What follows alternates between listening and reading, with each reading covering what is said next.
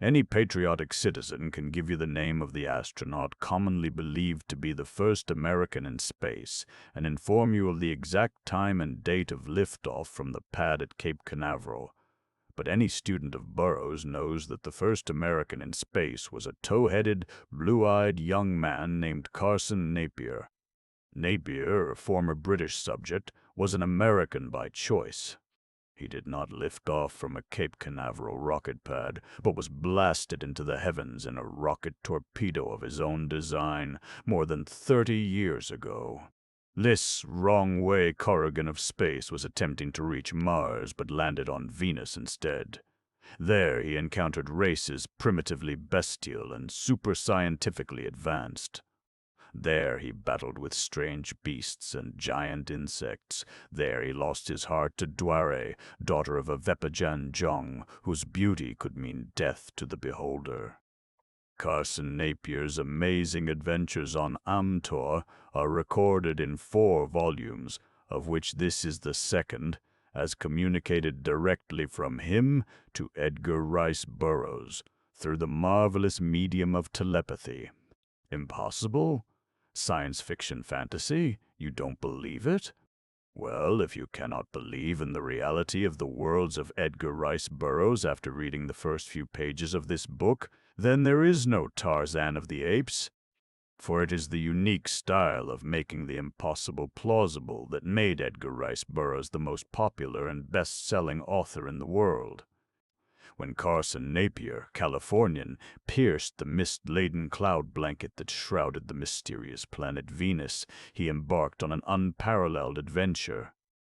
For this planet was peopled by several antagonistic civilizations, none of whom believed his fantastic tale of the far-distant Earth he had come from. To them he was just a spy from another Venusian city, deserving only death.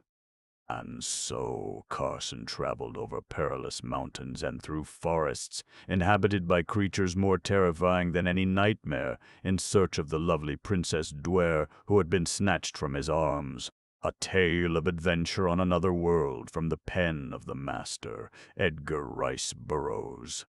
When Carson Napier left my office to fly to Guadalupe Island and take off for Mars in the giant rocket that he had constructed there for that purpose, I was positive that I should never see him again in the flesh. That his highly developed telepathic powers, through the medium of which he hoped to communicate with me, might permit me to envisage him and communicate with him I had no doubts, but I expected no messages after he had detonated the first rocket. I thought that Carson Napier would die within a few seconds of the initiation of his mad scheme. But my fears were not realized. I followed him through his mad month-long journey through space, trembling with him as the gravitation of the moon drew the great rocket from its course and sent it hurtling toward the sun, holding my breath as he was gripped by the power of Venus, and thrilling to his initial adventures upon that mysterious cloud-enwrapped planet, Amtor, as it is known to its human inhabitants. His love for the unattainable Duare, daughter of a king, their capture by the cruel Thorians, his self-sacrificing rescue of the girl, held me enthralled. I saw the strange, unearthly birdman bearing Duare from the rock-bound shore of Nubal to the ship that was to bear her back to her native land, just as Carson Napier was overwhelmed and made prisoner by a strong band of Thorians. I saw.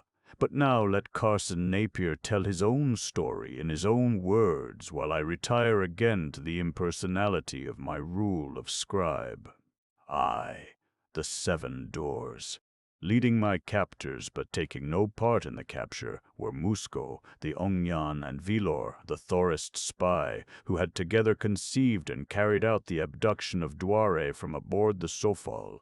They had reached the mainland, carried there by the flying Angans, those strange winged humans of Venus. To make the story simpler to understand, I am abandoning the Amtorian plural prefix, kel or ku, and am forming the plural of nouns in the regular Earth fashion by adding s. The pair had left Duare to her fate when the party was attacked by the hairy wild men from whom I had fortunately been able to rescue her with the aid of the Angan who had so heroically defended her. But now, though they had abandoned her to almost certain death, they were furious with me for having caused her to be carried from their clutches back to the deck of the Sofal by the last survivor of the Angans, and having me within their power. After someone else had disarmed me, they became courageous again and attacked me violently. I think they would have killed me on the spot had not a better idea suggested itself to another member of the Thorist party that had captured me. Vilor, who had been unarmed, seized a sword from one of his fellows and set upon me with the evident intention of hacking me to pieces when this man intervened. "Wait!" he cried. "What has this man done that he should be killed swiftly and without suffering?" "What do you mean?" demanded Vilor, lowering the point of his weapon.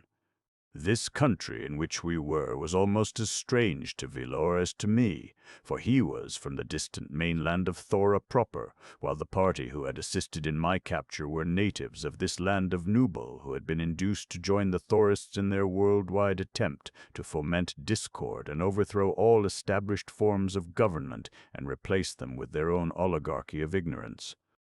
As Vilor hesitated, the other explained. "In Captor," he said, "we have far more interesting ways of disposing of enemies than spitting them on a sword." "Explain," commanded the Ongyan Musco. "This man does not deserve the mercy of a quick death." A prisoner aboard the Sofal with other Vepajans, he led a mutiny in which all the ship's officers were murdered.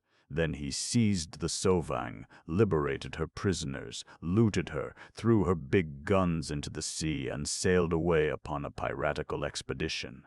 In the Sofal he overhauled the Yan, a merchant ship on which I, an Onyan, was a passenger. Ignoring my authority, he opened fire upon the Yan and then boarded her. After looting her and destroying her armament, he took me prisoner aboard the Sofal. He treated me with the utmost disrespect, threatening my life and destroying my liberty. For these things he must die, and if you have a death commensurate with his crimes, you shall not go unrewarded by those who rule Thora. "Let us take him back to Captor with us," said the man. "There we have the room with 7 doors, and I promise you that if he be an intelligent being, he will suffer more agony within its circular walls than any prick of a sword point might inflict upon him." "Good!" exclaimed Vilor, handing his sword back to the man from whom he had borrowed it. "The creature deserves the worst." They led me back along the coast in the direction from which they had come, and during the march I discovered from their conversation to what unfortunate chance I could attribute the ill fortune that had befallen me at the very moment when it seemed possible that Duare and I might easily return to the Sofal and our loyal friends. This armed party from Captor had been searching for an escaped prisoner when their attention had been attracted by the fight between the hairy wild men and the Angans who were defending Duare, just as I had similarly been attracted to the scene while searching for the beautiful daughter of Mintep, the Jong of Vepaja. As they were coming to investigate, they met Musco and Vilor fleeing from the engagement, and these two had accompanied them back to the scene just as Duare, the remaining Ongan, and I had sighted the Sofal offshore and were planning on signaling to her. As the Birdman could transport but one of us at a time, I had commanded him, much against his will, to carry Duare to the ship. She refused to desert me, and the Angan feared to return to the Sofal, from which he had aided in the abduction of the princess, but I at length compelled him to seize Duare and fly away with her just as the party of Thorists were upon us. There had been a stiff gale blowing from the sea, and I was much worried for fear that the Angan might not have been able to beat his way against it to the deck of the Sofal, but I had known that death beneath the waters of the sea would be far less horrible to Duare than captivity among the Thorists, and especially in the power of Musco. My captors had watched the Birdman battling his way against the gale with his burden, but only for a few minutes. Then they had started upon the return march to Captor when Musco had suggested that Camlot, who was now in command of the Sofal, would doubtless land a force and pursue them as soon as Duare acquainted him with the fact of my capture. And so, As our path dropped behind the rocky pinnacles of the shoreline, the Angan and Duare were lost to our view, and I felt that I was doomed to go through whatever brief hours of life remained to me without knowledge of the fate of the gorgeous Venusan girl whom fate had decreed to be my first love. The fact that I should have chanced to fall in love with this particular girl in the land of Vepaja where there were so many beautiful girls was in itself a tragedy. She was the virgin daughter of a Jong, or king, whom custom rendered sacrosanct. During the 18 years of her life she had been permitted neither to see nor to speak to any man other than members of the royal family and a few trusted servitors until I had invaded her garden and forced my unwelcome attentions upon her. And then, shortly thereafter, the worst had befallen her. A raiding party of Thorists had succeeded in abducting her, members of the same party that had captured Camelot and me. She had been shocked and terrified at my avowal of my love, but she had not informed against me.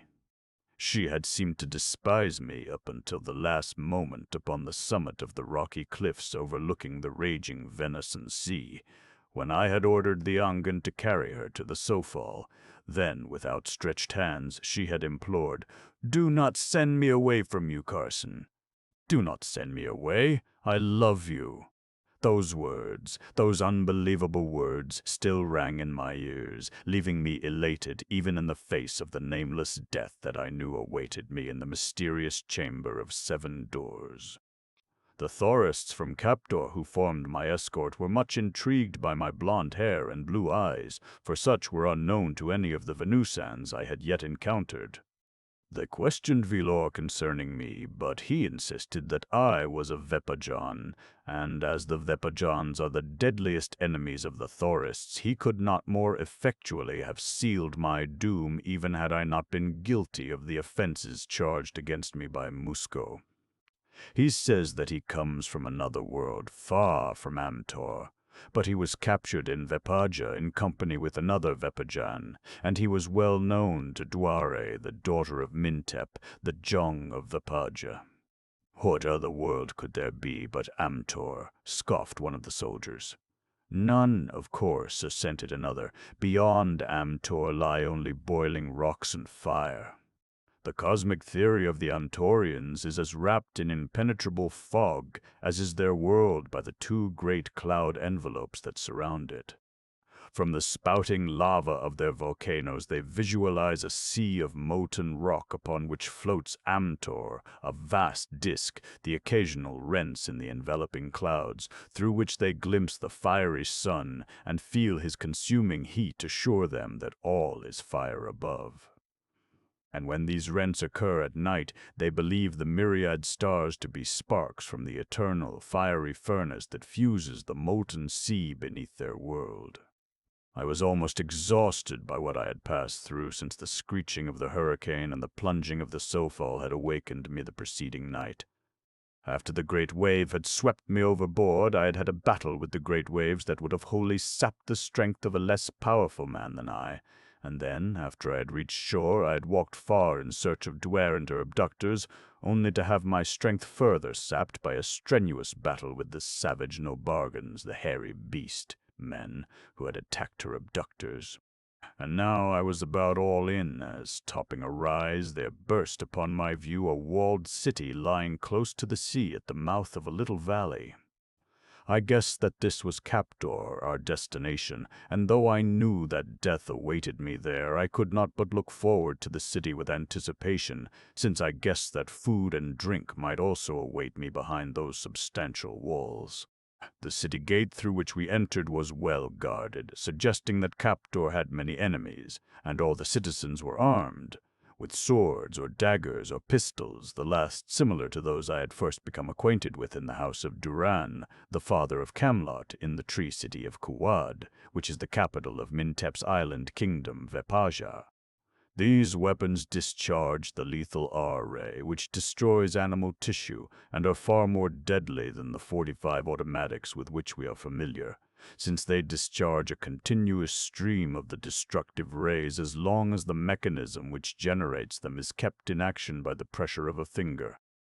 There were many people on the streets of Captor, but they seemed dull and apathetic.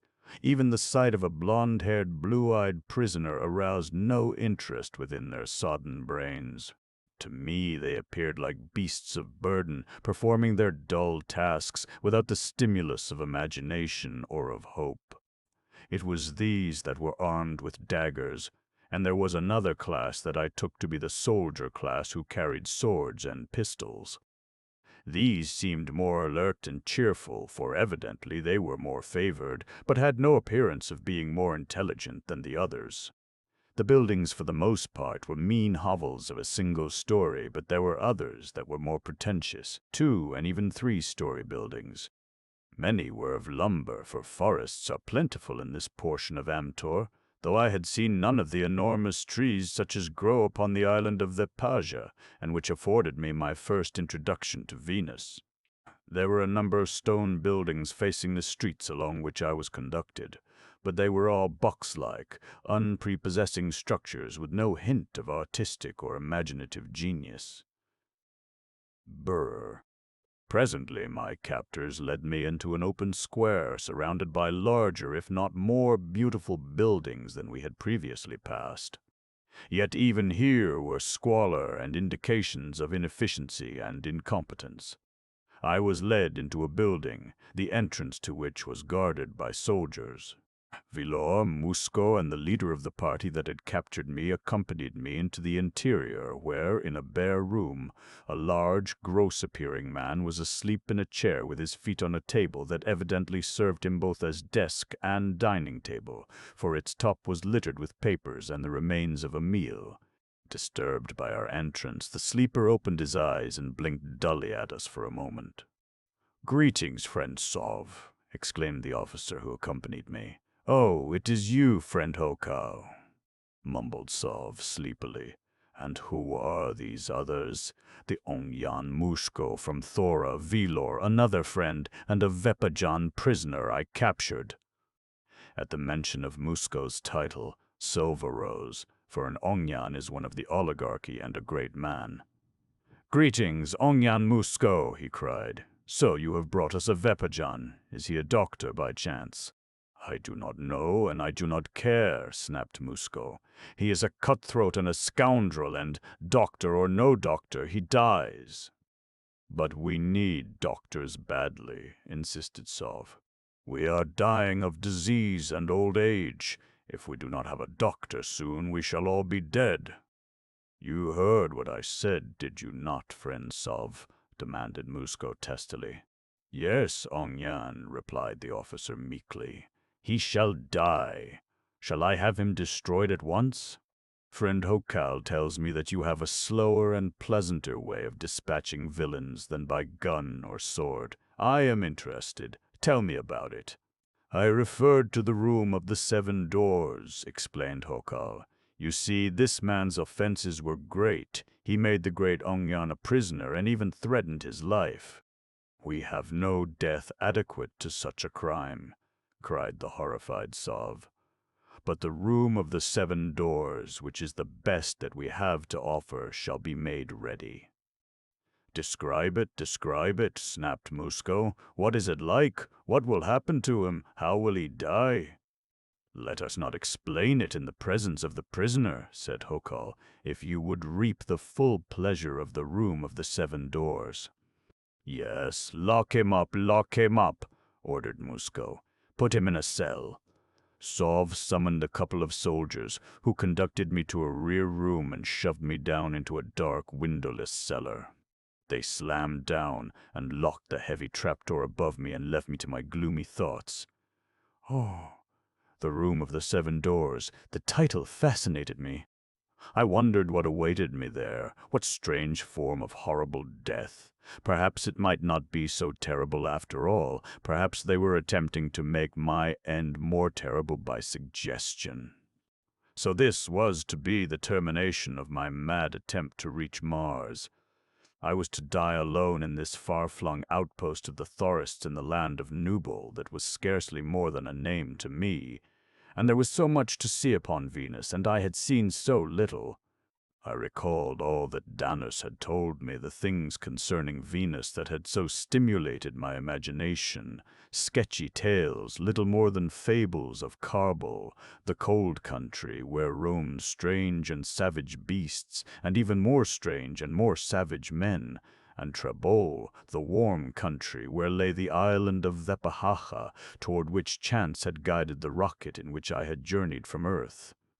Most of all had I been interested in Strabol, the hot country, for I was positive that this corresponded with the equatorial regions of the planet, and that beyond it lay a vast, unexplored region entirely unguessed of by the inhabitants of the southern hemisphere, the North Temperate Zone. One of my hopes when I seized the Sofal and set myself up as a pirate chieftain was that I might find an ocean passage north to this terra incognita. What strange races, what new civilizations might I not discover there? But now I had reached the end, not only of hope, but of life as well. I determined to stop thinking about it. It was going to be too easy to feel sorry for myself if I were to keep on in that vein, and that would never do. It unnerves a man. I had enough pleasant memories stored away inside my head, and these I called to my aid. The happy days that I had spent in India before my English father died were food for glorious recollection. I thought of old Chand Kabi, my tutor, and of all that I had learned from him outside of school books, not the least of which was that satisfying philosophy which I found it expedient to summon to my aid in this, my last extremity. It was Chand Kabi who had taught me to use my mind to the fullest extent of its resources, and to project it across illimitable space to another mind attuned to receive its message, without which power the fruits of my strange adventure must die with me in the room of the 7 doors. I had other pleasant recollections to dissolve the gloom that shrouded my immediate future. They were of the good and loyal friends I had made during my brief sojourn on this distant planet. Camelot, my best friend on Venus, and those 3 musketeers of the Sofal, Gamfor the farmer, Chiron the soldier, and Zog the slave. These had been friends indeed, and then, pleasantest memory of all, there was Duare. She was worth all that I had risked. Her last words to me compensated even for death. She had told me that she loved me. She, the incomparable, the unattainable, she, the hope of a world, the daughter of a king. I could scarcely believe that my ears had not tricked me, for always before, in the few words she had deigned to fling me, she had sought to impress upon me the fact that not only was she not for such as I, but that she abhorred me. Women are peculiar. How long I remained in that dark hole I do not know. It must have been several hours, but at last I heard footsteps in the room above, and then the trap-door was raised and I was ordered to come up. Several soldiers escorted me back to the filthy office of Sov, where I found that officer seated in conversation with Musco, Vilor, and Hokal. A jug and glasses, together with the fumes of strong drink, attested the manner in which they had enlivened their conference. "Take him to the room of the 7 doors," Sov directed the soldiers who guarded me, and as I was escorted into the open square, the 4 who had condemned me to death followed. A short distance from Sov's office, the soldiers turned into a narrow, crooked alley, and presently we came to a large open space in the center of which were several buildings, one a circular tower rising above the others from the center of a large enclosure that was surrounded by a high stone wall. Through a small gate we passed into a covered passageway, a gloomy tunnel at the end of which was a stout door which one of the soldiers opened with a great key that Hokal passed to him. Then the soldiers stood aside and I entered the room, followed by Sov, Musco, Vilor, and Hokal. I found myself in a circular apartment in the walls of which were 7 identical doors placed at regular intervals about the circumference, so that there was no way of distinguishing one door from another. In the center of the room was a circular table upon which were 7 vessels containing 7 varieties of food and 7 cups containing liquids. Depending above the center of the table was a rope with a noose in the end of it, the upper end of the rope being lost in the shadows of the high ceiling, for the chamber was but dimly lighted. Suffering with thirst as I was, and being half famished for food, the sight of that laden table aroused my flagging spirits. It was evident that even if I were about to die, I should not die hungry. The Thoris might be cruel and heartless in some respects, but it was clear that there was some kindliness in them, else they would never furnish such an abundance of food to a condemned man. "Attend," snapped Sov, addressing me. "Listen well to what I shall say to you." Musco was inspecting the room with a gloating smile on his thick lips. "We shall leave you here alone presently," continued Sov. "If you can escape from this building, your life will be spared. As you see, there are 7 doors leading from this room. None of them has bolt or bar. Beyond each is a corridor identical to that through which we just approached the chamber. You are free to open any of the doors and enter any of these corridors. After you pass through a door, a spring will close it, and you cannot open it again from the opposite side, the doors being so constructed that from the corridor there is nothing to lay hold upon wherewith to open them, with the exception of the secret mechanism of that one which let us into the room. Through that one door lies life, beyond the others, death. In the corridor of the second door you will step upon a hidden spring that will cause long, sharp spikes to be released upon you from all directions, and upon these you will be impaled and die. In the third corridor, a similar spring will ignite a gas that will consume you in flames. In the fourth, our rays will be loosed upon you, and you will die instantly. In the fifth, another door will open at the far end and admit a tharbin. "What is a tharbin?" I asked. Sov looked at me in astonishment. "You know as well as I," he growled. "I have told you that I am from another world," I snapped. "I do not know what the word means." "It will do no harm to tell him," suggested Vilor, "for if by chance he does not know, some of the horror of the room of the 7 doors may be lost upon him." "Not a bad thought," interjected Musco. "Describe the tharbin, friend Sov." "It is a terrible beast," explained Sov, "a huge and terrible beast. It is covered with stiff hair like bristles, and is of a reddish color with white stripes running lengthwise of its body, its belly being of a bluish tinge. It has great jaws and terrible talons, and it eats naught but flesh." At that instant, a terrific roar that seemed to shake the building broke upon our ears. "That is the Tharban," said Hokal with a grin. "He has not eaten for 3 days, and he is not only very hungry, but he is very angry." "And what lies beyond the 6th door?" I demanded. "In the corridor beyond the 6th door, hidden jets will deluge you with a corrosive acid. It will fill your eyes and burn them out, and it will consume your flesh slowly, but you will not die too quickly. You will have ample time in which to repent the crimes that brought you to the room of the 7 doors. The 6th door, I think, is the most terrible of all." "To my mind, the 7th is worse," remarked Hokal. "Perhaps," admitted Sov. "In the 7th, death is longer in coming, and the mental agony is protracted. When you step upon the concealed spring in the corridor beyond the 7th door, the walls commence to move slowly toward you. Their movement is so slow as to be almost imperceptible, but eventually they will reach you and slowly crush you between them." "And what is the purpose of the noose above the table?" I asked. "In the agony of indecision as to which door is the door to life," explained Sov, "you will be tempted to destroy yourself, and the noose is there for that purpose. But it is cunningly arranged at such a distance above the table that you cannot utilize it to break your neck and bring death quickly. You can only strangle to death." "It appears to me that you have gone to considerable pains to destroy your enemies," I suggested.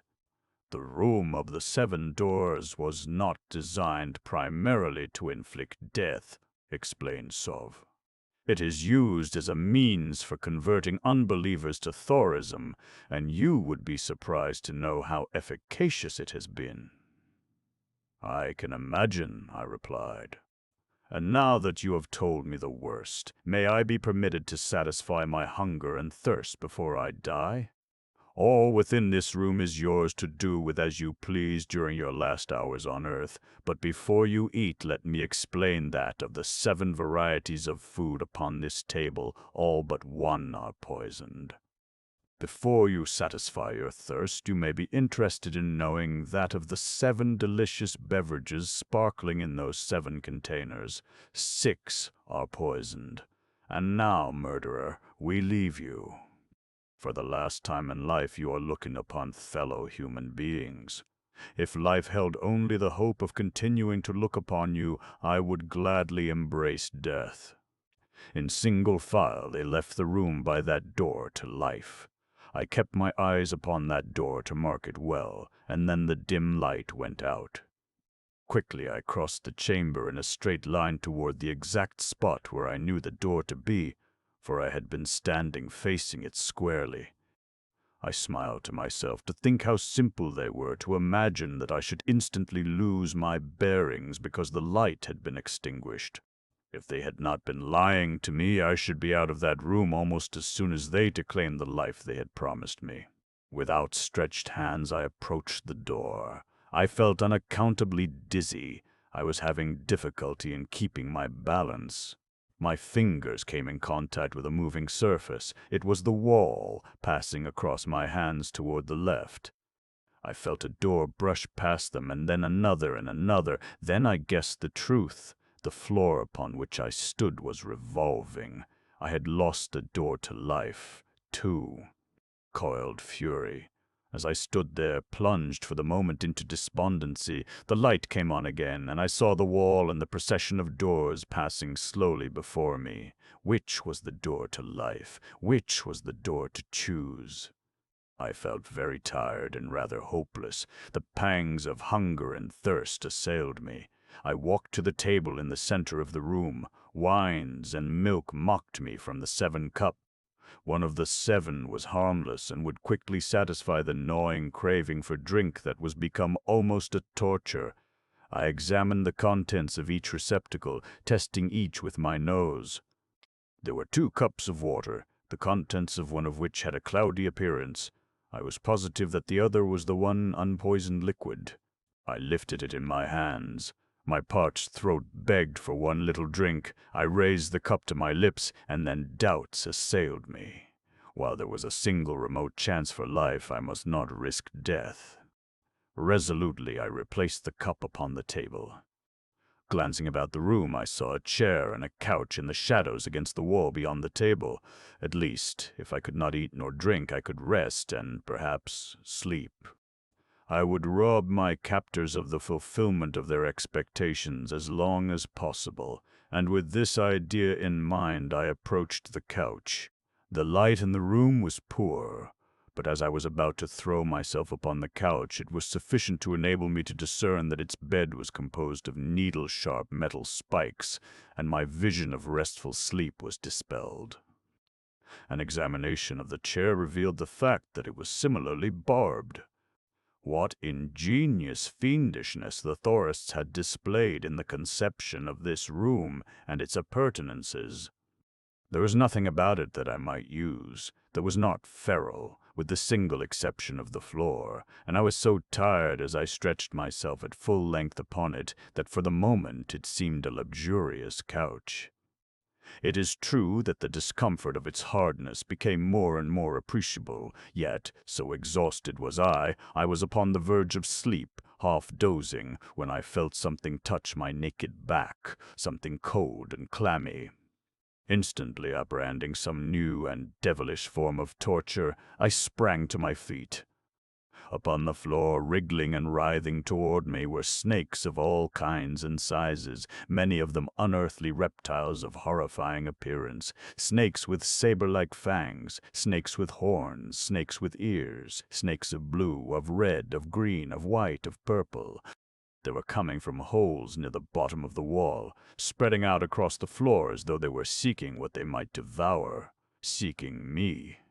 Now even the floor, that I had considered my sole remaining hope, was denied me. I sprang to the tabletop amidst the poisoned food and drink, and there I squatted watching the hideous reptiles squirming about. Suddenly the food began to tempt me, but now for a reason apart from hunger. I saw in it escape from the hopelessness and torture of my situation. What chance had I for life? My captors had known, when they put me in here, that I would never come out alive. What a vain and foolish thing was hope under such circumstances. I thought of Duare, and I asked myself, what of her? Even were I to escape through some miracle, what chance had I of ever seeing Duare again?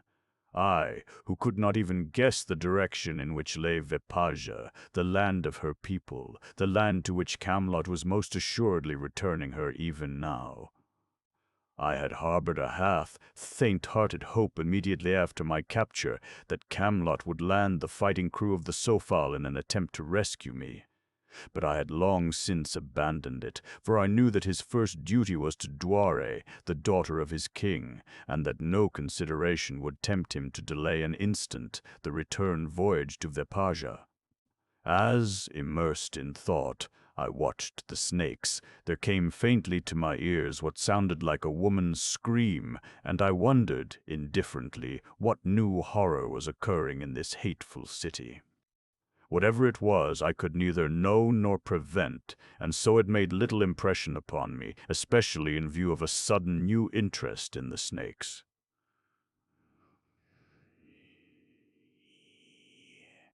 One of the larger of them, a great, hideous creature, some 20 feet in length, had raised his head to the level of the table and was watching me with its lidless, staring eyes.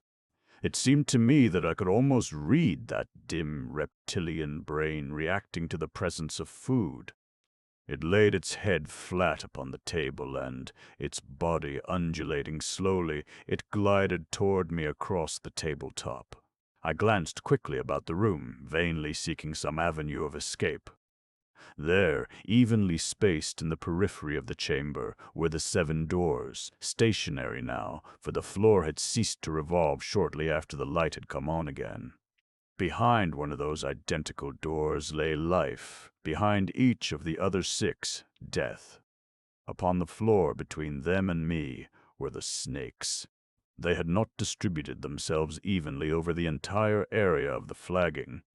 There were spaces across which one might run swiftly without encountering more than an occasional reptile, yet a single one, were it venomous, would be as fatal as a score of them, and I was harassed by knowledge of my ignorance of the nature of a single one of the numerous species represented.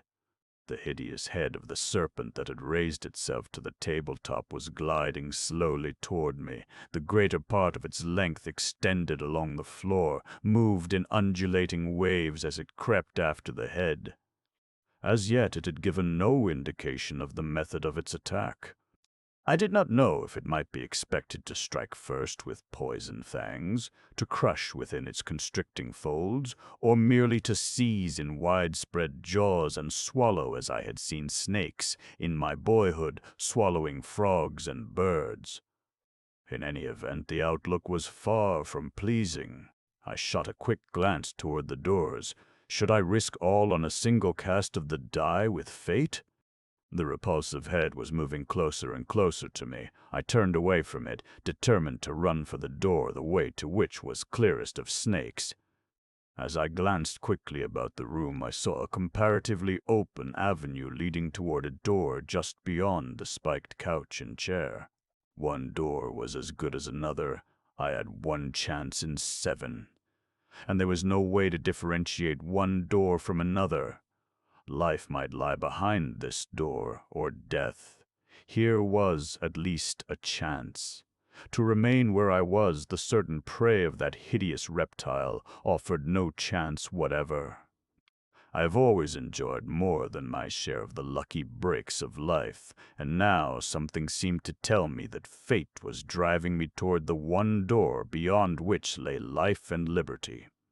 So it was with the optimism of almost assured success that I leaped from the table and the yawning jaws of the great snake and ran toward that fateful door.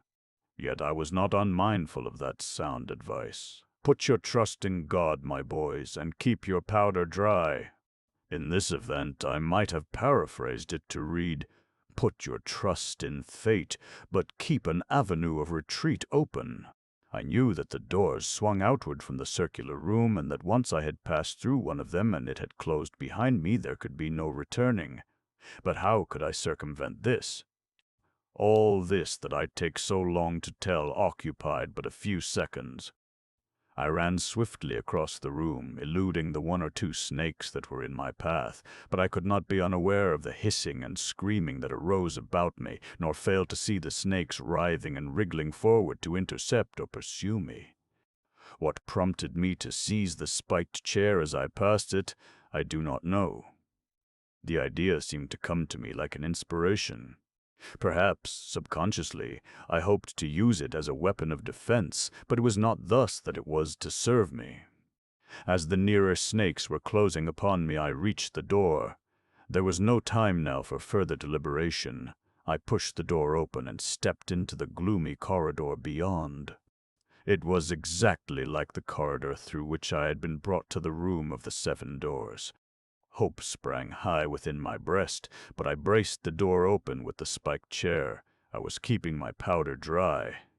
I had taken but a few steps beyond the doorway when my blood was frozen by the most terrifying roar that I have ever heard, and in the gloom ahead I saw 2 blazing balls of fire.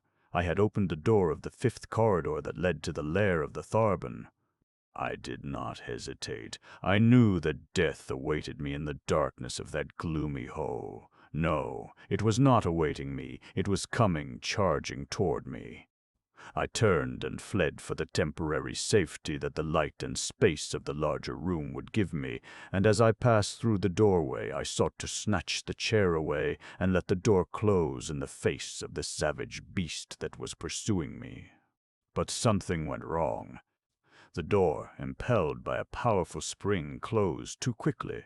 Before I could drag the chair out of the way, wedging it tightly so that I could not free it, and there it stuck, holding the door half open. I had been in tight places before, but nothing like this. Before me were the snakes and, dominating them, the huge creature that had sought me on the table. Behind me was the roaring Tharbin. And now the only haven that I could think of was that very tabletop from which I had so thankfully escaped a few seconds before. To the right of the doorway was a small open space in which there were no snakes, and, hurdling those hissing and striking at me from the threshold, I leaped to it at the very instant that the Tharbin sprang into the room. For the instant I was held in the power of a single urge, to reach the top of the table. How futile and foolish the idea may have been did not occur to me. My mind clung to it to the effacement of all other thoughts. And perhaps because of my very singleness of purpose, I would have reached my goal in any event. But when I stood again among the dishes and cups of poisoned food and drink and turned to face my fate, I saw that another factor had intervened to save me for the moment and permit me to attain the questionable sanctuary of the tabletop. Halfway between the door and the table, the Tharbin, a fighting, rearing, roaring monster, was being set upon by the snakes. He snapped and struck and clawed, ripping them to pieces, tearing them in halves, but still they came for him, hissing, striking, entwining. Bodies cut in 2, heads severed, still sought to reach him, and from all parts of the room came 10 to replace each that he disposed of. Immense and threatening, standing out above them all, rose the huge reptile that had sought to devour me, and the Tharbin seemed to realize that in this creature lay a foe worthy of its mettle, for while he brushed away the lesser snakes with irritable contempt, he always faced the great one and launched his most vicious attacks against it. But of what avail? With lightning-like movements, the sinuous coils darted hither and thither, eluding every blow like some practiced boxer and striking with terrific force at every opening, burying its fangs deep in the bloody flesh of the Tharbin. The roars and screams of the carnivore mingled with the hisses of the reptiles to produce the most horrid din that the mind of man might imagine, or at least so it seemed to me, cooped up in this awful room filled with implacable engines of death. Which would win this struggle of the Titans? What difference could it make to me other than the difference as to which belly I should eventually fill? Yet I could not help watch the encounter with the excited interest of a disinterested spectator at some test of strength and skill. It was a bloody encounter, but the blood was all that of the Tharbin and the lesser snakes. The huge creature that was championing my cause that it might later devour me was so far unscathed. How it manipulated its huge body with sufficient quickness to avoid the savage rushes of the Tharbin is quite beyond me, though perhaps an explanation lies in the fact that it usually met a charge with a terrific blow of its head that sent the Tharbin reeling back half-stunned and with a new wound. Presently the Tharbin ceased its offensive and began to back away. I watched the weaving, undulating head of the great snake following every move of its antagonist. The lesser snakes swarmed over the body of the Tharbin. It seemed not to notice them. Then, suddenly, it wheeled and sprang for the entrance to the corridor that led to its lair.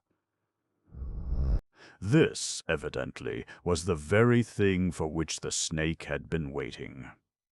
It lay half-coiled where it had been fighting, and now, like a giant spring, suddenly released it, shot through the air, and, so quickly that I could scarcely perceive the action, it wrapped a dozen coils about the body of the Tharbin, raised its gaping jaws above the back of the beast's neck, and struck.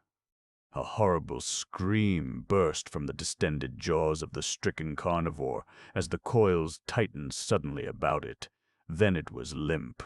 I breathed a sigh of relief as I thought for how long an entire Tharbin might satisfy the hunger of this 20-foot snake and distract its mind from other sources of food supply, and as I anticipated this respite, the mighty victor unwound its coils from about the body of its victim and turned its head slowly in my direction. I gazed spellbound for a moment into those cold, lidless eyes. Then I was horror-stricken as I saw the creature gliding slowly toward the table. It did not move swiftly as in battle, but very slowly. There was a seemingly predetermined finality, an inevitableness, in that undulating approach that was almost paralyzing in its frightfulness. I saw it raise its head to the level of the tabletop. I saw the head glide among the dishes toward me. I could stand it no longer. I turned to run. Where made no difference. Anywhere, if only the length of the room, to get away even for a moment from the cold glitter of those baleful eyes. 3. The noose. As I turned, two things happened. I heard again, faintly, the screams of a woman, and my face struck the noose dangling from the dense shadows of the rafters. The screams made little impression upon me, but the noose gave birth to a new thought, not the thought that it was placed there to arouse, but another. It suggested an avenue of momentary escape from the snakes, nor was I long in availing myself of it. I felt the snout of the snake touch my bare leg as I sprang upward and seized the rope above the noose. I heard a loud hiss of rage as I clambered, hand over hand, toward the gloomy shadows where I hoped to find at least temporary refuge. The upper end of the rope was fastened to a metal eye-bolt set in a great beam. Onto this beam I clambered and looked down. The mighty serpent was hissing and writhing below me. He had raised a third of his body upward and was endeavoring to coil about the dangling rope and follow me upward, but it swung away and eluded his efforts.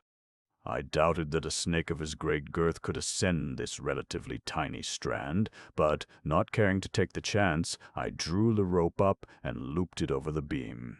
For the moment, at least, I was safe, and I breathed a deep sigh of relief. Then I looked about me.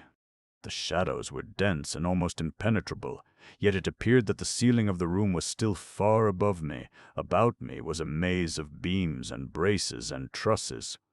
I determined to explore this upper region of the Room of the Seven Doors. Standing upright upon the beam, I moved cautiously toward the wall. At the end of the beam, I discovered a narrow walkway that, clinging to the wall, apparently encircled the room. It was 2 feet wide and had no handrail. It seemed to be something in the nature of a scaffolding left by the workmen who had constructed the building.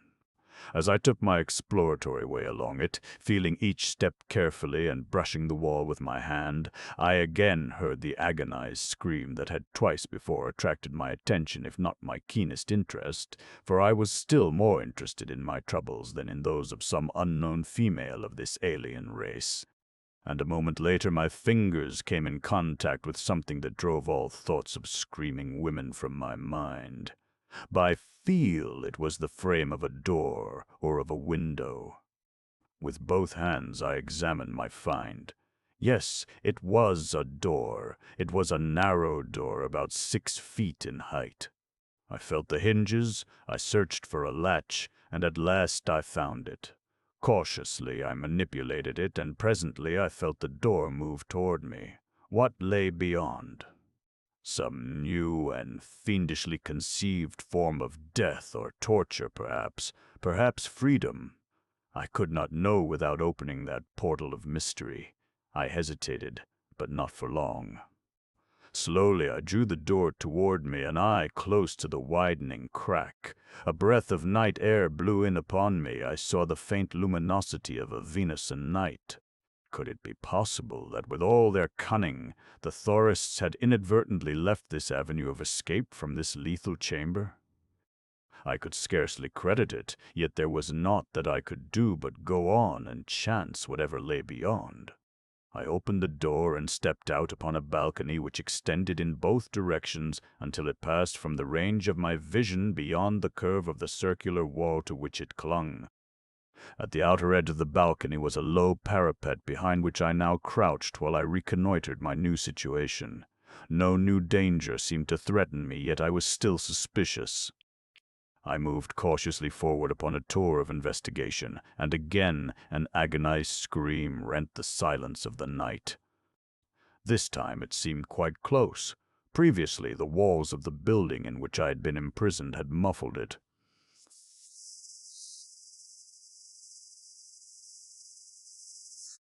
I was already moving in the direction of the sound, and I continued to do so. I was searching for an avenue of descent to the ground below, not for a damsel in distress. I am afraid that at that moment I was callous and selfish and far from chivalric. But, if the truth be known, I would not have cared had I known that every inhabitant of Capdor, male and female, was being destroyed. Rounding the curve of the tower, I came in sight of another building standing but a few yards distant, and at the same instant I saw something that greatly aroused my interest and even my hope. It was a narrow causeway leading from the balcony on which I stood to a similar balcony on the adjoining structure. Simultaneously the screams were renewed. They seemed to be coming from the interior of the building I had just discovered. It was not the screams, however, that lured me across the causeway, but the hope that I might find there the means of descent to the ground. Crossing quickly to the other balcony, I followed it to the nearest corner, and as I rounded it, I saw a light, apparently shining from windows on a level with it. At first I was of a mind to turn back, lest, in passing the windows, I be discovered. But once again that scream burst upon my ears, and this time it was so close that I knew it must come from the apartment from which the light shone. There was such a note of hopelessness and fear in it that I could no longer ignore the demand it made upon my sympathies, and, setting discretion aside, I approached the window nearest me. It was wide open, and in the room beyond I saw a woman in the clutches of a man. The fellow was holding her down upon a couch, and with a sharp dagger was pricking her. Whether he had it in his mind to kill her eventually or not was not apparent, his sole purpose at the moment seeming to be torture. The fellow's back was toward me, and his body hid the features of the woman, but when he pricked her and she screamed, he laughed, a hideous, gloating laugh. I guessed at once the psychopathic type he represented, deriving pleasure from the infliction of pain upon the object of his maniacal passion. I saw him stoop to kiss her, and then she struck him in the face, and as she did so he half turned his head to avoid the blow, revealing his profile to me, and I saw that it was Musco, the Ongyan. He must have partially released his hold upon her as he shrank aside, for the girl half rose from the couch in an effort to escape him. As she did so, her face was revealed to me, and my blood froze in rage and horror. It was Duare. With a single bound, I cleared the sill and was upon him. Grasping him by the shoulder, I whirled him about, and when he saw my face, he voiced a cry of terror and shrank back, drawing his pistol from its holster. Instantly, I closed with him, grasping the weapon and turning its muzzle toward the ceiling. He toppled backward across the couch, carrying me with him, both of us falling on top of Duare. Musco had dropped his dagger as he reached for his pistol, and now I tore the latter from his grasp and hurled it aside. Then my fingers sought his throat. He was a large, gross man, not without strength, and the fear of death seemed to increase the might of his muscles. He fought with the desperation of the doomed. I dragged him from the couch, lest Duare be injured, and we rolled upon the floor, each intent upon winning a death hold upon the other. He was screaming for help now, and I redoubled my efforts to shut off his wind before his cries attracted the aid of any of his fellows. He was snapping at me like a savage beast as he screamed, alternately striking at my face and seeking to close upon my throat. I was exhausted from all that I had passed through and from loss of sleep and lack of food. I realized that I was weakening rapidly, while Musco seemed to my frenzied imagination to be growing stronger. I knew that if I were not to be vanquished and Duare lost, I must overcome my antagonist without further loss of time, and so, drawing away from him to get greater distance for a blow, I drove my fist full into his face with all my remaining strength. For an instant he wilted, and in that instant my fingers closed upon his throat. He struggled and writhed and struck me terrific blows, but dizzy and half-stunned though I was, I clung to him until at last he shuddered convulsively, relaxed, and sank to the floor. If ever a man were dead, Musco appeared so as I arose and faced Duare, who, half-sitting, had crouched upon the cot where she had been, a silent witness to this brief duel for possession of her. "You!" she cried. "It cannot be." "It is," I assured her. Slowly she arose from the couch as I approached it and stood facing me as I opened my arms to press her to me. She took a step forward, her hands went up, then she stopped in confusion. "No," she cried. "It is all a mistake. But you told me that you loved me, and you know that I love you," I said, bewildered. "That is the mistake," she said. "I do not love you." Fear, gratitude, sympathy, nerves distraught by all that I had passed through, brought strange words to my lips that I might not have meant. I felt suddenly cold and weary and forlorn. All hope of happiness was crushed in my breast.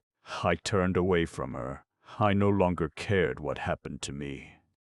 But only for an instant did this mood possess me. No matter whether she loved me or not, my duty remained plain before me. I must get her out of Captor, out of the clutches of the Thorists, and, if possible, return her to her father, Mintep, king of Vepaja.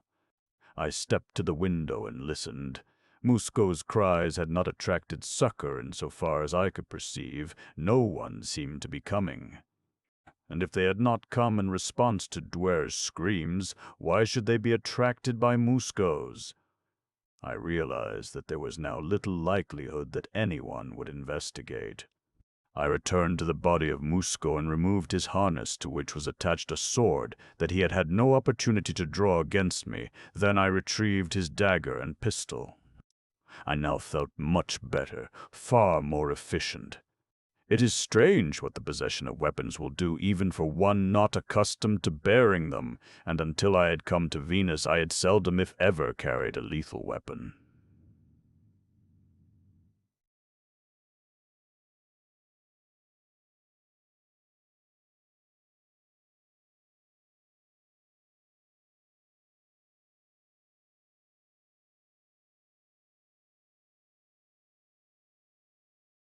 I took the time now to investigate the room, on the chance that it might contain something else of use or value to us in our bid for liberty. It was a rather large room. An attempt had been made to furnish it ornately, but the result was a monument to bad taste. It was atrocious. At one end, however, was something that attracted my keenest interest and unqualified approval. It was a table laden with food. I turned to Duare. "I am going to try to take you away from Nubol," I told her. "I shall try also to return you to Vipaja. I may not succeed, but I shall do my best. Will you trust me and come with me?" "How can you doubt it?" she replied. "If you succeed in returning me to Vepaya, you will be well repaid by the honors and rewards that will be heaped upon you if my wishes prevail." That speech angered me, and I turned upon her with bitter words on my lips, but I did not utter them. What was the use? I once more focused my attention upon the table. "What I started to say," I continued, "is that I shall try to save you, but I can't do it on an empty stomach. I am going to eat before we leave this room. Do you care to join me?" "We shall need strength," she replied. "I am not hungry, but it is wiser that we both eat. Musco ordered the food for me, but I could not eat it while he was present." I turned away and approached the table where she joined me presently, and we ate in silence. I was curious to know how Duare had come to the tourist city of Capdor, but her cruel and incomprehensible treatment of me made me hesitate to evince any further interest in her. Yet presently I realized how childish was my attitude, how foolish it was of me not to realize that the strictness and seclusion of her previous life probably accounted for her frightened and distant manner now, and I asked her to tell me all that had happened since I had dispatched the Angan with her toward the Sofal, and the moment that I had discovered her in the clutches of Musco. "There is not much to tell," she replied. "You will recall how fearful the Angan was of returning to the ship, lest he be punished for the part he had taken in my abduction. They are very low creatures, with illy developed minds that react only to the most primitive forces of nature: self-preservation, hunger, fear.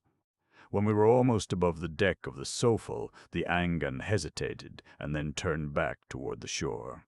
I asked him what he was doing, why he did not continue on and place me aboard the ship, and he replied that he was afraid. He said they would kill him because he had helped to steal me. I promised him that I would protect him, and that no harm would befall him, but he would not believe me. He replied that the Thorists, who had been his original masters, would reward him if he brought me back to them. That much he knew, but he had only my word that Camelot would not have him killed. He doubted my authority with Camelot. I pleaded and threatened, but all to no purpose. The creature flew directly to this hideous city and delivered me to the Thorists. When Musco learned that I had been brought here, he exercised his authority and claimed me as his own. The rest you know." "And now," I said, "we must find a way out of Capdor and back to the coast. Perhaps the Sofal has not departed. It is possible that Camelot has landed a party to search for us." "It will not be easy to escape from Capdor," Duare reminded me. "As the Angan brought me here, I saw high walls and hundreds of sentries. There is not much hope for us. Open the gates." "First, we must get out of this building," I said. Do you recall any of its details as you were brought through it? Yes. There is a long hallway from the front of the building on the ground floor leading directly to stairs that lie at the back of the hall. There were people in the two front rooms, but I could not see into the others as the doors were closed. We shall have to investigate, and if there are sounds of life below, we must wait until all are asleep. In the meantime, I'm going out on the balcony and see if I can discover some safer way to the ground. When I went to the window, I found that it had started to rain. I crept around the building until I could look down onto the street that passed before it. There was no sign of life there. It was likely that the rain had driven all within doors. In the distance, I could dimly make out the outlines of the city wall at the end of the street. Everything was faintly illumined by the strange nightlight that is so peculiar a feature of the Amtorian scene. There was no stairway or ladder leading from the balcony to the ground. Our only avenue of descent was by way of the interior stairs. I returned to Duare. "Come," I said, "we might as well try it now as later." "Wait," she exclaimed. "I have a thought." It just occurred to me from something I overheard on board the Sofal relative to the customs of the Thorists. Musco is an Onyan. Was, I corrected her, for I thought him dead. That is immaterial. The point is that he was one of the rulers of the so-called free land of Thora. His authority, especially here where there is no other member of the oligarchy, would be absolute. Yet he was unknown to any of the natives of Captor. What proof did he bring of his identity or his high position? I do not know, I admitted. I believe that you will find upon the index finger of his right hand a great ring that is the badge of his office, and you think that we could use this ring as authority to pass the centuries. "It is possible," replied Duare. "But not probable," I demurred. "Not by the wildest flight of fancy could anyone mistake me for Musco, unless my conceit flatters me." A faint smile touched Duare's lips. "I am believing that it will not be necessary for you to look like him," she explained. "These people are very ignorant. Probably only a few of the common warriors saw Musco when he arrived. Those same men would not be on watch now. Furthermore, it is night, and with the darkness and the rain, the danger that your imposture will be discovered is minimized." "It is worth trying," I agreed, and, going to the body of Musco, I found the ring and removed it from his finger. It was too large for me, as the Ongyan had gross fat hands. But if anyone was stupid enough to accept me as the Ongyan, he would not notice so minor a discrepancy as an ill-fitting ring. Now Duare and I crept silently out of the chamber to the head of the stairs, where we paused, listening. All was dark below, but we heard the sound of voices, muffled, as though coming from behind a closed door. Slowly, stealthily, we descended the stairs. I felt the warmth of the girl's body as it brushed mine, and a great longing seized me to take her in my arms and crush her to me, but I only continued on down the stairway as outwardly cool and possessed as though no internal fire consumed me. Shh. We had reached the long hallway and had groped our way about half the distance to the door that opened upon the street, a feeling of optimism enveloping me, when suddenly a door at the front end of the corridor opened, and the passageway was illuminated by the light from the room beyond. I saw a portion of the figure of a man standing in the open doorway. He had paused and was conversing with someone in the room he was about to quit. In another moment he might step into the corridor. At my elbow was a door. Gingerly I tripped the latch and pushed the door open. The room beyond was in darkness, but whether or not it was occupied I could not tell. Stepping through the doorway, I drew Duare in after me and partially closed the door again, standing close to the aperture, watching and listening. Presently I heard the man who had been standing in the other doorway say, "Until tomorrow, friends, and may you sleep in peace." Then the door slammed and the hallway was plunged into darkness again. Now I heard footsteps. They were coming in our direction. Very gingerly I drew the sword of Musco, the Onyan. On came the footsteps. They seemed to hesitate before the door behind which I waited, but perhaps it was only my imagination. They passed on. I heard them ascending the stairway. Now a new fear assailed me. What if this man should enter the room in which lay the dead body of Musco? He would spread the alarm. Instantly I recognized the necessity for immediate action. "Now, Duare," I whispered, and together we stepped into the corridor and almost ran to the front door of the building. A moment later we were in the street. The drizzle had become a downpour. Objects were undiscernible a few yards distant, and for this I was thankful. We hastened along the street in the direction of the wall and the gate, passing no one, seeing no one. The rain increased in violence. "What are you going to say to the sentry?" asked Duare. "I do not know," I replied candidly. "He will be suspicious, for you can have no possible excuse for wishing to leave the safety of a walled city on a night like this and go out without an escort into a dangerous country where savage beasts and savage men roam." "I shall find a way," I said, "because I must." She made no reply, and we continued on toward the gate. It was not at a great distance from the house from which we had escaped, and presently we came upon it looming large before us through the falling rain. A sentry, standing in the shelter of a niche in the wall, discovered us and demanded what we were doing abroad at this hour of such a night.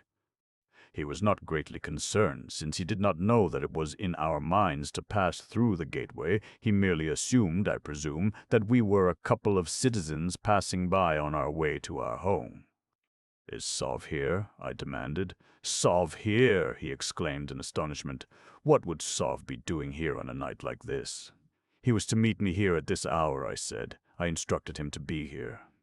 "You instructed Sauve to be here?" The fellow laughed. "Who are you to give instructions to Sauve?" "I am the Ongyan Musco," I replied. The man looked at me in astonishment. "I do not know where Sauve is," he said, a little sullenly, I thought. "Well, never mind," I told him. "He will be here presently, and in the meantime open up the gate, for we shall want to hurry on as soon as he arrives." "I cannot open the gate without orders from Sauve," replied the sentry. "You refuse to obey an Ongyan?" I demanded in the most ferocious tones I could command. "I have never seen you before," he parried. "How do I know you are an Ongyan?" I held out my hand with the ring of Musco on the index finger. "Do you know what that is?" I demanded. He examined it closely. "Yes, Ongyan," he said fearfully, "I know." "Then open the gate and be quick about it," I snapped. "Let us wait until Sauve comes," he suggested. "There will be time enough then. There is no time to be lost, fellow. Open up as I command." The Vepijan prisoner has just escaped, and Sauve and I are going out with a party of warriors to search for him. Still the obstinate fellow hesitated, and then we heard a great shouting from the direction from which we had come, and I guessed that the fellow who had passed us in the corridor had discovered the dead body of Musco and given the alarm. We could hear men running. There was no more time to be lost. "Here comes Sauve with the searching party," I cried. "Throw open the gates, you fool, or it will go ill with you." I drew my sword, intending to run him through if he did not obey. As finally he turned to do my bidding, I heard the excited voices of the approaching men grow louder as they neared us. I could not see them yet for the rain, but as the gate swung open, I glimpsed the oncoming figures through the murk. Taking Duare by the arm, I started through the gate. The sentry was still suspicious and wanted to stop us, but he was not sure of himself. "Tell Sauve to hurry," I said, and before the man could bolster his courage to do his duty, Duare and I hastened into the outer darkness and were lost to his view in the rain.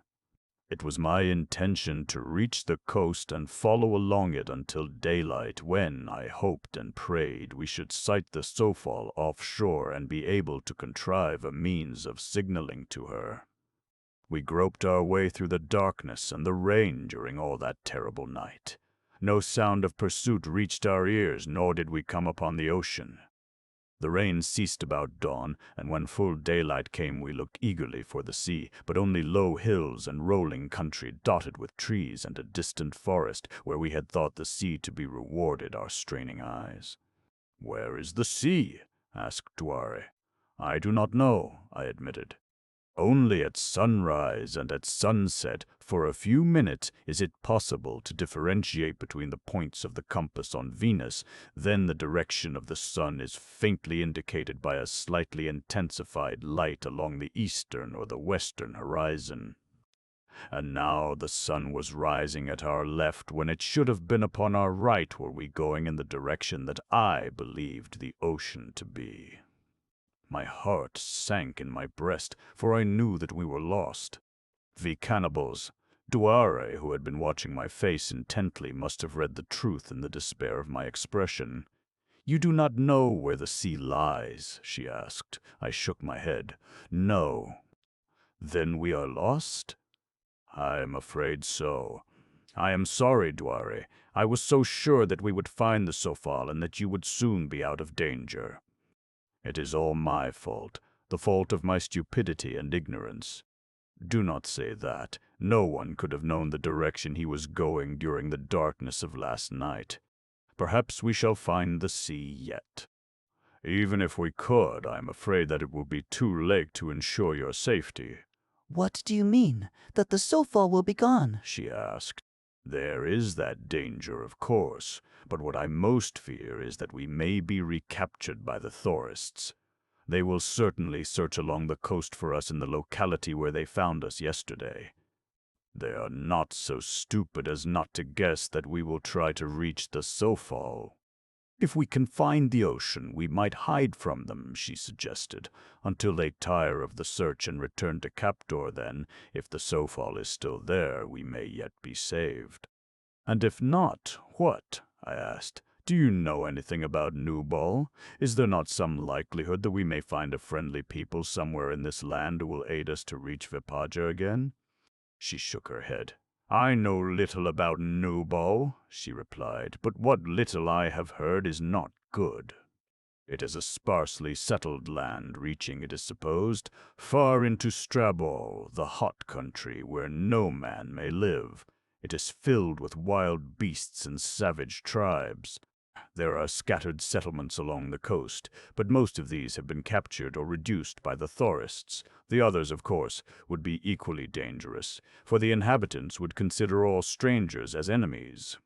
"The outlook is not bright," I admitted, "but we will not give up. We will find a way. If any man can, I am sure that it is you," she said. Praise from Duare was sweet.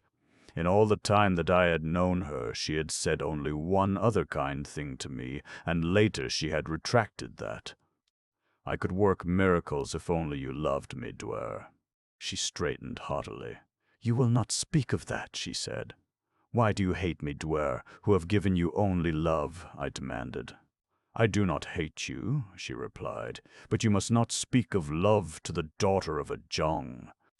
We may be together for a long time, and you must remember that I may not listen to love from the lips of any man. Our very speaking together is a sin, but circumstances have made it impossible to do otherwise. Before I was stolen from the house of the Jong, no man had ever addressed me other than the members of my own family, except a few loyal and privileged members of my father's household, and until I should be 20, it were a sin in me and a crime in any man who should disregard this ancient law of the royal families of Amtor." "You forget," I reminded her, "that one man did address you in the house of your father." "An impudent knave," she said, "who should have died for his temerity. Yet you did not inform on me." "Which made me equally guilty with you," she replied, flushing. "It is a shameful secret that will abide with me until my death." "A glorious memory that will always sustain my hope," I told her.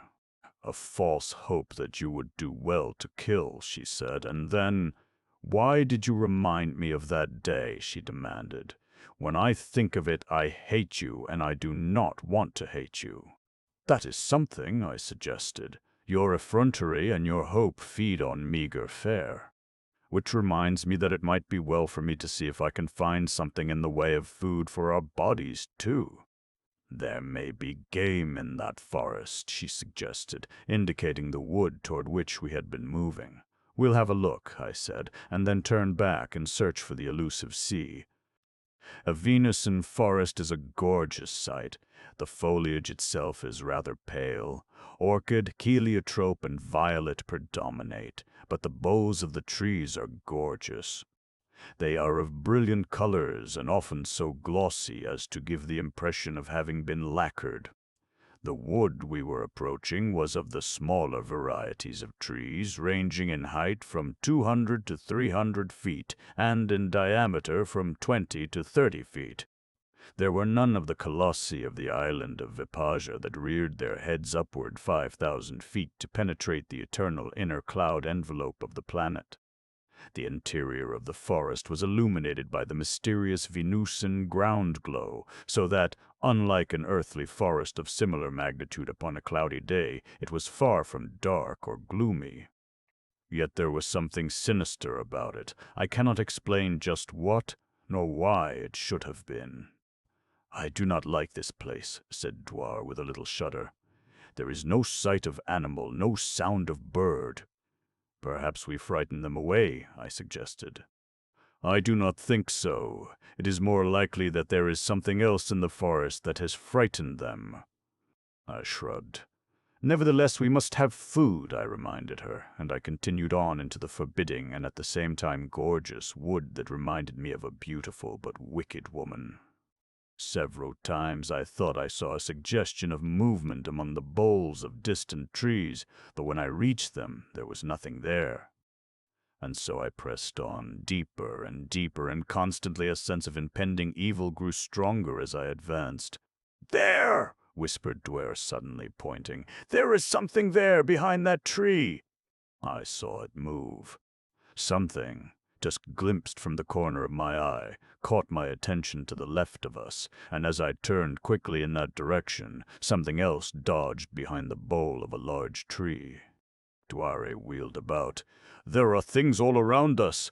Can you make out what they are?" I asked. I thought that I saw a hairy hand, but I am not sure. They move quickly and keep always out of sight. "Oh, let us go back. This is an evil place, and I am afraid." "Very well," I agreed. "Anyway, this doesn't seem to be a particularly good hunting ground, and after all, that is all that we are looking for." As we turned to retrace our steps, a chorus of hoarse shouts arose upon all sides of us, half human, half bestial, like the growls and roars of animals blending with the voices of men, and then, suddenly, from behind the boles of trees, a score of hairy, man-like creatures sprang toward us. Instantly I recognized them. No bargains, the same hairy, man-like creatures that had attacked the abductors of Duare, whom I had rescued from them. They were armed with crude bows and arrows, and with slings from which they hurled rocks, but as they closed upon us, it appeared that they wished to take us alive, for they launched no missiles at us. But I had no mind to be thus taken so easily, nor to permit Duare to fall into the hands of these savage beast-men. Raising my pistol, I loosed the deadly array upon them, and as some fell, others leaped behind the boles of the trees. "Do not let them take me," said Duare in a level voice unshaken by emotion. "When you see there is no further hope of escape, shoot me." The very thought of it turned me cold, but I knew that I should do it before permitting her to fall into the hands of these degraded creatures. A no-bargain showed himself, and I dropped him with my pistol. Then they commenced to hurl rocks at me from behind. I wheeled and fired, and in the same instant a rock felled me to the ground unconscious. When I regained consciousness, I was aware first of an incredible stench, and then of something rough rubbing against my skin, and of a rhythmic jouncing of my body. These sensations were vaguely appreciable in the first dim light of returning reason.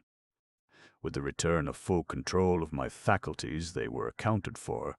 I was being carried across the shoulder of a powerful no-bargain. The odor from his body was almost suffocating in its intensity, and the rough hair abrading my skin was only a trifle more annoying than the motion that his stride imparted to my body. I sought to push myself from his shoulder and, realizing that I was no longer unconscious, he dropped me to the ground. All about me were the hideous faces and hairy bodies of the nobargans and permeating the air, the horrid stench that emanated from them. They are, I'm sure, the filthiest and most repulsive creatures I have ever seen. Presumably they are one of evolution's first steps from beast to man, but they are no improvement upon the beast. For the privilege of walking upright upon 2 feet, thus releasing their hands from the mean servitude of ages, and for the gift of speech they have sacrificed all that is fine and noble in the beast. It is true, I believe, that man descended from the beasts, and it took him countless ages to rise to the level of his progenitors. In some respects he has not succeeded yet, even at the height of his vaunted civilization. As I looked about, I saw Duare being dragged along by her hair by a huge nobargan. It was then that I discovered that my weapons had been taken from me. So low in the scale of intelligence are the nobargans. They cannot use the weapons of civilized man that fall into their hands, and so they had simply thrown mine aside. But even though I was disarmed, I could not see Duare suffering this ignominy and abuse without making an effort to aid her. I sprang forward before the beasts at my side could prevent, and hurled myself upon the creature that dared to maltreat this daughter of a Jong, this incomparable creature who had aroused within my breast I seized him by one hairy arm and swung him around until he faced me, and then I struck him a terrific blow upon the chin that felled him. Instantly his fellows broke into loud laughter at his discomfiture, but that did not prevent them from falling upon me and subduing me, and you may be assured that their methods were none too gentle. Yord, as the brute that I had knocked down staggered to his feet, his eyes fell upon me, and with a roar of rage he charged me. It might have fared badly with me had not another of them interfered. He was a burly creature, and when he interposed himself between me and my antagonist, the latter paused. "Stop!" commanded my ally, and had I heard a gorilla speak, I could not have been more surprised. It was my introduction to a remarkable ethnological fact: all the races of mankind on Venus, at least those that I have come in contact with, speak the same tongue. Perhaps you can explain it, I cannot. When I have questioned Amtorian savants on the matter, they were merely dumbfounded by the question. They could not conceive of any other condition. Therefore, there had never been any occasion to explain it.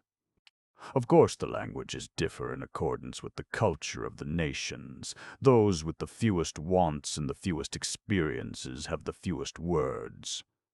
The language of the nobargans is probably the most limited. A vocabulary of 100 words may suffice them, but the basic root words are the same everywhere. The creature that had protected me, it presently developed, was the Jong, or king of this tribe, and I later learned that his act was not prompted by humanitarian considerations, but by a desire to save me for another fate. My act had not been entirely without good results, for during the balance of the march, Duare was no longer dragged along by her hair. She thanked me for championing her, and that in itself was something worth being manhandled for, but she cautioned me against antagonizing them further. Having discovered that at least one of these creatures could speak at least one word of the Amtorian language with which I was familiar, I sought to delve farther in the hope that I might ascertain the purpose for which they had captured us. "Why have you seized us?" I inquired of the brute that had spoken that single word. He looked at me in surprise, and those near enough to have overheard my question commenced to laugh and repeat it. Their laugh is far from light, airy, or reassuring. They bare their teeth in a grimace, and emit a sound that is for all the world like the retching of mal de mer, and there is no laughter in their eyes. It took quite a stretch of my imagination to identify this as laughter. "A bargain not know," asked the Jong. A bargain is literally no hair man, or without hair man, otherwise hairless man. I do not know, I replied. We were not harming you. We were searching for the sea coast where our people are. I'll bargain find out soon, and then he laughed again. I tried to think of some way to bribe him into letting us go, but inasmuch as he had thrown away as useless the only things of value that we possessed, it seemed rather hopeless. Tell me what you want most, I suggested, and perhaps I can get it for you if you will take us to the coast. We have what we want, he replied, and that answer made them all laugh. I was walking close to Duare now, and she looked up at me with a hopeless expression. I am afraid we are in for it, she said. It is all my fault. If I had had brains enough to find the ocean, this would never have happened. Don't blame yourself. No one could have done more to protect and save me than you have. Please do not think that I do not appreciate it. That was a lot for Duare to say, and it was like a ray of sunshine in the gloom of my despondency. That is a simile entirely earthly, for there is no sunshine upon Venus.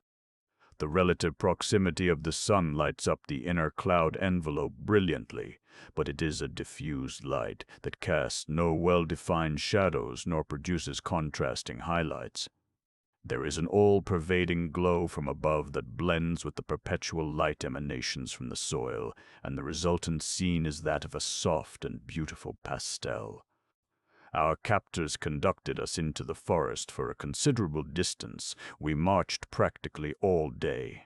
They spoke but seldom, and then usually in monosyllables. They did not laugh again, and for that I was thankful. One can scarcely imagine a more disagreeable sound. We had an opportunity to study them during this long march, and there is a question if either of us was quite sure in his own mind as to whether they were beast-like men or man-like beasts. Their bodies were entirely covered with hair. Their feet were large and flat, and their toes were armed, like the fingers, with thick, heavy, pointed nails that resembled talons. They were large and heavy, with tremendous shoulders and necks. Their eyes were extremely close set in a baboon-like face, so that in some respects their heads bore a more striking similarity to the heads of dogs than of men. There was no remarkable dissimilarity between the males and the females, several of which were in the party, and the latter deported themselves the same as the bulls, and appeared to be upon a plane of equality with these, carrying bows and arrows and slings for hurling rocks, a small supply of which they carried in skin pouches slung across their shoulders. At last we reached an open space beside a small river where there stood a collection of the rudest and most primitive of shelters. These were constructed of branches of all sizes and shapes thrown together without symmetry and covered with a thatch of leaves and grasses. At the bottom of each was a single aperture through which one might crawl on hands and knees. They reminded me of the nests of pack rats built upon a gargantuan scale. Here were other members of the tribe, including several young, and at sight of us they rushed forward with excited cries. It was with difficulty that the Jong and other members of the returning party kept them from tearing us to pieces. The former hustled us into one of their evil-smelling nests and placed a guard before the entrance, more to protect us from his fellows, I suspect, than to prevent our escape. The hut in which we were was filthy beyond words, but in the dim light of the interior I found a short stick with which I scraped aside the foul litter that covered the floor until I had uncovered a space large enough for us to lie down on the relatively clean earth. We lay with our heads close to the entrance that we might get the benefit of whatever fresh air should find its way within. Beyond the entrance we could see a number of the savages digging 2 parallel trenches in the soft earth. Each was about 7 feet long and 2 feet wide. "Why are they doing that, do you suppose?" asked Duare. "I do not know," I replied, although I had my suspicions. They looked remarkably like graves. "Perhaps we can escape after they have gone to sleep tonight," suggested Duare. "We shall certainly take advantage of the first opportunity," I replied, but there was no hope within me. I had a premonition that we should not be alive when the Nobargans slept next.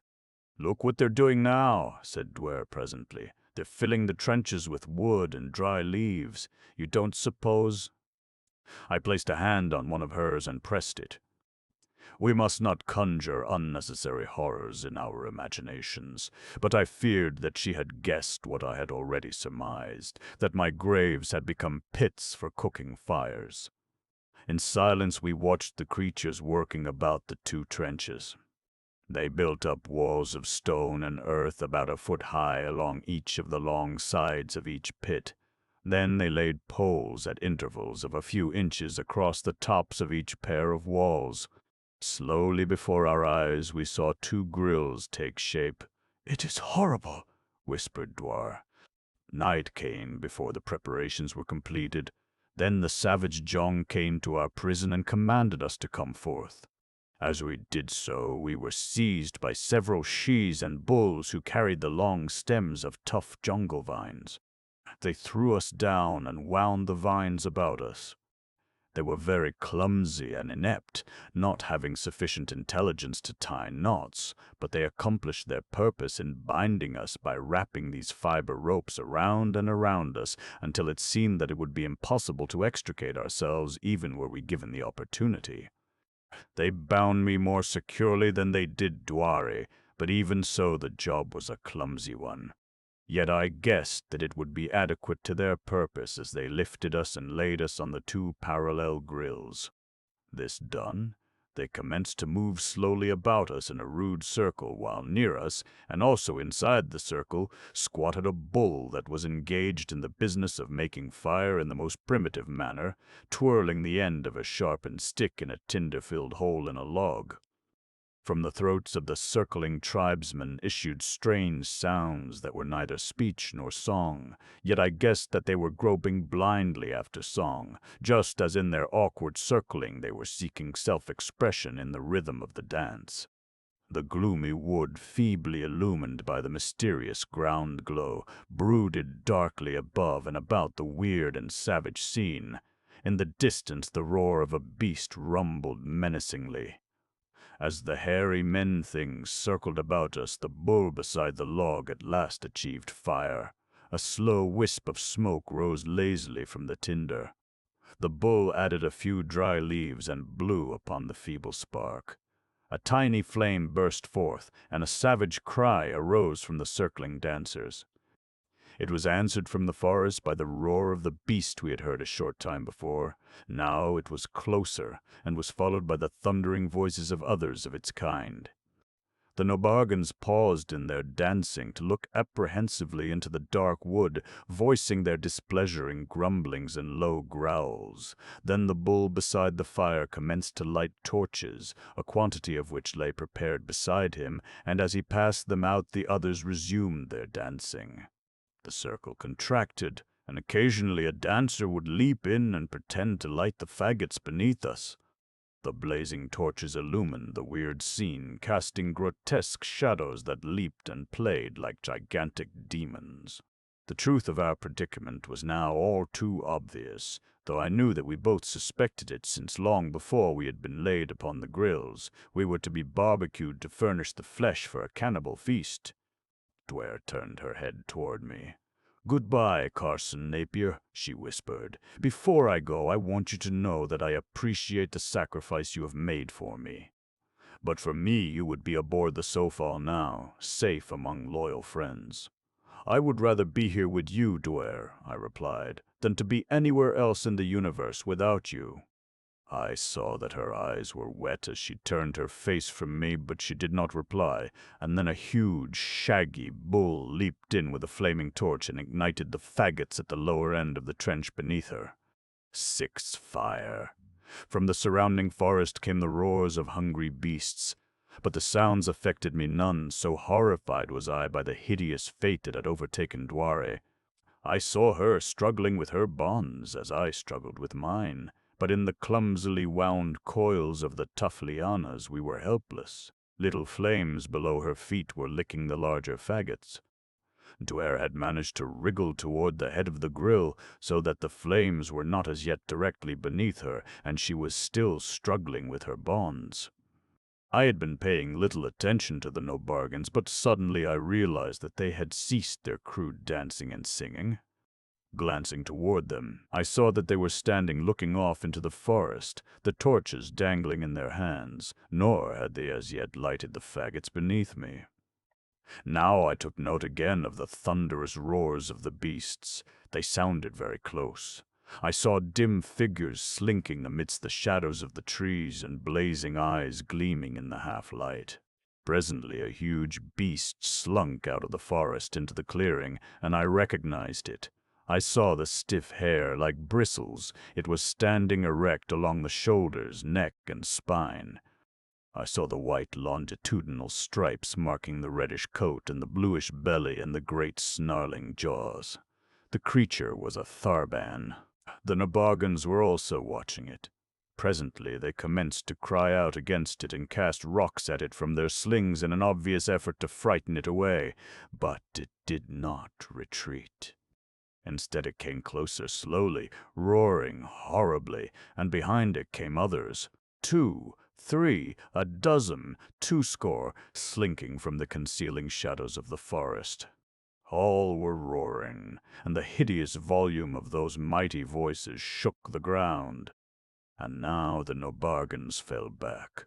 The great beasts invading the village increased their speed, and suddenly the hairy savages turned and fled. After them, roaring and growling, sprang the Tharbans.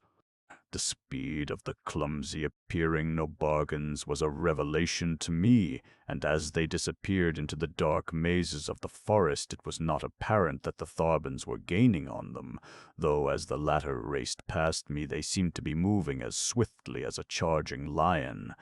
The beasts paid no attention to Duare or me. I doubt that they even saw us, their whole attention being fixed upon the fleeing savages. Now I turned again toward Duare just in time to see her roll herself from the grill to the ground as the licking flames were about to reach her feet. For the moment she was safe, and I breathed a little prayer of thanksgiving. But what of the future? Must we lie here until inevitably the Nobargans returned? Duare looked up at me. She was struggling steadily with her bonds. "I believe that I can free myself," she said. "I am not bound so tightly as you, if only I can do it before they return." I watched her in silence. After what seemed an eternity, she got one arm free.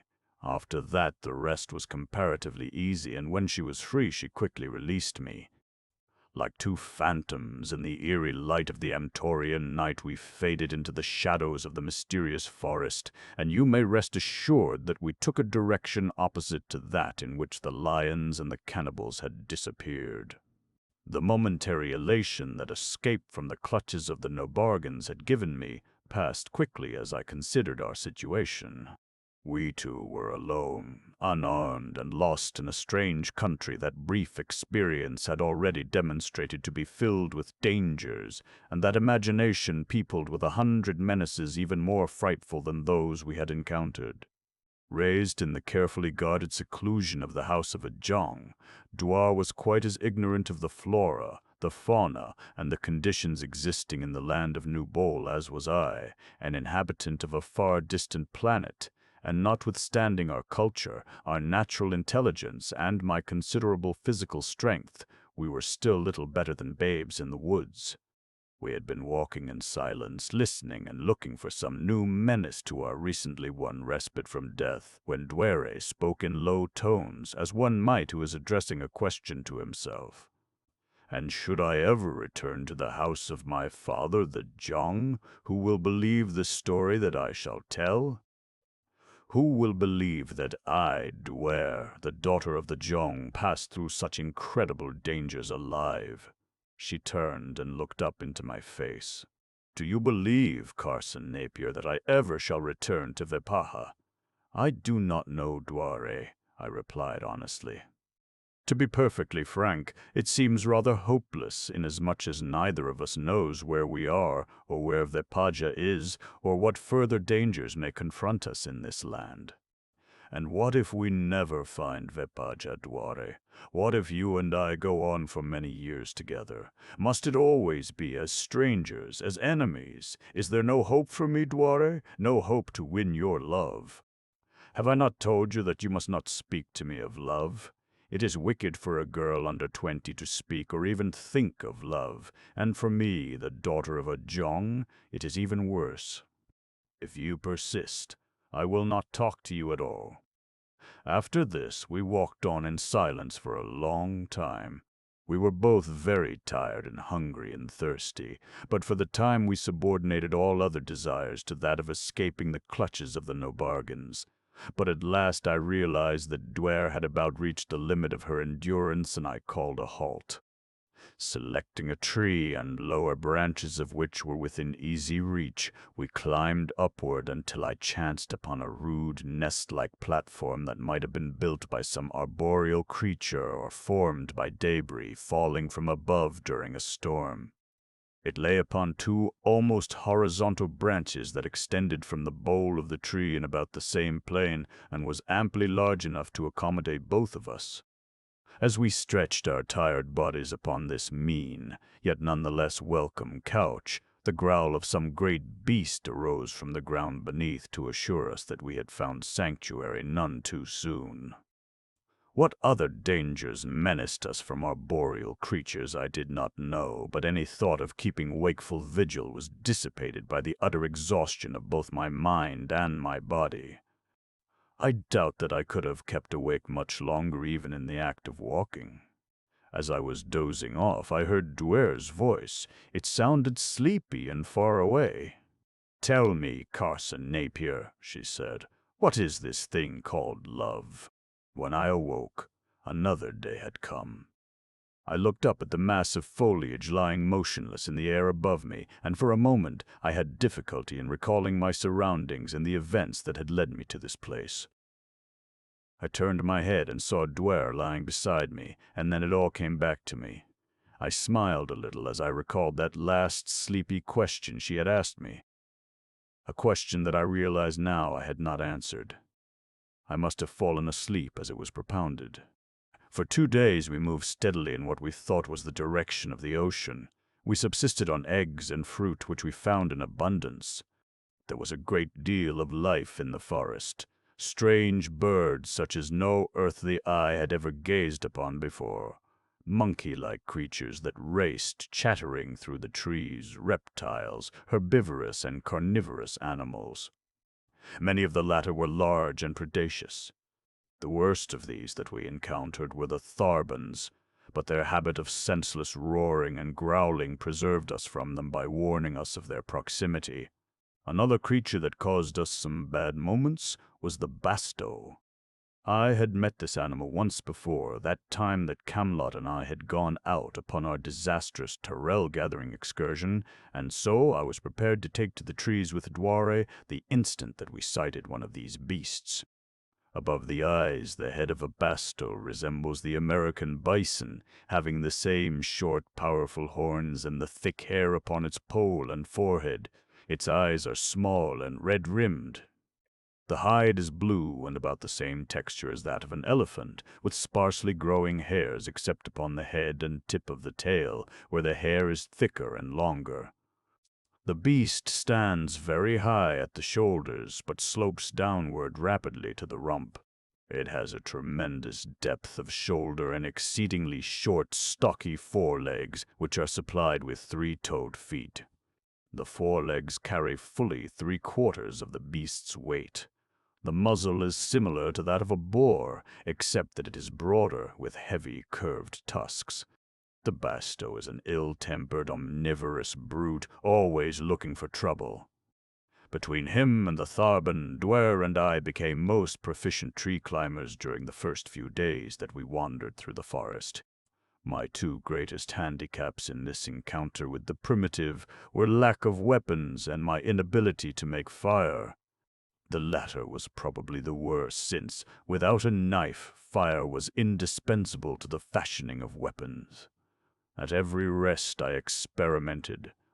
Duare became inoculated with the virus of the quest, and fire became our sole aim.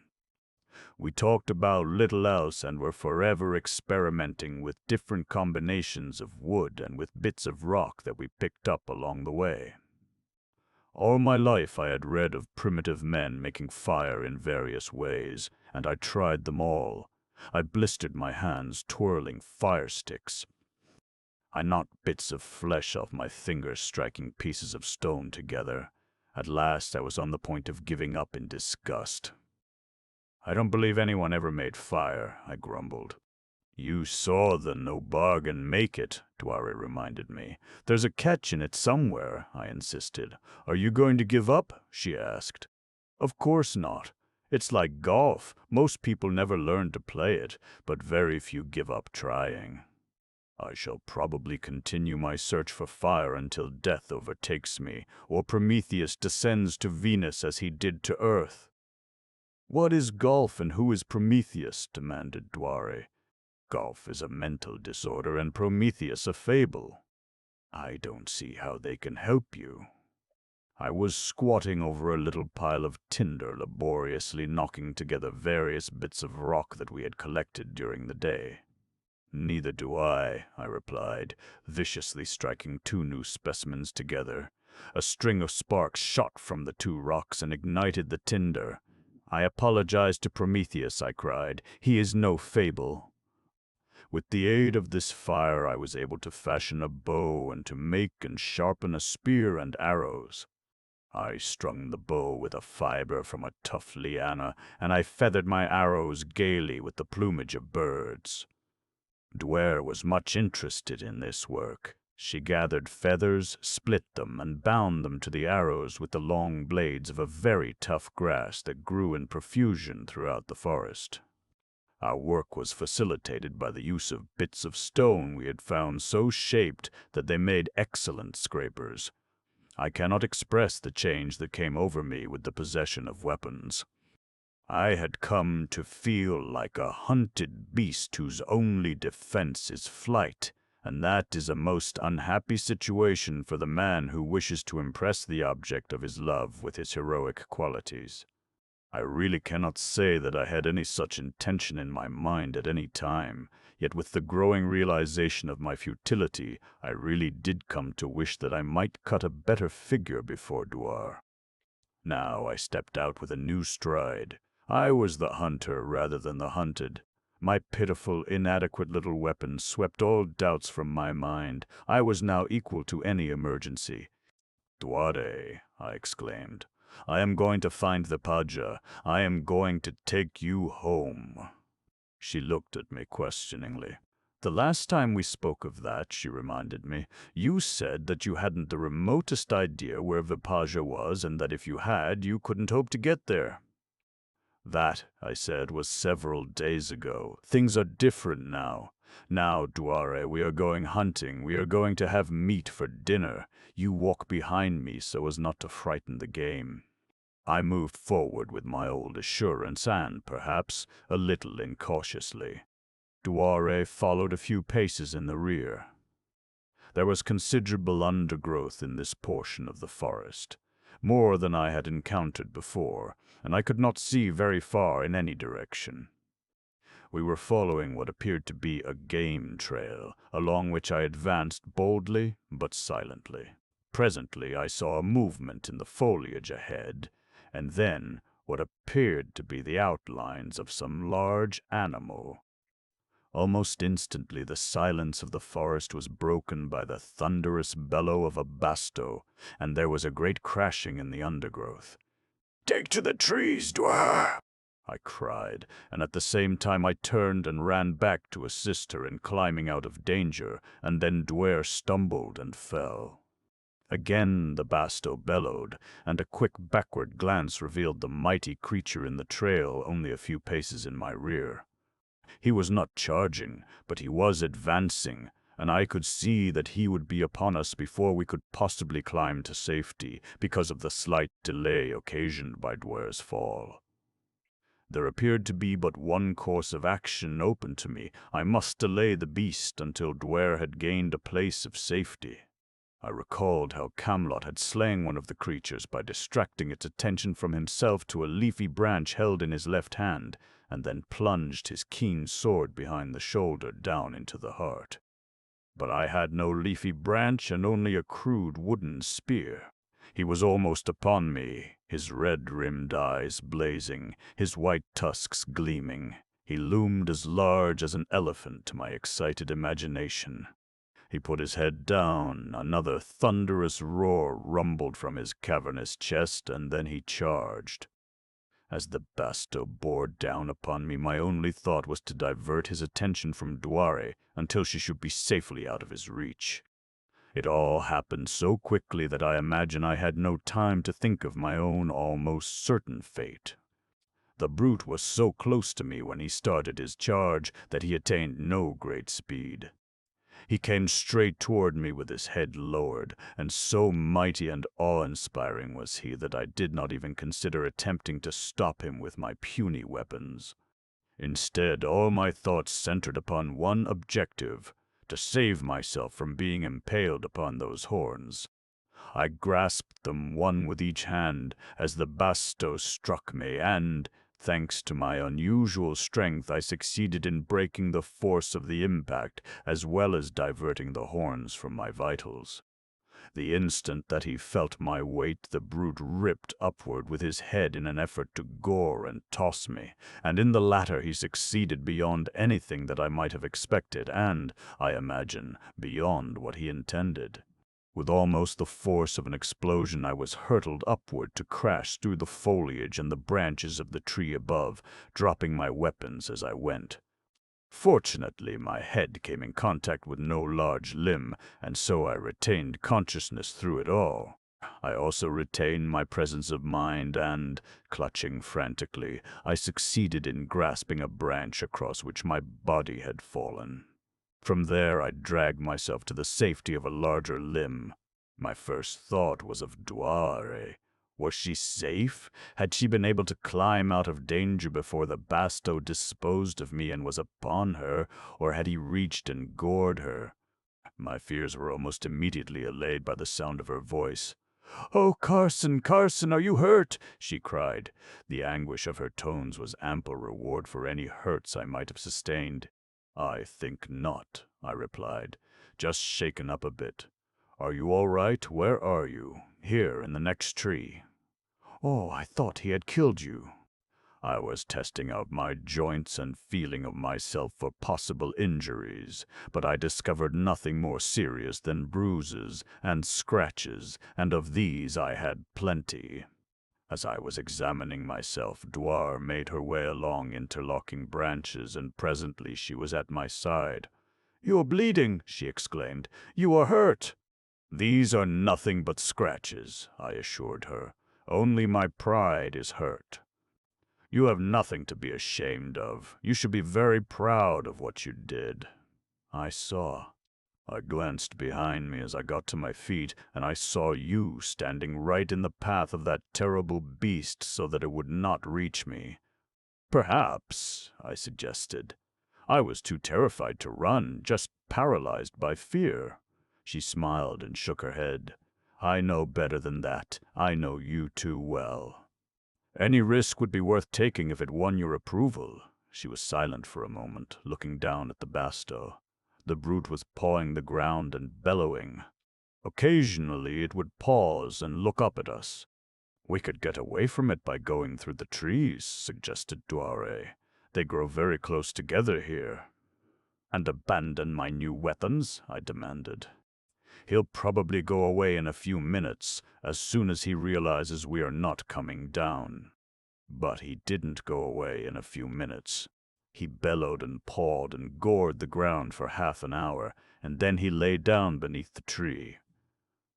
"That fellow's an optimist," I remarked. "He thinks that if he waits long enough we'll probably come down of our own volition." Duare laughed. "Maybe he thinks we'll die of old age and fall down." "That's a joke on him. He doesn't know that we have been inoculated with the serum of longevity. In the meantime, the joke is on us, and I am getting hungry.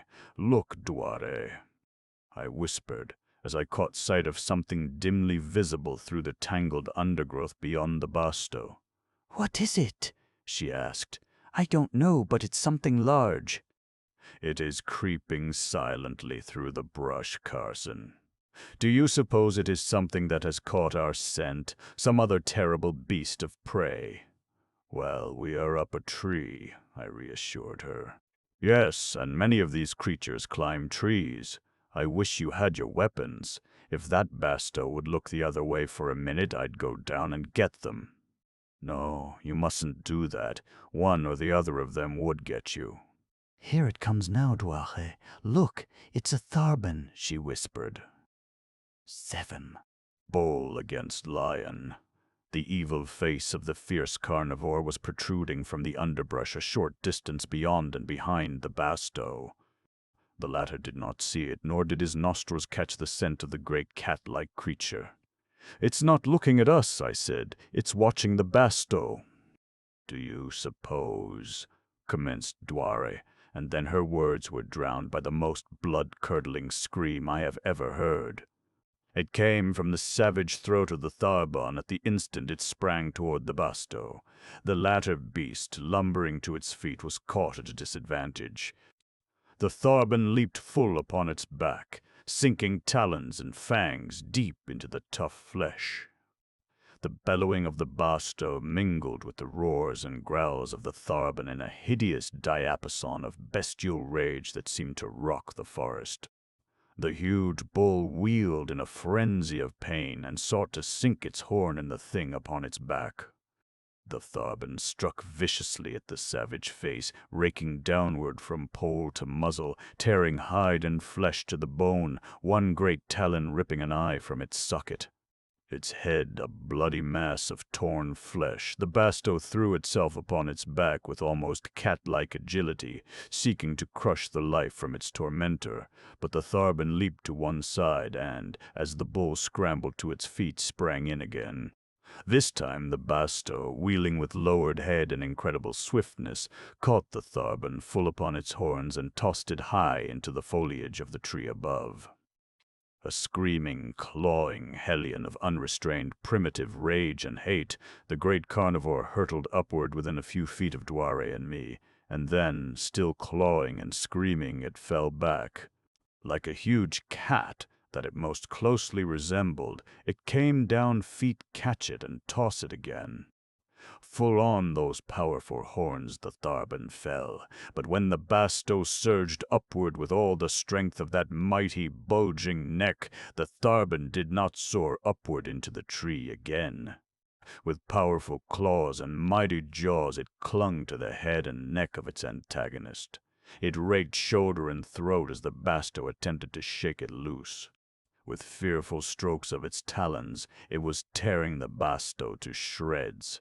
In a bloody welter of gore, the stricken creature, now totally blinded by the loss of its remaining eye, wheeled in a grotesque and futile pirouette of death, but still its screaming nemesis clung to it, tearing, striking in mad, blind rage, its hideous cries mingling with the now shrill death bellowings of the stricken bull.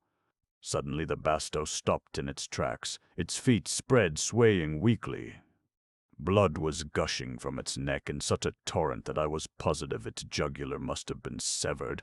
I knew that the end must be near, and only wondered at the unbelievable tenacity with which the creature clung to life. Nor was the tharbon in an enviable state. Once badly gored and now impaled upon those two mighty horns, the blood of his terrible wounds mingling with the blood of his intended victim, his chances of survival were as negligible as those of the weaving bull, already seemingly dead upon its feet. But how could I guess the inconceivable vitality of these mighty creatures? With a sudden shake of his horns, the bull stiffened. Then he lowered his head and charged blindly, apparently with all the strength and vigor of unimpaired vitality. It was to be a short charge. With terrific impact, he struck the bole of the tree in which we were crouching. The branch upon which we sat swayed and snapped like a loose spar in a gale, and Duare and I were toppled from our perch. Clutching futilely for support, we shot downward on top of the tharbon and the Basto. For an instant I was terrified for Duare's safety, but there was no need for apprehension. Neither of these mighty engines of destruction turned upon us, neither moved. Except for a few convulsive shudders, they lay still in death. The Tharbin had been caught between the bole of the tree and massive pole of the basto, and crushed to pulp. The basto had died as it wreaked its final fearful vengeance on the Tharbin. Shh! Duare and I had rolled to the ground beside the bodies of these mighty titans, and now, uninjured, we sprang to our feet. Duare was pale and a trifle shaken, but she smiled bravely up into my face. "Our hunting was more successful than we dreamed," she said. "Here is meat enough for many men." Camlot told me that there was nothing like a basto steak grilled over a wood fire. "They are delicious. My mouth is watering already." "And mine too, Duare, but without a knife we are still a long way from the steak. Look at that thick hide." Duare looked crestfallen. "Did ever two people have such continuous bad luck?" she exclaimed. "But never mind," she added. "Get your weapons, and perhaps we shall find something small enough to tear to pieces or cook whole." "Wait!" I exclaimed, opening the pocket pouch that hung over my shoulder by a stout cord. "I have a piece of stone with a sharp edge that I use for scraping my bow and arrows. I may be able to hack out a meal with it." It was a laborious job, but I finally succeeded, and while I was engaged upon this crude and ragged butchery, Duare gathered tinder and wood and surprised us both by starting a fire. She was very happy and excited over her success, and proud, too. In all her pampered life at home, she had never been required to do a practical thing, and the reward of even this small accomplishment filled her with joy. That meal was a memorable one. It was epical. It marked the emergence of primitive man from the lower orders of life. He had achieved fire, he had fashioned weapons, he had made his kill, figuratively in this case, and now for the first time he was eating cooked food. And I like to carry the metaphor a little further in this instance, and think of the partner of his achievements as his mate. I sighed as I thought of the happiness that might be ours did Duare but return my love. "What's the matter?" demanded Duare. "Why do you sigh?" "I am sighing because I am not really a primitive man instead of a poor, weak imitation of one." "Why do you want to be a primitive man?" she inquired. "Because primitive man was not bound by silly conventions," I replied. "If he wanted a woman and she did not want him, he grabbed her by the hair and dragged her to his lair." "I am glad that I did not live in those times," said Duare. For several days we wandered on through the forest. I knew that we were hopelessly lost, but I was anxious to get out of that gloomy wood. It was getting on our nerves. I managed to kill small game with my spear and my arrows. There was an abundance of fruit and nuts, and water was plentiful. In the matter of food, we lived like kings, and we were fortunate in our encounters with the more formidable creatures we met. Luckily for us, we saw none that were arboreal, though I am positive that this was merely by the luckiest chance, for the woods of Amtor harbor many terrible creatures that live wholly in the trees. Duare, notwithstanding all the hardships and dangers she was constantly undergoing, seldom complained. She remained remarkably cheerful in the face of what was now palpably the absolute certainty that we could never hope to find the distant island where her father was king. Sometimes she was sober and silent for long periods, and I guessed that at these times she was sorrowing, but she did not share her sorrows with me. I wished that she would. We often share our sorrows with those we love. But one day she suddenly sat down and began to cry. I was so surprised that I just stood there for several minutes staring at her before I could think of anything to say, and then I didn't think of anything very brilliant. "Why, Duare," I cried. "What's the matter? Are you ill?" She shook her head and sought to stifle her sobs. "I'm sorry," she managed to say at last. "I didn't mean to. I've tried not to, but this forest—" "Oh, Carson, it's on my nerves. It haunts me even in my sleep. It is endless. It goes on forever. Gloomy, forbidding, filled with terrible dangers. There." she exclaimed, and rising, she shook her head as though to dispel unwelcome visions. I'm all right now. I won't do it again.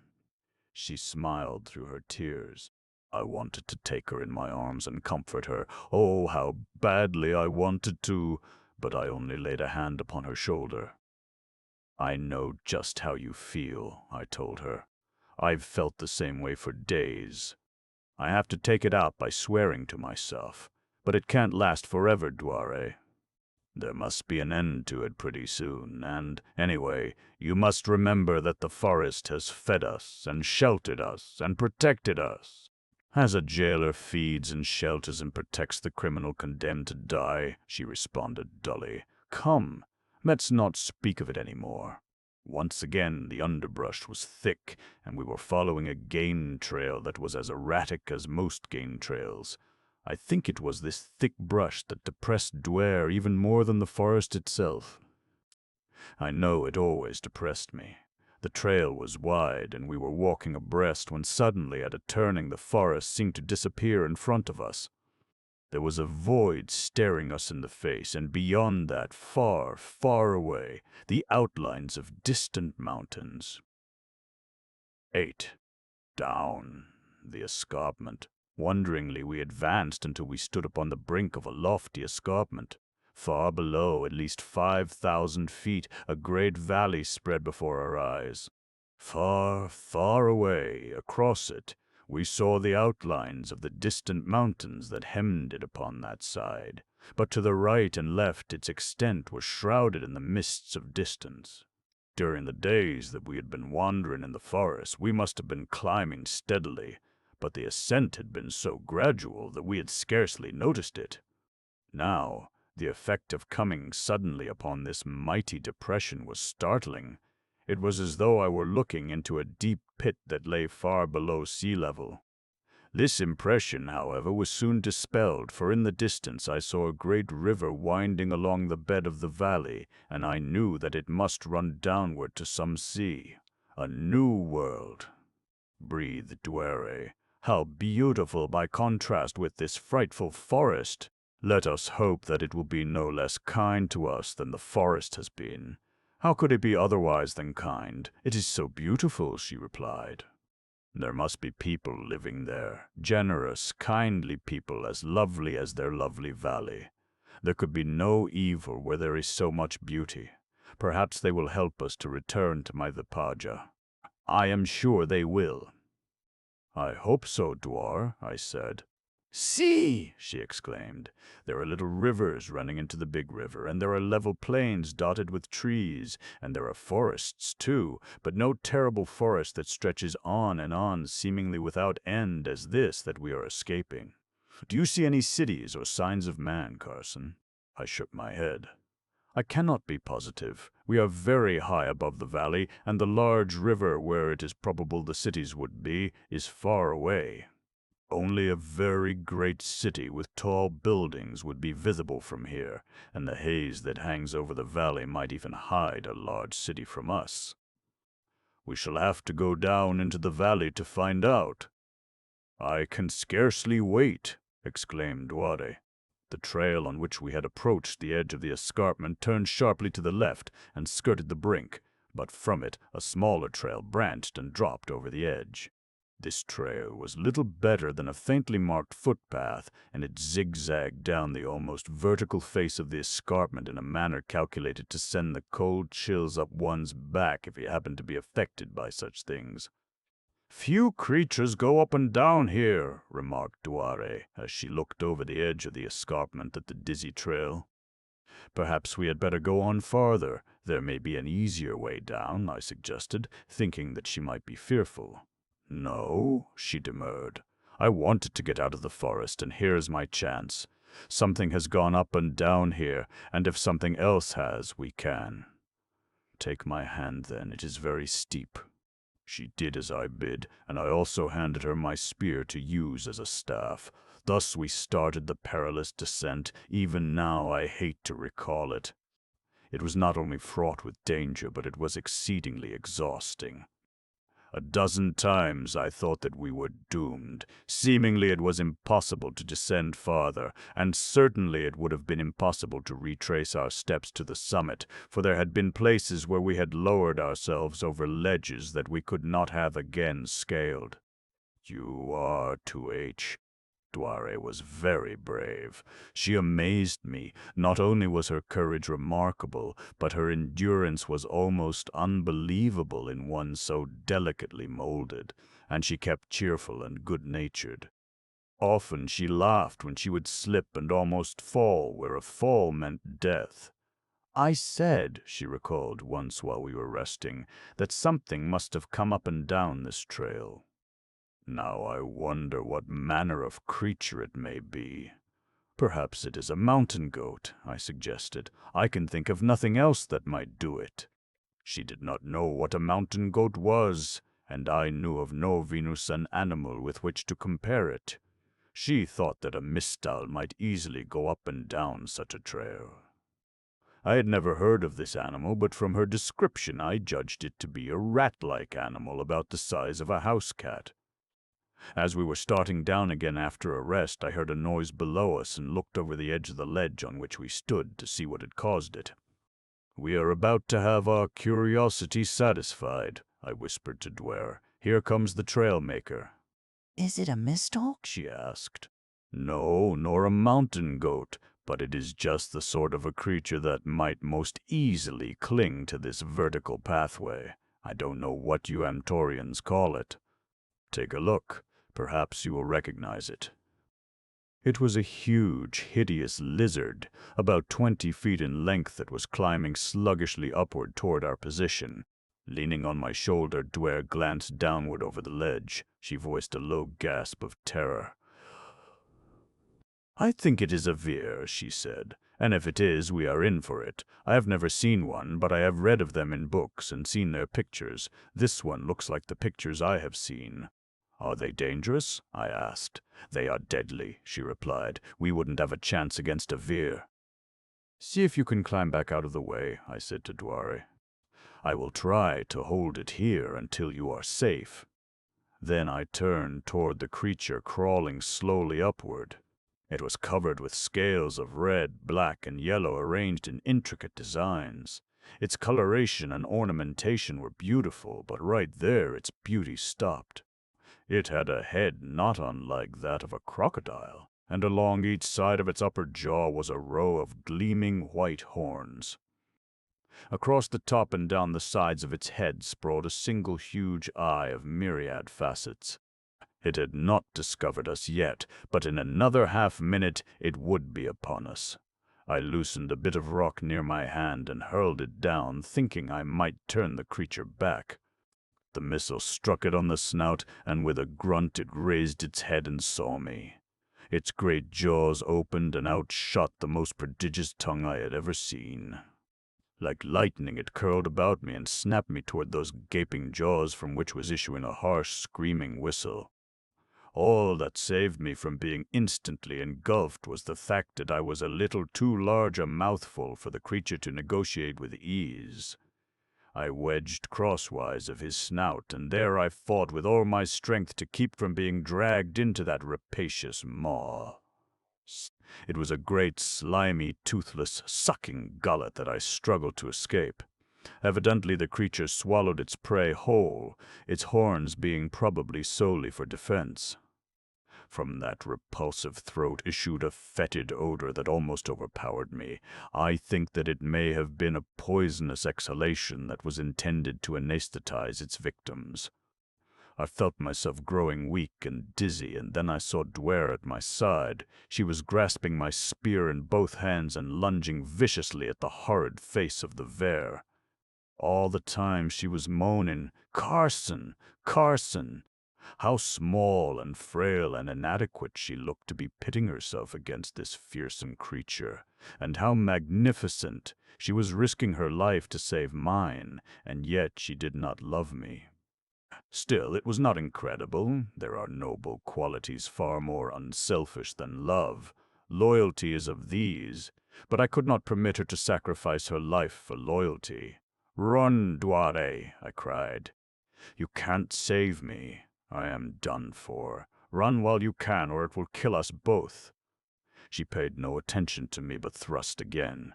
This time the spear tore into the many-faceted eye. With a shrill whistle of pain, the reptile turned upon Duare and sought to strike her with its gleaming horns, but she stood her ground and, thrusting again, drove the weapon between the distended jaws, drove it deep and far into the pink flesh of that repulsive maw. The spear point must have pierced the tongue, for it suddenly went limp, and I rolled from its encircling grasp to the ground. Instantly I was on my feet again, and seizing Duare's arm, dragged her to one side as the veer charged blindly. It brushed past us, whistling and screaming, and then turned, but in the wrong direction. It was then that I realized that the creature had been totally blinded by the wound in its eye. Taking a perilous risk, I threw an arm about Duare and slid over the edge of the ledge upon which the brute had encountered us, for to have remained even an instant where we were would have meant being maimed or hurled to our doom by the viciously lashing tail of the frenzied lizard. Fortune favored us, and we came safely to rest upon another ledge at a slightly lower level. Above us, we could hear the whistling scream of the veer and the thudding of his tail against the rocky escarpment.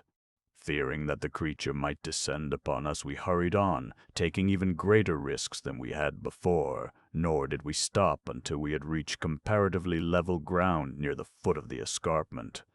Then we sat down to rest. We were both panting from our exertions. "You were wonderful," I said to Duare. "You risked your life to save mine." "Perhaps I was just afraid to be left alone," she said with some embarrassment. "I may have been entirely selfish." "I don't believe that," I remonstrated. The truth was that I didn't want to believe it. Another implication was far sweeter to me. "Anyhow," remarked Duare, "we found out what made the trail up the escarpment. And that our beautiful valley may not be as secure as it looks," I added. "But the creature was going out of the valley up into the forest," she argued. "That is probably where it lived. However, we had best be on our guard constantly. And now you have no spear, and that is a real loss, for it is because of the spear that you are alive." "Down there a little way," I indicated, pointing, "is a winding strip of wood that seems to be following the meanderings of a stream. There we can find material for another spear and also water. I am as dry as a bone." "So am I," said Duare, "and hungry too. Perhaps you can kill another basto." I laughed.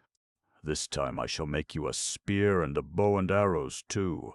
From what you have already done, you seem to be better able to kill bastos than I." Leisurely we walked toward the wood, which was about a mile away, through soft grass of a pale violet hue. Flowers grew in profusion on every hand. There were purple flowers and blue and pale yellow, and their foliage, like the blossoms, was strange and unearthly. There were flowers and leaves of colors that have no name, colors such as no earthly eye had ever seen before. Such things bear in upon me the strange isolation of our senses. Each sense lives in a world of its own, and though it lives a lifetime with its fellow senses, it knows nothing of their worlds. My eyes see a color, but my fingers, my ears, my nose, my palate may never know that color. I cannot even describe it so that any of your senses may perceive it as I perceive it, if it is a new color that you have never seen. Even less well might I describe an odor or a flavor or the feel of some strange substance. Only by comparison might I make you see the landscape that stretched before our eyes, and there is nothing in your world with which I may compare it. The glowing fog bank overhead, the pale, soft pastels of field and forest and distant, misty mountains, no dense shadows and no high lights, strange and beautiful and weird, intriguing, provocative, compelling, always beckoning one on to further investigation, to new adventure. All about us, the plain between the escarpment and the forest was dotted with trees, and, lying beneath them or grazing in the open, were animals that were entirely new to my experience, either here or on earth. That several distinct families and numerous genera were represented was apparent to even a cursory survey. Some were large and cumbersome, others were small and dainty. All were too far away for me to note them in detail, and for that I was glad, for I guessed that among that array of wild beasts there must be some at least which might prove dangerous to man. But, like all animals except hungry carnivores and men, they showed no disposition to attack us so long as we did not interfere with them or approach them too closely. "I see that we shall not go hungry here," remarked Duare. "I hope some of those little fellows are good to eat," I laughed. "I am sure that big one under the tree is delicious, the one looking at us," and she pointed to an enormous shaggy creature as large as an elephant. Duare had a sense of humor. "Possibly it entertains the same idea concerning us," I suggested. "Here it comes." The huge beast was walking toward us. The forest was still 100 yards away. "Shall we run?" asked Duare. "I am afraid that would be fatal. You know, it is almost instinctive for a beast to pursue any creature that runs away from it. I think the best course for us to follow is to continue steadily toward the forest without seeming haste. If the thing does not increase its speed, we shall reach the trees ahead of it. If we run for it, the chances are that it will overtake us, for of all created things, mankind seems to be about the slowest." As we proceeded, we constantly cast backward glances at the shaggy menace trailing us. He lumbered along, exhibiting no signs of excitement, but his long strides were eating up the distance between us. I saw that he would overtake us before we reached the forest. I felt utterly helpless, with my puny bow and my tiny arrows, before this towering mountain of muscle. "Quicken your pace a little, Duare," I directed. She did as I bid, but after a few steps she glanced back. "Why don't you come too?" she demanded.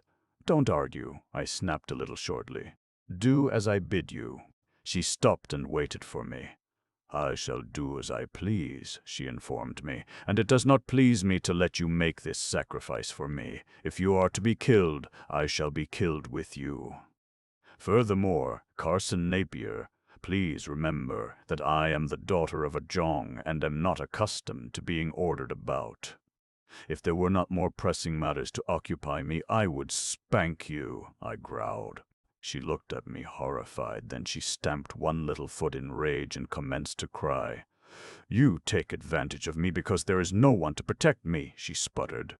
"I hate you, but I am trying to protect you, Duare, and you are only making it harder for me. I don't want any of your protection. I would rather be dead." "It is more honorable to be dead than to be talked to like that. I am the daughter of a Jong." "I think you have mentioned that several times before," I said coldly. She threw up her head and walked stiffly on without looking back at me. Even her little shoulders and back radiated offended dignity and stifled rage. I glanced behind me. The mighty beast was scarce 50 feet away. Ahead of us, the forest was about the same distance. Duare could not see me. I stopped and faced the colossus. By the time it had dispatched me, Duare would probably be close to the safety of the branches of the nearest tree. I held my bow in one hand, but my arrows remained in the crude quiver. I had fashioned to hold them behind my right shoulder. I had sense enough to realize that the only effect they might have upon this mountain of hairy sinew would be to enrage it. After I stopped, the beast approached more slowly, almost warily. Two little eyes, set far apart, regarded me intently. Two large, moolish ears pricked forward, quivering nostrils dilated. On it came very gradually now. A bony protuberance extending from its snout to its forehead commenced to rise until it revealed itself to my astonished gaze as a sharp, pointed horn. The horn rose until it pointed fiercely at me, a terrible weapon of offense. I did not move. My experience of earthly animals had taught me that few will attack without provocation, and I staked my life on the chance that the same rule prevailed on Venus. But there are other provocations besides those that arouse fear or anger. A most potent one is hunger. However, this creature looked herbivorous, and I hoped that it was a vegetarian. But I could not forget the basto, that somewhat resembled an American bison, yet would eat meat. Closer and closer came the remarkable beast, very, very slowly, as though its mind were assailed by doubts. It towered above me like a living mountain. I could feel its warm breath upon my almost naked body, but better still, I could smell its breath, the sweet, inoffensive breath of a grass-eater. My hopes rose. The creature stuck out its muzzle toward me. A low rumbling issued from its cavernous chest. That terrible horn touched me. Then the cool, moist muzzle. The beast sniffed at me. Slowly, the horn subsided. Suddenly, with a snort, the animal wheeled about and went galloping off, bucking and jumping as I have seen a playful steer buck and jump, its little tail stiffly erect. It presented a most ludicrous appearance, as would a steam locomotive skipping rope. I laughed, possibly a little hysterically, for my knees were suddenly weak and wobbly. If I had not been near death, I had at least thought that I was. As I turned back toward the forest, I saw Duare standing there looking at me, and as I approached her I perceived that she was wide-eyed and trembling. "You are very brave, Carson," she said with a little catch in her throat. Her anger seemed to have departed. "I know that you remained there so that I might escape." "There really wasn't much else that I could do," I assured her. "And now that that's over, let's see if we can't find something to eat. Something a few sizes smaller than that mountain of steaks and roasts. I think we'll go on until we strike the stream that flows through this forest. We may find a drinking place or a ford that the animals are accustomed to coming to." "There are many animals out there on the plain that are small," suggested Duare. "Why don't you hunt there?" "There are plenty of animals, but there are not enough trees," I replied with a laugh. "We may need some trees in our hunting. I don't know enough about these Amtorian beasts as yet to warrant me in taking unnecessary risks." We moved on into the wood beneath the delicate foliage, and among the strangely beautiful boles with their lacquer-like bark of white and red and yellow and blue. Presently we came in sight of a little river winding leisurely between its violet banks, and at the same instant I saw a small creature drinking. It was about the size of a goat, but it didn't look like a goat. Its sharply pointed ears were constantly moving, as though on the alert for the slightest sound of danger. Its tufted tail switched nervously. A collar of short horns encircled its neck just where it joined the head. They pointed slightly forward. There must have been a dozen of them. I could not but wonder what their specific purpose might be until I recalled the veer from whose horrible maw I had so recently escaped. That necklace of short horns would most certainly have discouraged any creature that was in the habit of swallowing its prey whole. Very gently I pushed Duare behind a tree and crept forward, fitting an arrow to my bow. As I was preparing to shoot, the creature threw up its head and turned half around. Probably it had heard me. I had been creeping on it from behind, but its change of position revealed its left side to me, and I planted my first arrow squarely in its heart. So we made our camp beside the river and dined on juicy chops, delicious fruits, and the clear water from the little stream. Our surroundings were idyllic. Strange birds sang to us. Arboreal quadrupeds swung through the trees, jabbering melodiously in soft sing-song voices. "It is very lovely here," said Duare dreamily. "Carson, I wish that I were not the daughter of a Jong." 9. The Gloomy Castle. We were both loath to leave this lovely spot, and so we tarried there for 2 days while I made weapons for Duare and a new spear for myself.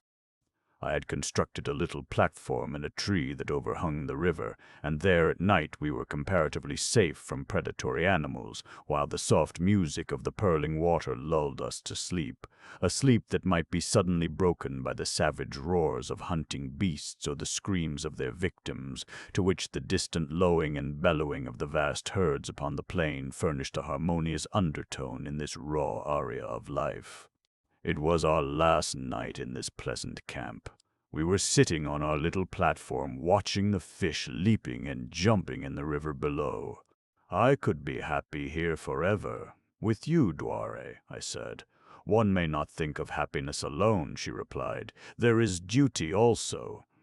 But what if circumstances make us helpless to perform our duties?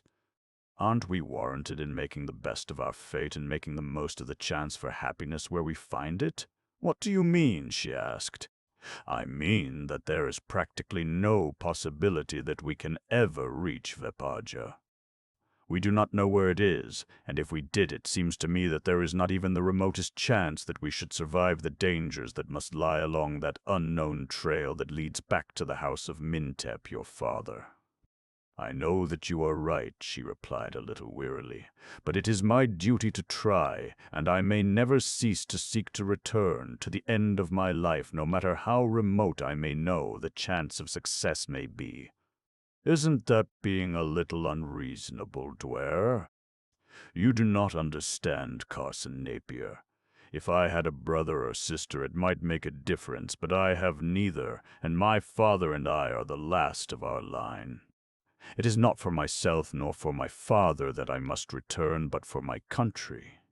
The royal line of the Jongs of Vepaja must not be broken, and there is none to perpetuate it but myself.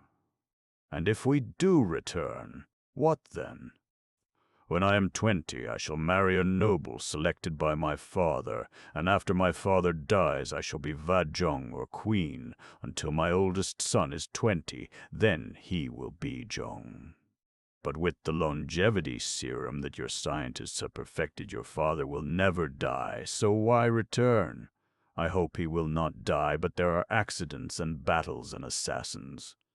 Oh, why discuss it? The royal line must be preserved. And what of me if we reach Vepaja? I asked. What do you mean? Will there be a chance for me? I do not understand. If your father consents, will you marry me? I blurted. Duare flushed. How many times must I tell you that you may not speak of such serious things to me? I can't help it, Duare. I love you. I care nothing for customs, nor jongs, nor dynasties. I shall tell your father that I love you, and I shall tell him that you love me. I do not love you. You have no right to say that. It is sinful and wicked. Because once I was weak and lost my head and said a thing I did not mean, you have no right to constantly throw it in my face. Now that was just like a woman.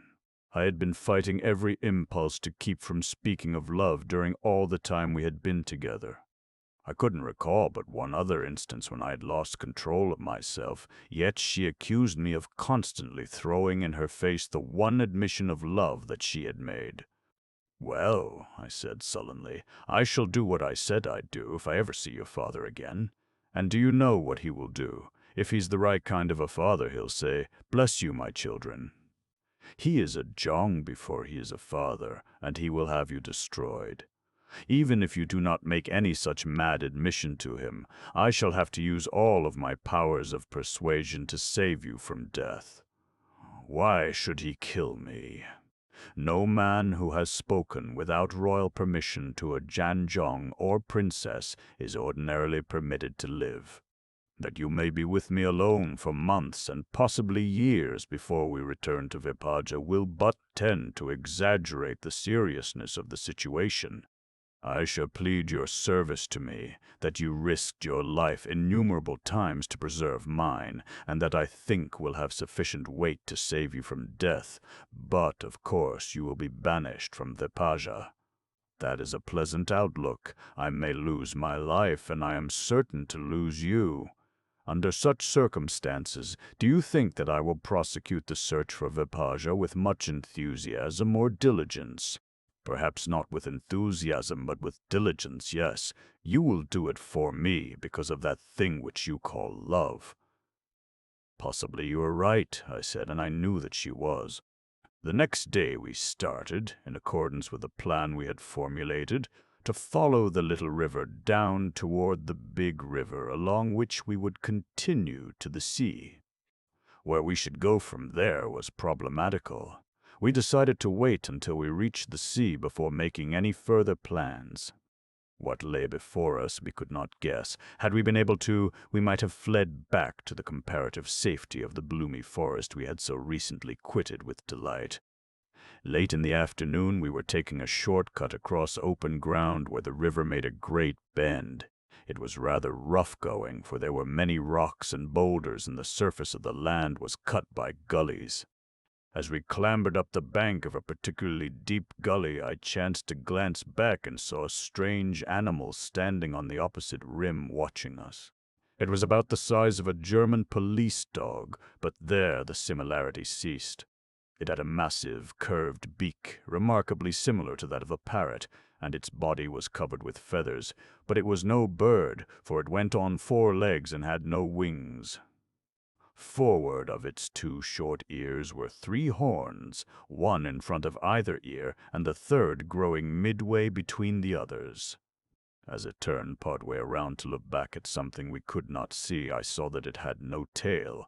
At a distance its legs and feet appeared bird-like. "Do you see what I see, Duare?" I asked, nodding in the direction of the weird creature. "Or am I suffering from a touch of fever?" "Of course I see it," she replied, "but I don't know what it is." "I am sure that there is no such creature on the island of Vepaha." "There's another of them, and another, and another," I exclaimed. "Lord, there must be a dozen of them." They were standing in a little knot surveying us when suddenly the one we had first seen raised its grotesque head and voiced a hoarse, wailing scream. Then it started down into the gully and headed for us at a rapid gallop, and behind it came its fellows, all now voicing that hideous cry. "What are we going to do?" asked Duare. "Do you suppose they are dangerous?" "I don't know whether they are dangerous or not," I replied, "but I wish that there were a tree handy." "A forest does have its advantages," admitted Duare. "What are we going to do?" "It would do no good to run, so we might as well stand here and have it out with them. We'll have some advantage as they come up the bank of the gully." I fitted an arrow to my bow, and Duare did likewise. Then we stood waiting for them to come within range. They loped easily across the bottom of the gully and started the ascent. They didn't seem to be in much of a hurry, that is. They didn't seem to be extending themselves to their full speed, probably because we were not running away from them. Perhaps this surprised them, for they presently slowed down to a walk and advanced warily. They had ceased their baying. The feathers along their backs rose stiffly erect as they slunk toward us. Aiming carefully at the foremost, I loosed an arrow. It struck the beast full in the chest, and with a scream it stopped and tore at the feathered shaft protruding from its body. The others halted and surrounded it. They made a strange cackling sound. The wounded creature staggered and sank to the ground, and instantly its fellows were upon it, tearing and rending. For a moment it fought fiercely to defend itself, but futilely. As the others commenced to devour their fallen comrade, I motioned Duare to follow me, and we turned and ran toward the trees we could see about a mile away where the river turned back across our line of march. But we hadn't gone far before we heard again the infernal screaming that told us that the pack was on our trail. This time they overtook us while we were at the bottom of a depression, and once again we made a stand.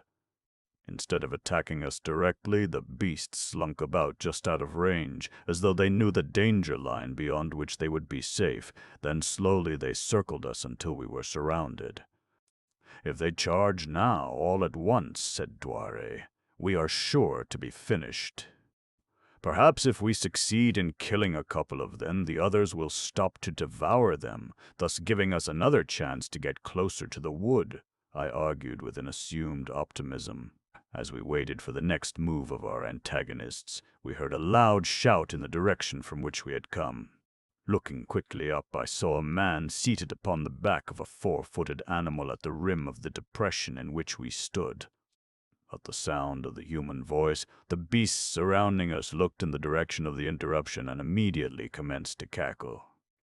The man on the beast rode slowly down toward us, and as he came to the ring of beasts, they moved aside and let him pass through their savage ranks.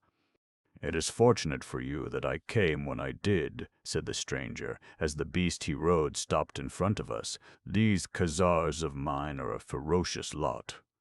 He was eyeing us intently, especially Duare. "Who are you, and where are you from?" he demanded. "We are strangers and we are lost," I replied. "I am from California." I did not wish to tell him that we were from Vipaja until we knew more of him. If he was a Thorist, he was an enemy, and the less he knew about us the better, especially that we were from the country of Mintep the Jong, than whom the Thorists have no more bitter enemy. "California," he repeated. "I never heard of such a country. Where is it?" "In North America," I replied, but he only shook his head. "And who are you?" I asked. "And what country is this?" "This is Nobo, but that of course you already know. This part of it is known as Morov. I am Skor, the Jong of Morov, but you have not told me your names." "This is Duare," I replied, "and I am Carson." I did not give my surname as they are seldom used on Venus. "And where were you going?" "We were trying to find our way to the sea." "From where did you come?" "Recently we were in Captor," I explained. I saw his eyes narrow ominously. "So you are Thorists," he snapped. "No," I assured him, "we are not. We were prisoners of the Thorists." I hoped that my guess had been a good one and that he was not kindly disposed toward the Thorists. The slender thread upon which I hung my hopes was no more substantial than the frown that had clouded his brow at my admission that we had just come from Captor. To my relief, his expression changed. "I am glad that you are not Thorists, otherwise I would not help you. I have no use for the breed." "You will help us, then?" I asked. "With pleasure," he replied. He was looking at Duare as he spoke, and I did not exactly relish the tone of his voice nor the expression on his face. The Khazars were circling around us, cackling and whistling. When one of them approached us too close, Skor would flick it with the lash of a long whip he carried, and the creature would retreat, screaming and cackling the louder. "Come," he said presently. "I will take you to my house, then we may discuss plans for the future. The woman may ride behind me on my Zorat." "I prefer to walk," said Duare. "I am accustomed to it now." Skor's eyes narrowed a bit. He started to speak, and then he checked himself. Finally he shrugged. "As you will," he said, and turned the head of his mount back in the direction from which he had come. The creature he rode, which he called a Zorat, was unlike any beast that I had ever seen before. It was about the size of a small horse. Its long, slender legs suggested great speed. Its feet were round and nailless and heavily calloused on the bottoms. Its almost vertical pasterns suggested that it might be a hard-gaited beast, but this was not so. Later I learned that almost horizontal femurs and humeri absorbed the jolts and rendered the Zorat an easy-riding saddle animal. Above its withers and just forward of its kidneys were soft pads or miniature humps which formed a perfect saddle with natural pommel and cantle. Its head was short and broad, with two large saucer-like eyes and pendulous ears. Its teeth were those of a grass-eater. Its only means of defense seemed to lie in its fleetness, although, as I afterward had occasion to discover, it could use its jaws and teeth most effectively when its short temper was aroused. We walked beside Skor on the journey toward his house, the grotesque Khazars following docilely behind at the command of their master. The way led toward the great bend of the river that we had sought to avoid by taking a short cut and a forest that lined its banks. The proximity of the Khazars made me nervous, for occasionally one of them would trot close at our heels, and I was fearful that Duare might be injured by one of the fierce beasts before I could prevent it. I asked Score what purpose the creatures served. "I use them for hunting," he replied, "but principally for protection. I have enemies, and then, too, there are many savage beasts roaming at large in Morov. The Khazars are quite fearless and very savage fighters. Their greatest weakness is their predilection for cannibalism. They will abandon a fight to devour one of their own number that has fallen." Shortly after we entered the forest, we came upon a large, gloomy, fortress-like building of stone. It was built upon a low rise of ground at the water's edge, the river lapping the masonry upon that side. A stone wall connecting with the river wall of the building enclosed several acres of clear land in front of the structure. A heavy gate closed the only aperture that was visible in this wall. As we approached, Score shouted, "Open! It is the Jong!" and the gate swung slowly outward. As we entered, several armed men who had been sitting beneath one of the several trees that had been left standing when the ground was cleared arose and stood with bowed heads. They were a hard and also a sad-looking lot. The feature that struck me most forcibly was the strange hue of their skin, a repulsive, unhealthy pallor, a seeming bloodlessness. I caught the eyes of one that chanced to raise his head as we passed, and I shivered. They were glazed, clammy eyes, without light, without fire. I would have thought the fellow stone blind, but for the fact that the instant that my eyes caught his, they dropped swiftly. Another had an ugly open wound across his cheek from temple to chin. It gaped wide, but it did not bleed. Score snapped a brief order, and two of the men herded the pack of cackling Khazars into a strong enclosure built beside the gateway as we proceeded on toward the house. Perhaps I should call it castle. The enclosure across which we passed was barren except for the few trees that had been left standing. It was littered with refuse of all descriptions and was unspeakably disorderly and untidy. Old sandals, rags, broken pottery, and the garbage from the castle kitchens were strewn promiscuously about. The only spot from which any effort had been made to remove the litter was a few hundred square feet of stone flagging before the main entrance to the building. Here Score dismounted as three more men similar to those at the gate came lifelessly from the interior of the building. One of these took Score's mount and led it away. The other stood one on either side of the entrance as we passed in. The doorway was small, the door that closed it thick and heavy. It seemed to be the only opening on the first floor on this side of the castle. Along the second and third floor levels I had seen small windows heavily barred.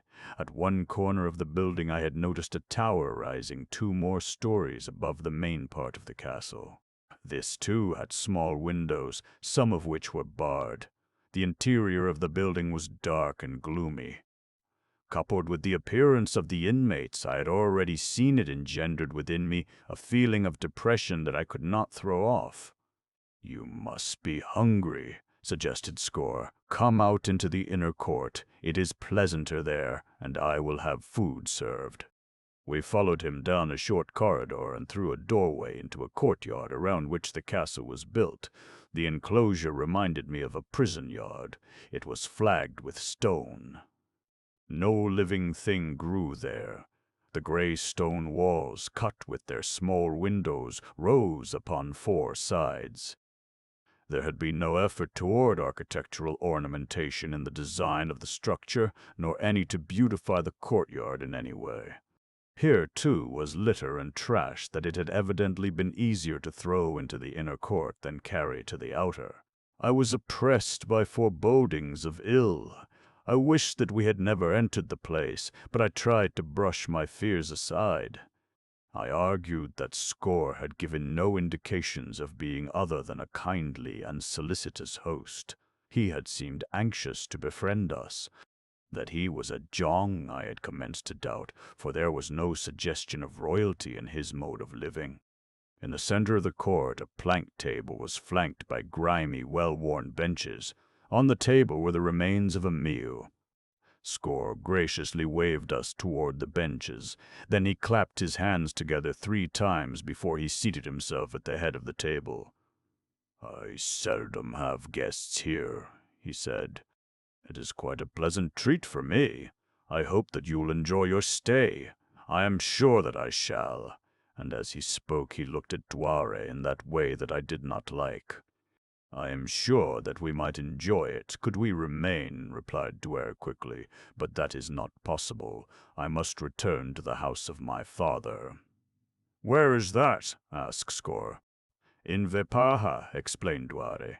"I never heard of that country," said Score. "Where is it?" "You never heard of Vepaha," exclaimed Duare incredulously. "Why, all the present country of Thora was called Vepaja, until the Thorists rose and took it and drove the remnants of the ruling class to the island that is now all that remains of ancient Vepaja."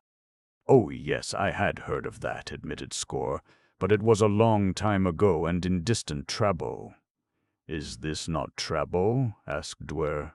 "No," replied Score, "this is Strabo." "But Strabol is the hot country," argued Duare. "No one can live in Strabol. You are in Strabol now. It is hot here during a portion of the year, but not so hot as to be unendurable."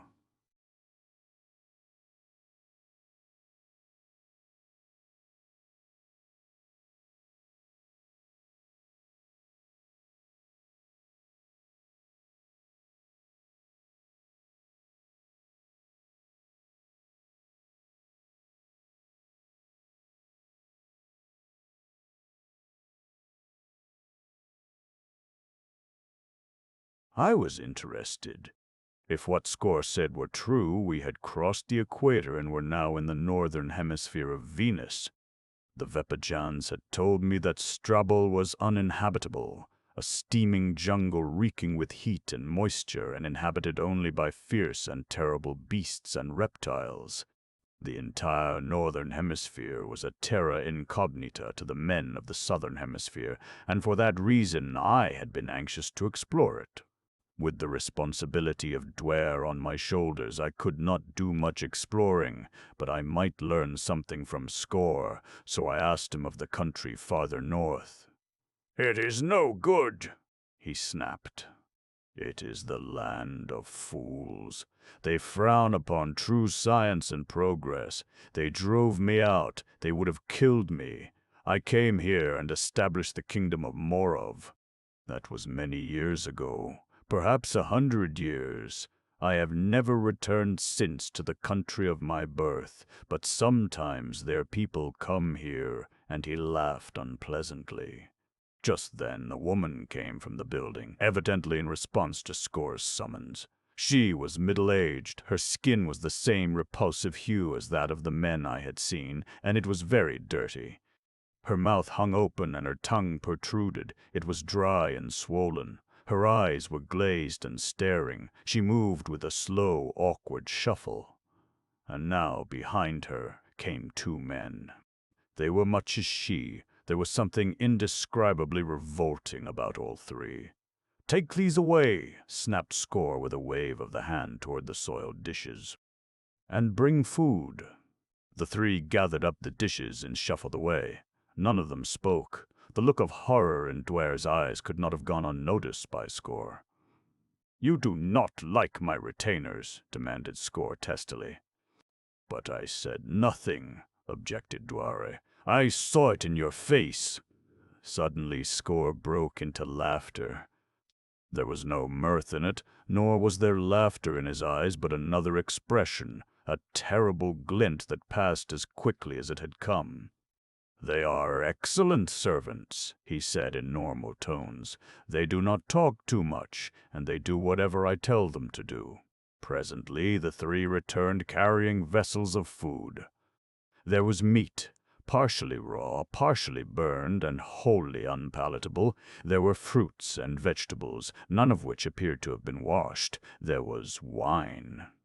It was the only thing there fit for human consumption. The meal was not a success. Duare could not eat. I sipped my wine and watched Score eat ravenously. Darkness was falling as Score arose from the table. "I will show you to your rooms," he said. "You must be tired." His tone and manner were those of the perfect host. "Tomorrow you shall set out again upon your journey." Relieved by this promise, we followed him into the house. It was a dark and gloomy abode, chill and cheerless. We followed him up a stairway to the second floor and into a long, dark corridor. Presently he stopped before a door and threw it open. "May you sleep well," he said to Duare, bowing and motioning her to enter. Silently, Duare crossed the threshold and Score closed the door behind her. Then he conducted me to the end of the corridor, up 2 flights of stairs, and ushered me into a circular room that I guessed was in the tower I had seen when we entered the castle. "I hope you awaken refreshed," he said politely, and withdrew, closing the door behind him. I heard his footsteps descending the stairs until they were lost in the distance. I thought of Duare down there alone in this gloomy and mysterious pile. I had no reason to believe that she was not safe, but nevertheless I was apprehensive. Anyway, I had no intention of leaving her alone. I waited until he had had plenty of time to go to his own quarters wherever they might be. Then I stepped to the door, determined to go to Duare. I laid my hand upon the latch and sought to open it. It was locked from the outside. Quickly I went to the several windows. Each was heavily barred. Faintly from the distant recesses of that forbidding pile I thought I heard a mocking laugh. X. The girl in the tower. The tower room in which I found myself imprisoned was lighted only by the mysterious night glow that relieves the nocturnal darkness of Venus, which would otherwise have been impenetrable. Dimly I saw the furnishings of the room. They were meager. The place had more, the aspect of a prison cell than a guest chamber. I crossed to a chest of drawers and investigated it. It was filled with odds and ends of worn and useless apparel, bits of string, a few lengths of rope which I had an ugly suspicion might once have served as bonds. I paced the floor worrying about Duare. I was helpless. I could do nothing. It would be vain to pound upon the door or call for release. The will that had incarcerated me was supreme here. Only by the voluntary act of that will could I be released. Seating myself on a rude bench before a small table I tried to plan, I sought to discover some loophole for escape. Apparently there was none. I arose and once again examined the window bars and the sturdy door. They were impregnable.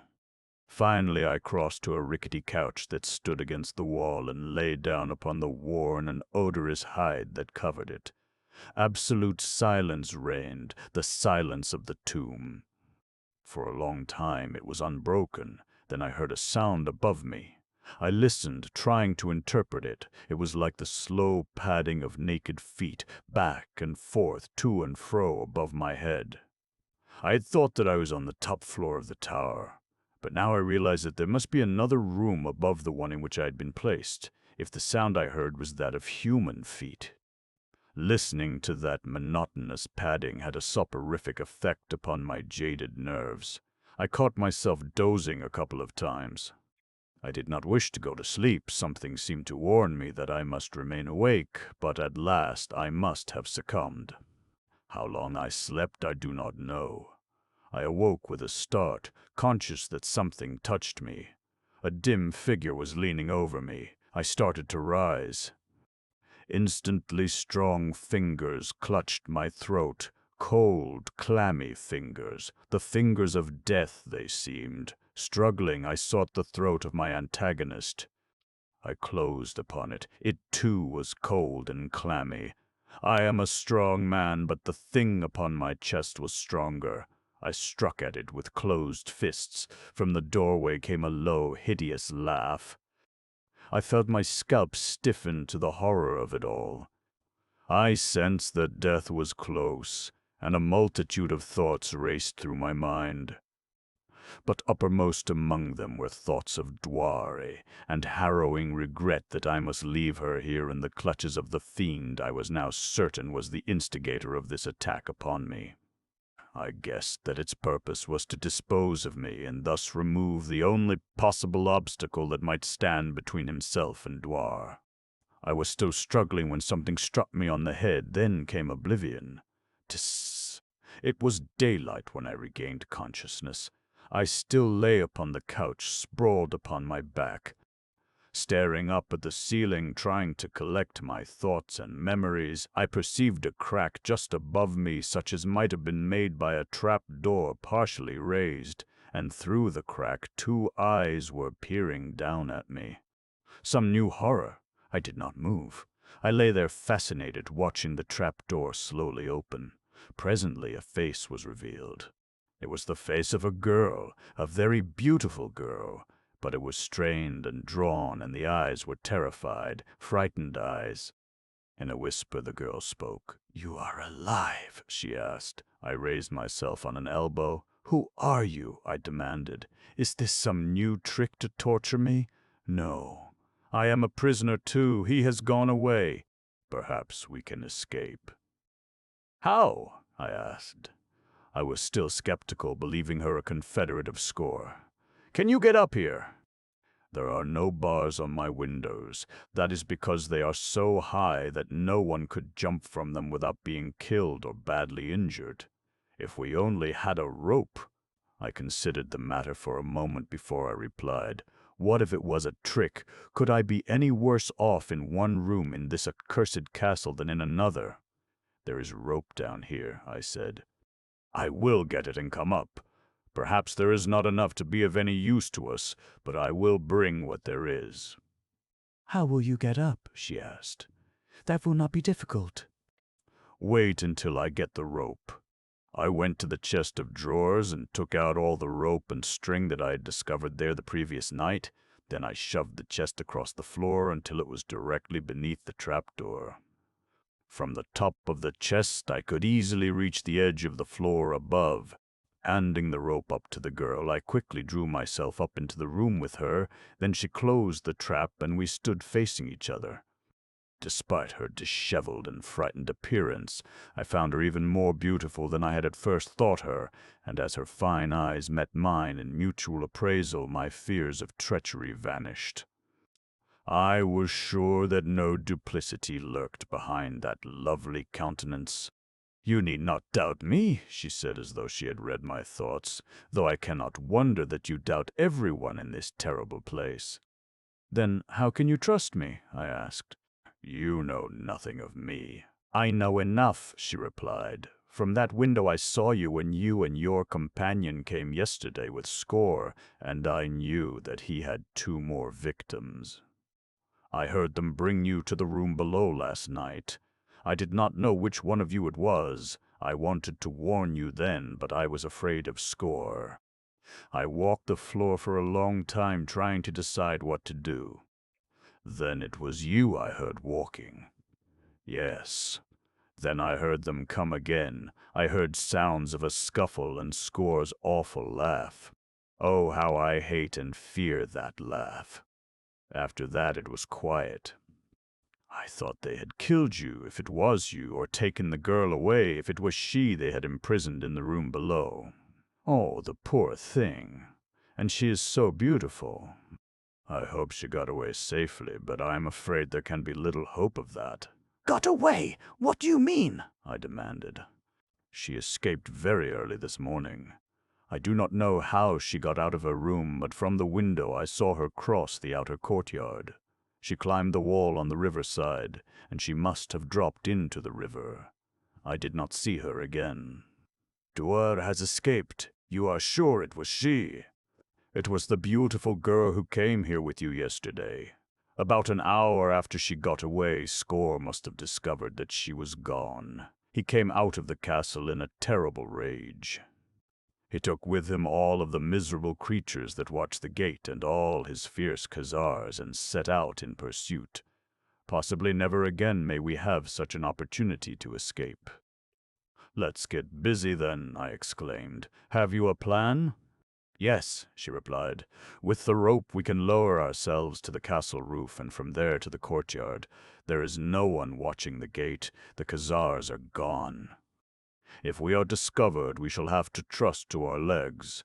But there are only 3 or 4 of Score's retainers left in the castle, and they are not very alert when he is not here.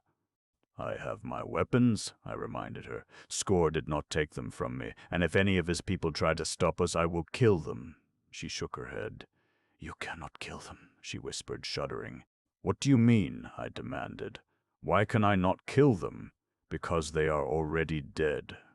I looked at her in astonishment as the meaning of her words slowly filtered to my shocked brain to explain the pitiful creatures that had filled me with such disgust on the previous day.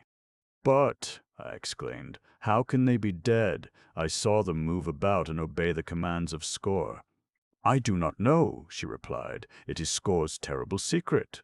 Presently you will be as they, if we do not escape, and the girl who came with you, and I, after a while. He will keep us a little longer in the flesh for the purpose of his experiments.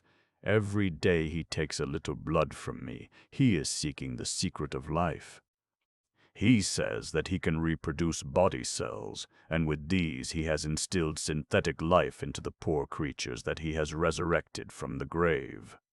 But it is only a parody on life.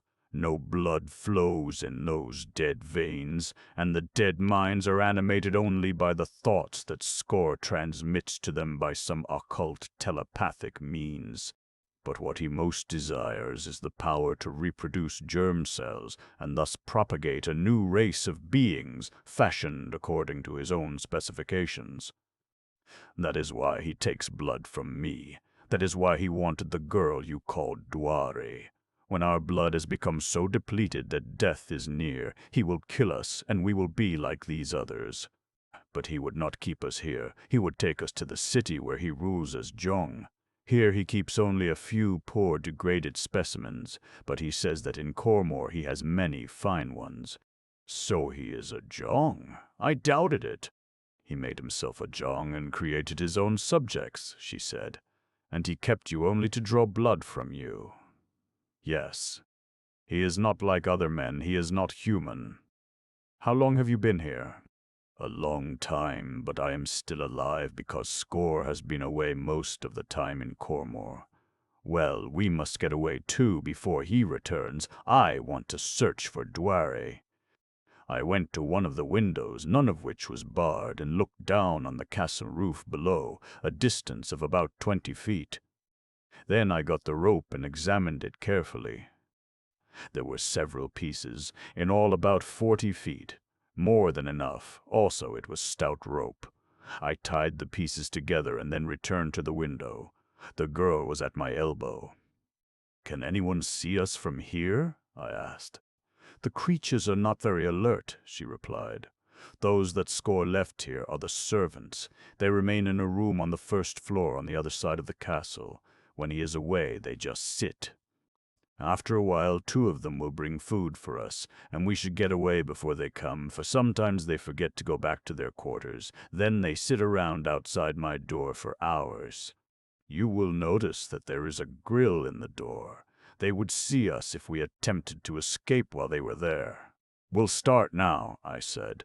Then I made a loop in one end of the rope and passed it around the girl's body so that she could sit in it while I lowered her to the roof. The Sprask. Without an instant's hesitation, she stepped to the sill of the window and lowered herself over the edge until she was seated securely in the loop. Bracing my feet against the wall, I let her down rapidly until I felt the rope go slack in my hands. I then dragged her cot close beneath the window, passed the free end of the rope beneath it and out the window, letting it fall toward the roof below. This gave me 2 strands of rope reaching to the roof, with the middle part of the rope passing around the cot, which was too large to be dragged through the window by my weight as I descended. Grasping both strands firmly in my 2 hands, I slipped through the window and slid quickly to the side of the waiting girl. Then I pulled in rapidly on one end of the rope, dragging the free end around the cot until it fell to the roof. Thus I retrieved the rope for use in descending the remainder of the way to the ground. We crossed the roof quickly to the edge overlooking the outer courtyard into which we expected to descend. There was no one in sight, and I was just about to lower the girl over the edge when a loud shout from behind us startled us both. Turning, we saw 3 of Score's creatures looking at us from an upper window of the castle on the opposite side of the inner court. Almost as we turned, the 3 left the window and we could hear them shouting through the castle. "What shall we do?" cried the girl. "We are lost." "They will come to the roof by the tower door and they will have us trapped." They were not the servants, they were 3 of his armed men. I thought they had all accompanied him, but I was wrong. I said nothing, but I seized her hand and started toward the far end of the castle roof. A sudden hope had flared within me, born of an idea suggested by what the girl had told me of Duare's escape.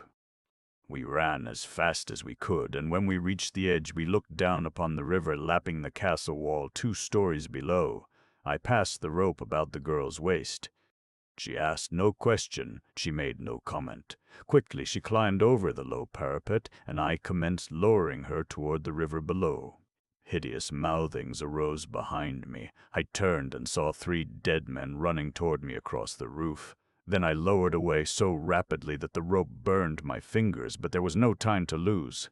I feared that they would be upon me before I could lower the girl to the dubious safety of the swirling waters.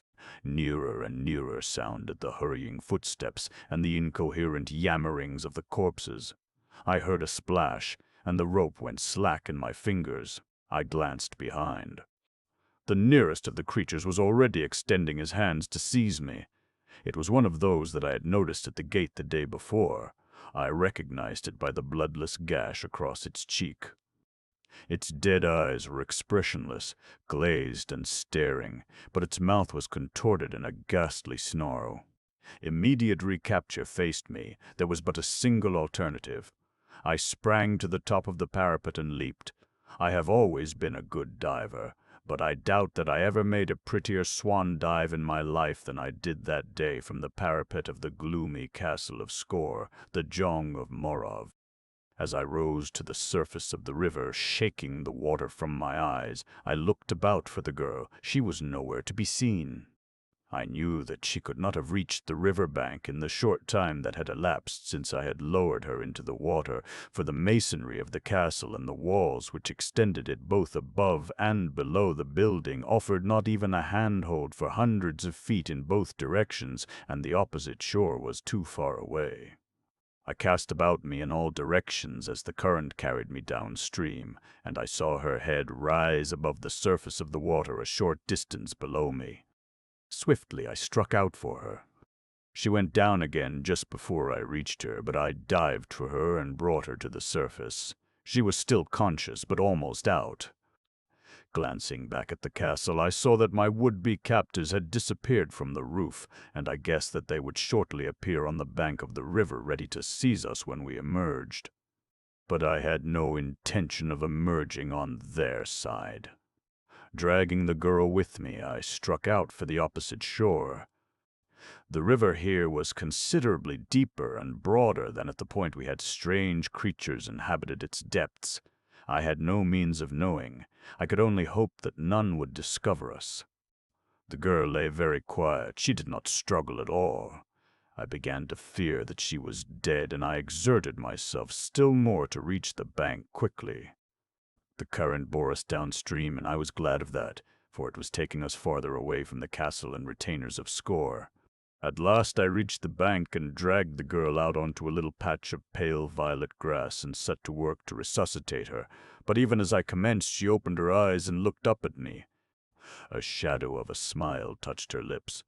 "I shall be all right in a minute," she said weakly. "I was so frightened. Don't you know how to swim?" I asked. She shook her head. "No." "And you let me lower you into the river without telling me." I was amazed by the sheer bravery of her act. "There was nothing else to do," she said simply. "Had I told you, you would not have lowered me, and we both should have been recaptured." "I do not see even now how you got down before they seized you." I dived, I explained. You jumped from the top of that castle? It is incredible. You do not come from a land where there is much water, I commented with a laugh. What makes you think so? If you did, you would have seen enough diving to know that mine was nothing extraordinary. My country is in a mountainous district, she admitted, where the streams are torrents and there is little swimming. And where is that? I asked. Oh, it is very far, she replied. I do not even know where.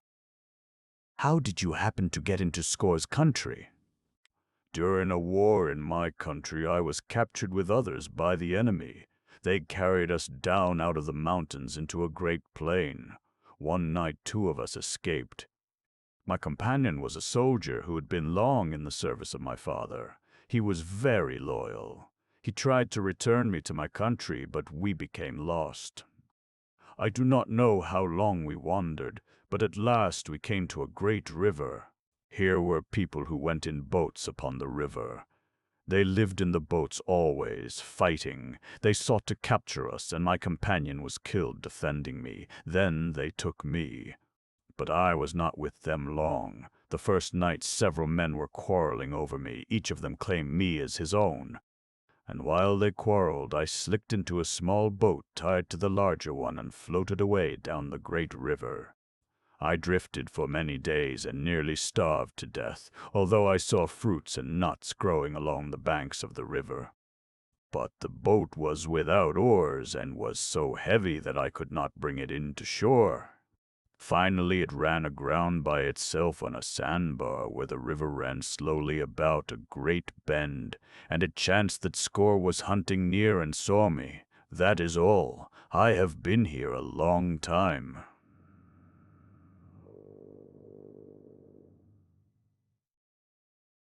"11.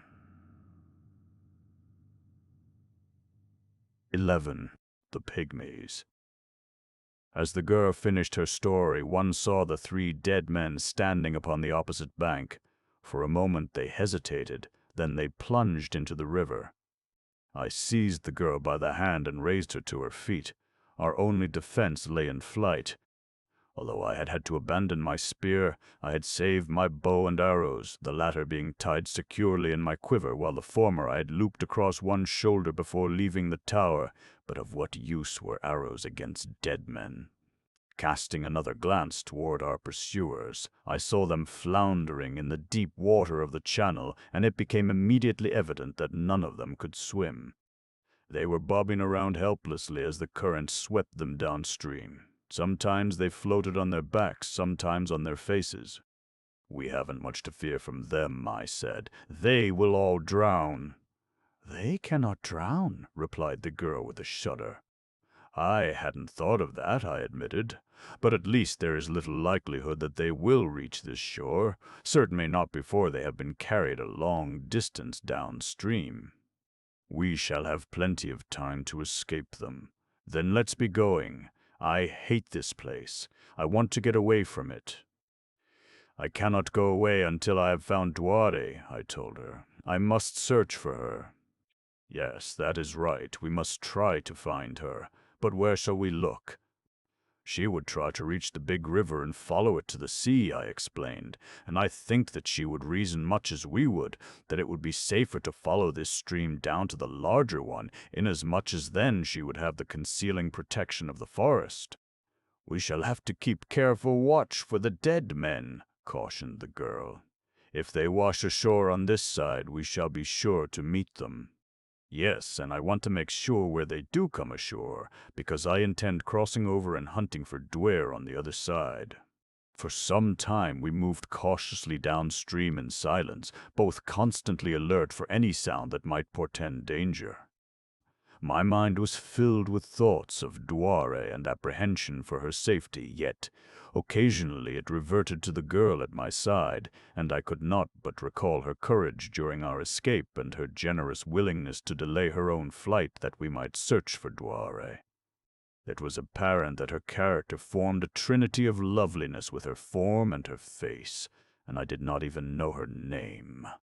That fact struck me as being as remarkable as that I had only known her for an hour. So intimate are the bonds of mutual adversity and danger that it seemed I had known her always, that that hour was indeed an eternity. "Do you realize," I asked, turning toward her, "that neither of us knows the other's name?" And then I told her mine. "Carson Napier," she repeated. "That is a strange name. And what is yours?" "Nalte Vujan Kumbaltu," she replied, which means Nalte, the daughter of Baltu. "The people call me Vujan, but my friends call me Nalte." "And what am I to call you?" I asked. She looked at me in surprise. "Why, Nalte, of course. I am honored by being included among your friends. But are you not my best, my only friend now in all Amtor?" I had to admit that her reasoning was sound, since as far as all the rest of Amtor was concerned, we were the only two people on that cloud-girt planet, and we were certainly not enemies.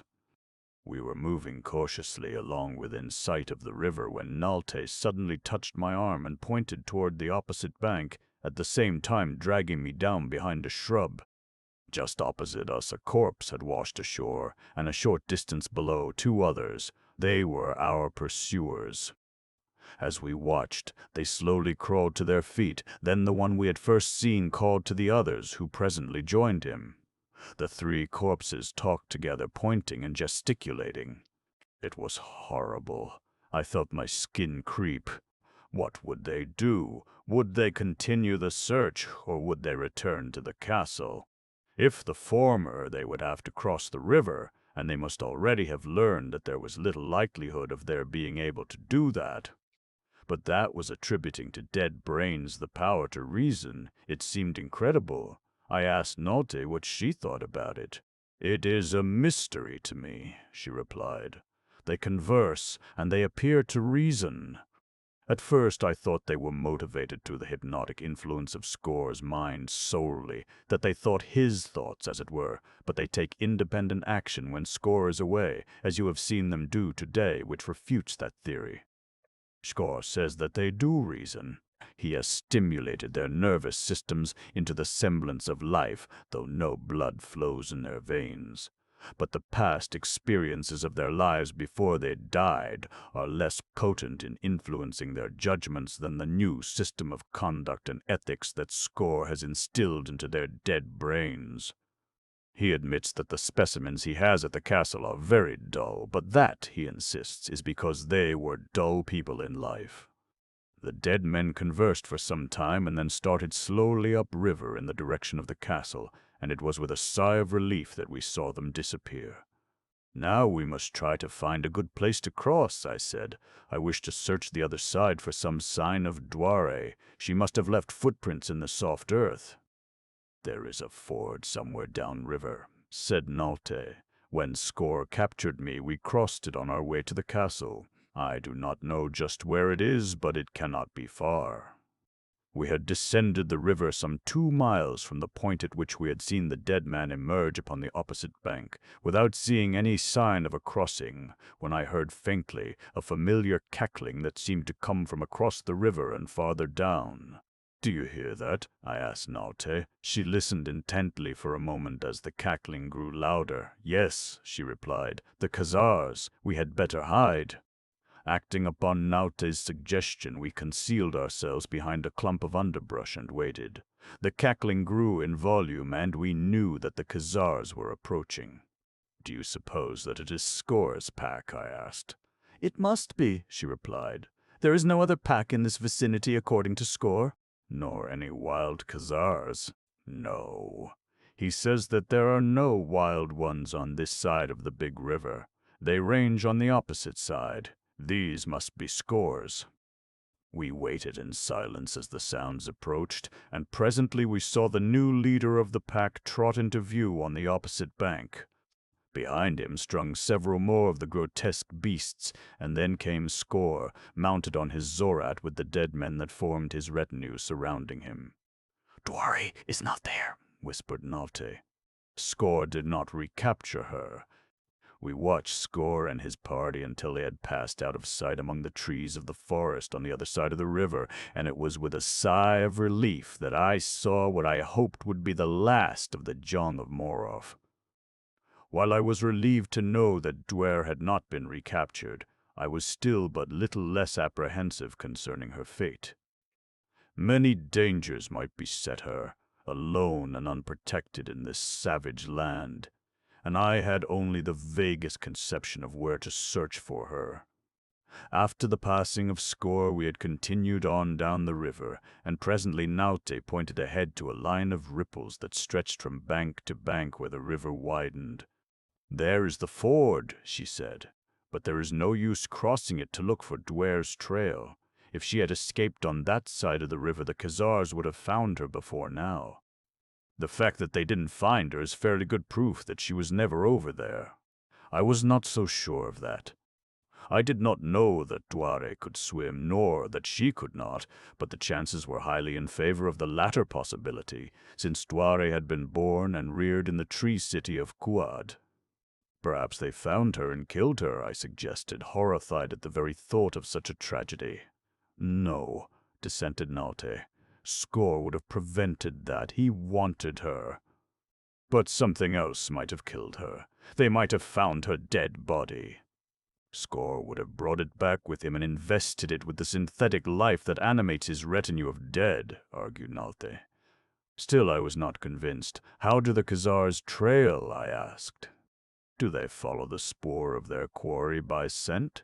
Nalte shook her head. "Their sense of smell is extremely poor, but their vision is acute. In trailing they depend wholly upon their eyes." "Then it is possible that they might not have crossed Duare's trail at all, and so missed her." "Possible, but not probable," replied Naute. "What is more probable is that she was killed and devoured by some beast before Score was able to recapture her." That explanation had already occurred to me, but I did not wish to even think about it. "Nevertheless," I said, "we might as well cross over to the other bank. If we are going to follow the big river downstream, we shall have to cross this affluent sooner or later, and we may not find another ford as it grows broader and deeper toward its mouth." The ford was broad and well marked by ripples, so we had no difficulty in following it toward the opposite bank. However, we were compelled to keep our eyes on the water most of the time, as the ford took two curves that formed a flattened S, and it would have been quite easy to have stepped off into deep water and been swept downstream had we not been careful. The result of our constant watchfulness approached disaster as we neared the left bank of the stream. The merest chance caused me to look up. I was slightly in advance of Nalte as we walked hand in hand for greater safety. I stopped so suddenly at what I saw that the girl bumped into me. Then she looked up, and a little involuntary cry of alarm burst from her lips. "What are they?" she asked. "I don't know," I replied. "Don't you?" "No, I never saw such creatures before." At the edge of the water, awaiting us, were half a dozen man-like creatures, while others like them were coming from the forest, dropping from the trees to shuffle awkwardly toward the ford. They were about 3 feet tall, and entirely covered with long hair. At first I thought that they were monkeys, although they bore a startling resemblance to human beings.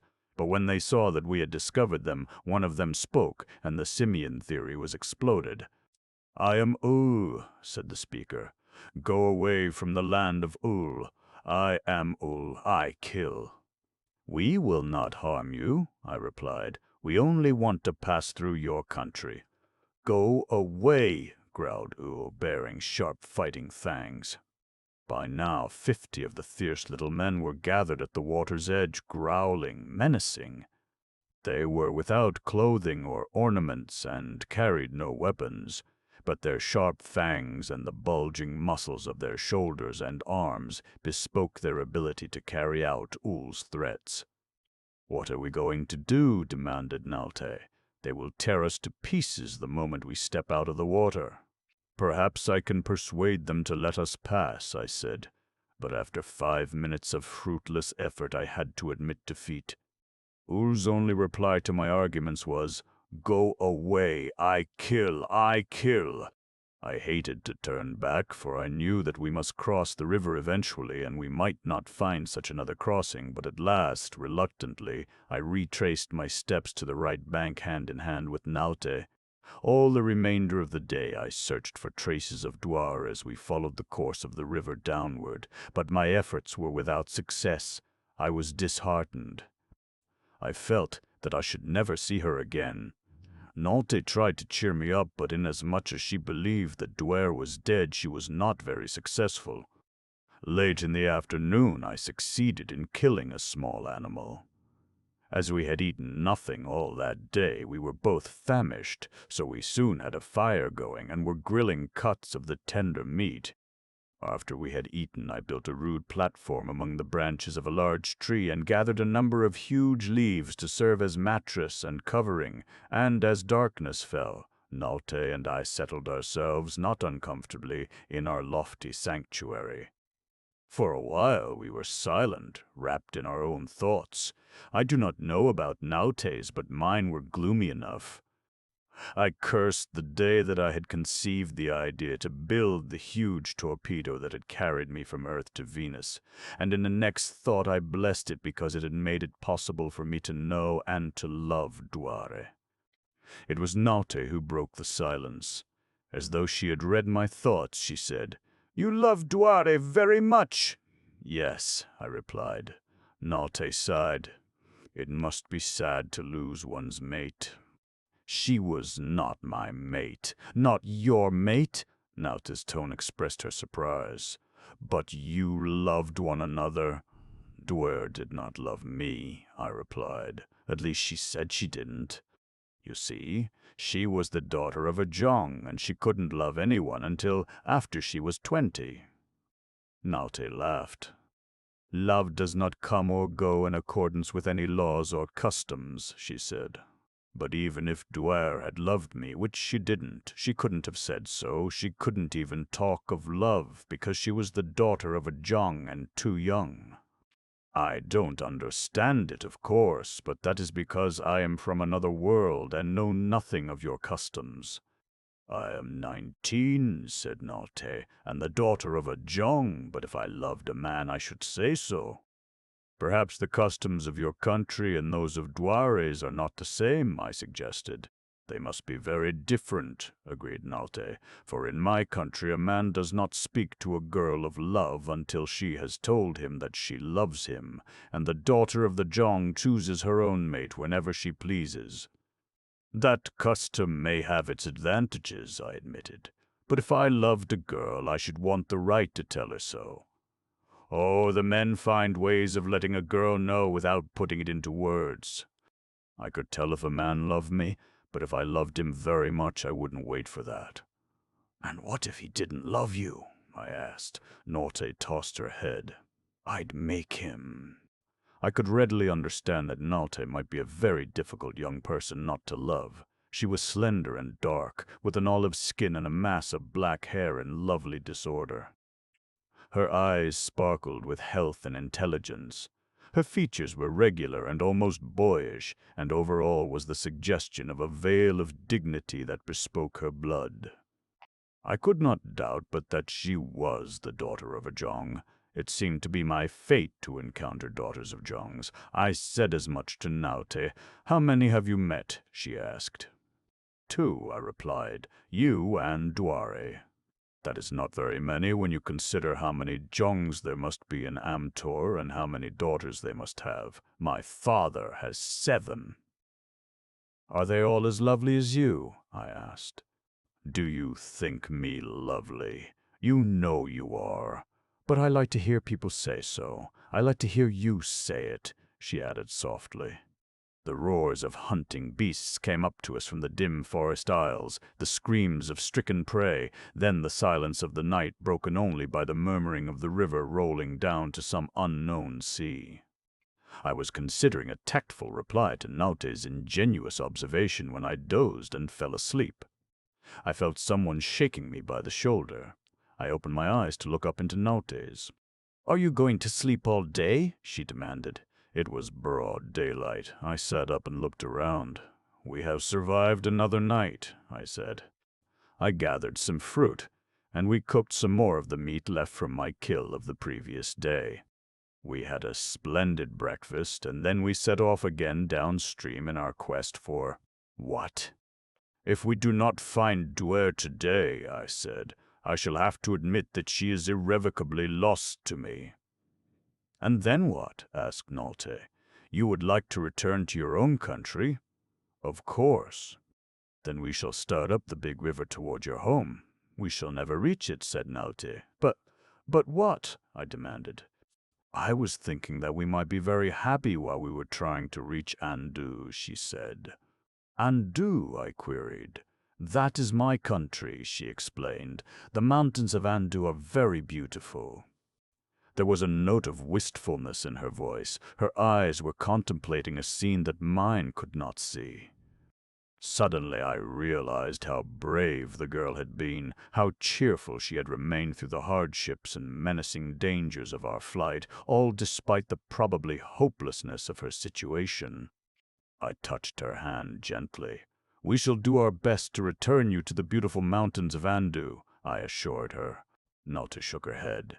I shall never see them again, Carson. A great company of warriors might not survive the dangers that lie between here and Andu, 1,000 cubs of fierce and hostile country.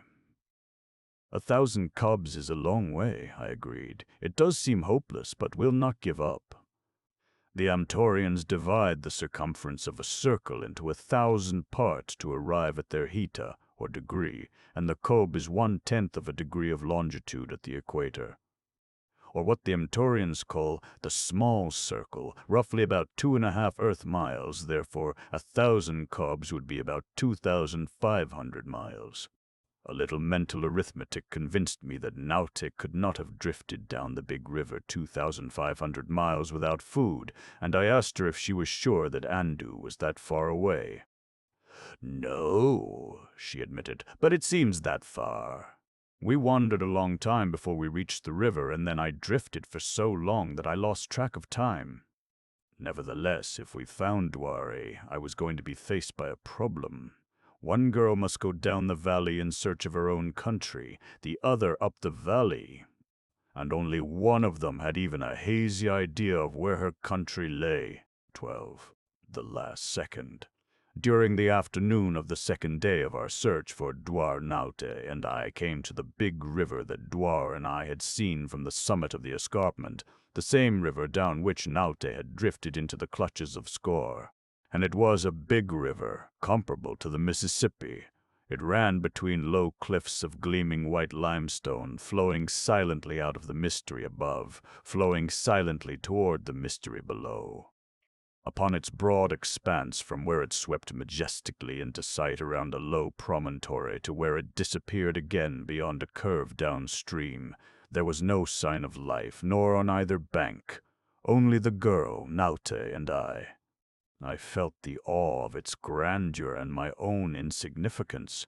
I had no words to express my thoughts, and I was glad that Nolte stood in silence that was almost reverential as we viewed the majesty and the desolation of the scene. Presently the girl sighed. It awoke me to the need of the moment. I could not stand mooning there in the face of the immediate necessity that confronted us. Well, I said, this is not crossing the river. I referred to the affluent that we had followed down from the castle of Score.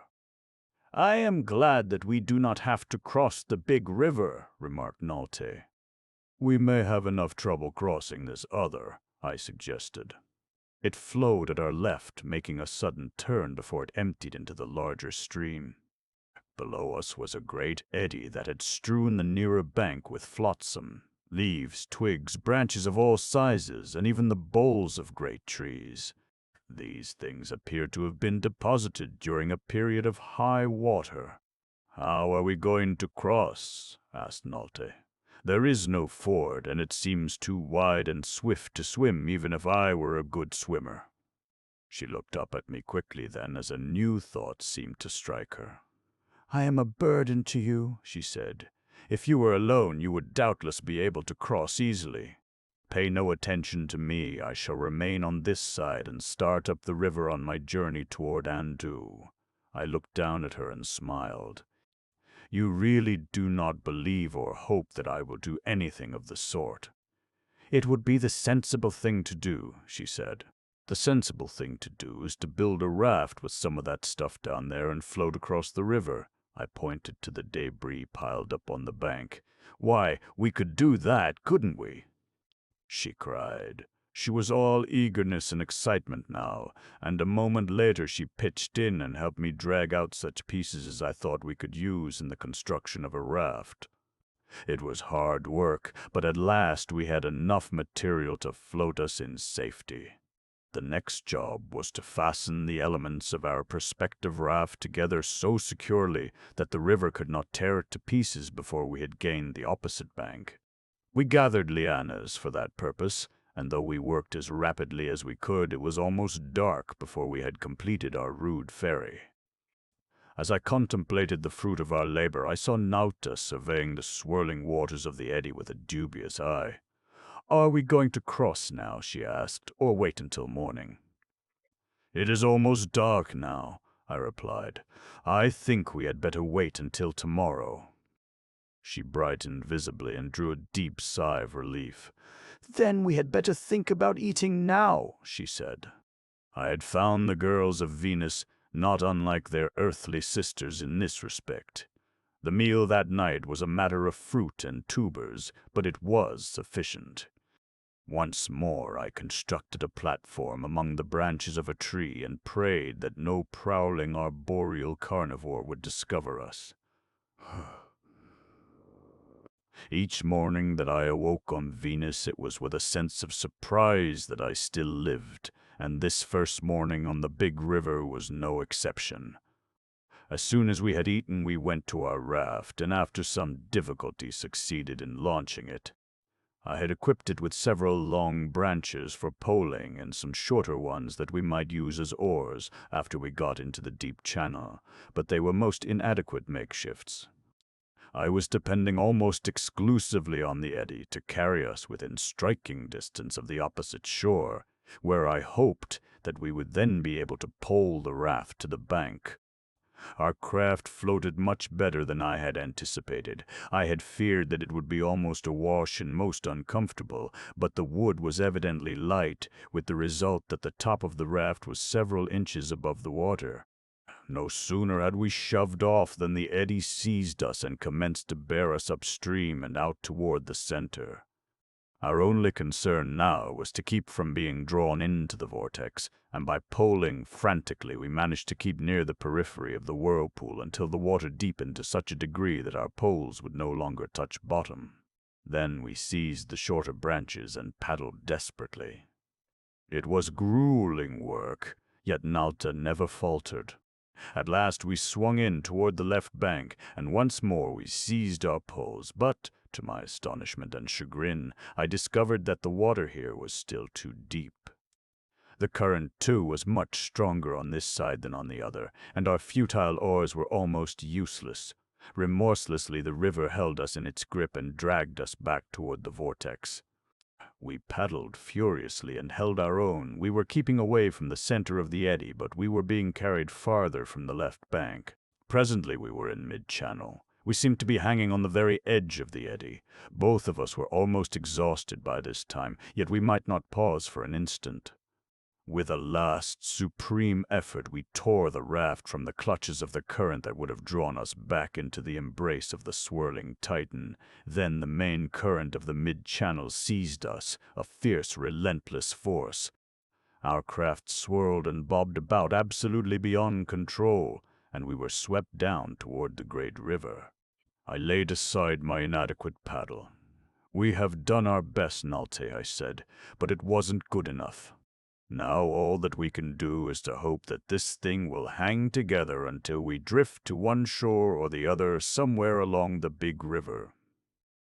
"It will have to be soon," said Naute. "Why?" I asked.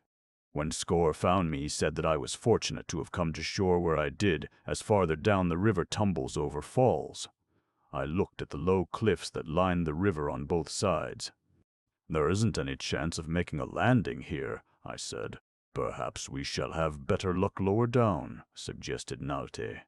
Down we drifted with the current, sometimes borne close to one shore, sometimes close to the other as the channel meandered from bank to bank, or again we rode far out on the center of the flood. Sometimes we saw little breaks in the cliffs where we might have made a landing, but we always saw them too late and were carried past before we could maneuver our clumsy craft within reach.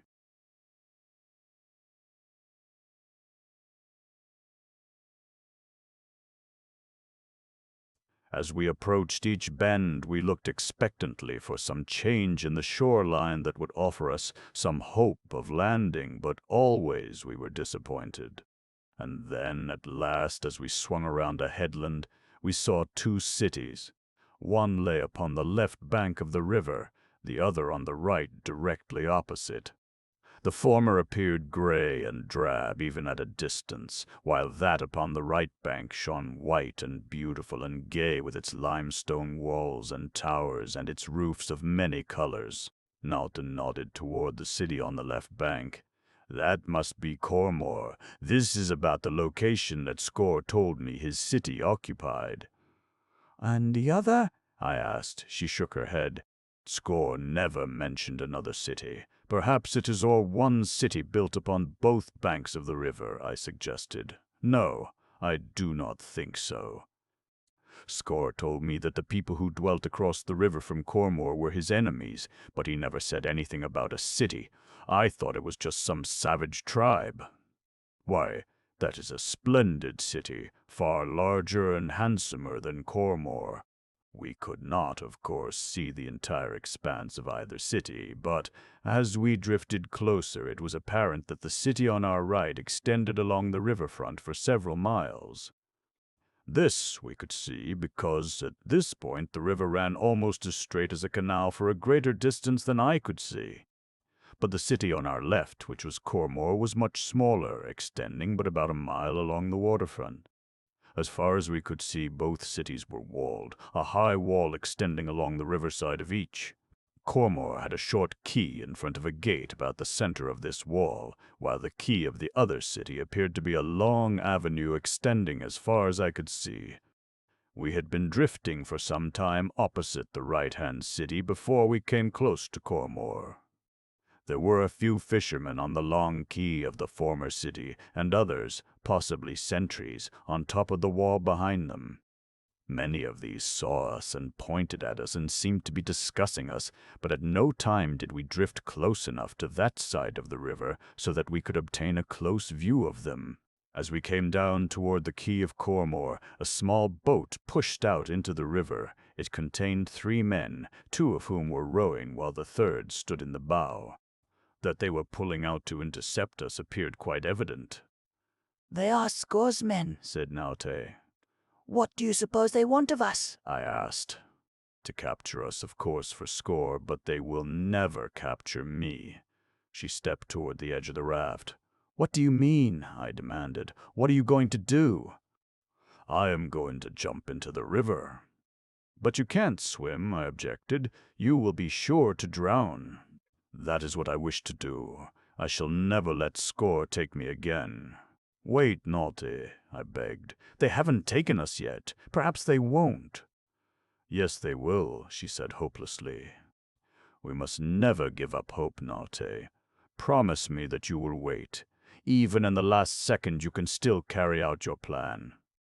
I will wait, she promised, but in the last second you had better follow my example and join me in death rather than fall into the hands of Score and become one of those hopeless creatures that you saw at his castle, for then you will be denied even the final escape of death. The boat was now approaching closer, and I hailed its occupants. What do you want of us? I demanded. You must come ashore with us, said the man in the bow. I was close enough now so that I could get a good look at the fellow. I had thought at first that there were some more of Score's living dead, but now I saw that this fellow's cheeks had the hue of health and blood. We will not come with you, I called back to him. Leave us alone, we are not harming you. Let us go our way in peace. You will come ashore with us, said the man, as his boat drew closer. "Keep away, or I'll kill you," I cried, fitting an arrow to my bow.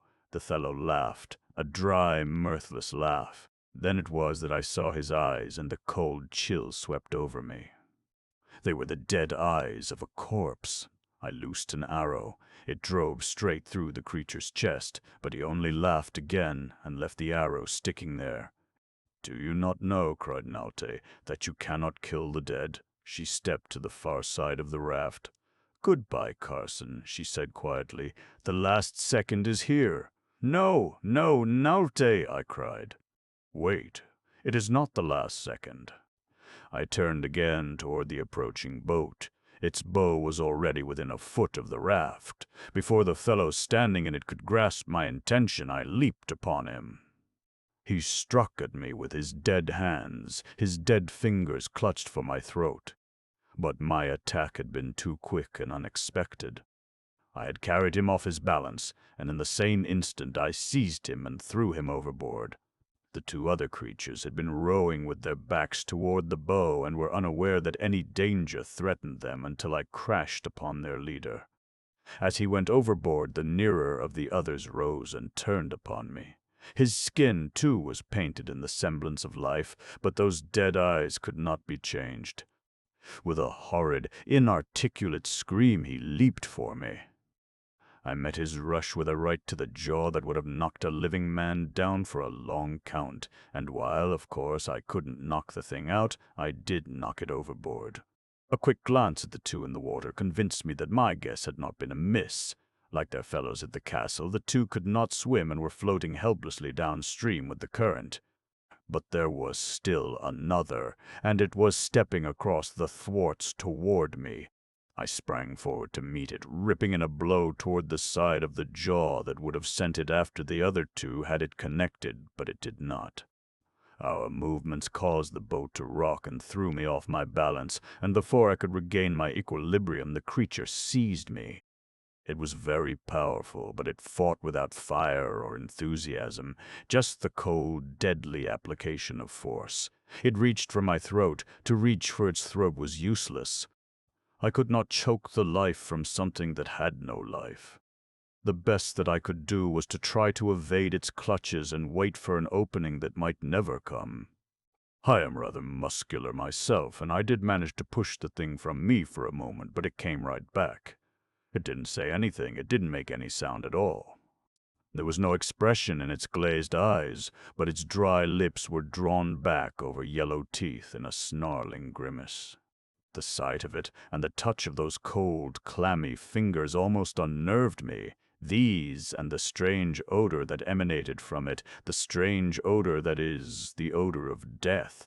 As it came toward me the second time, it came with lowered head and outstretched arms. I leaped for it and locked my right arm about its head from above. The back of its neck was snug against my armpit as I seized my own right wrist with my left hand and locked my hold tighter.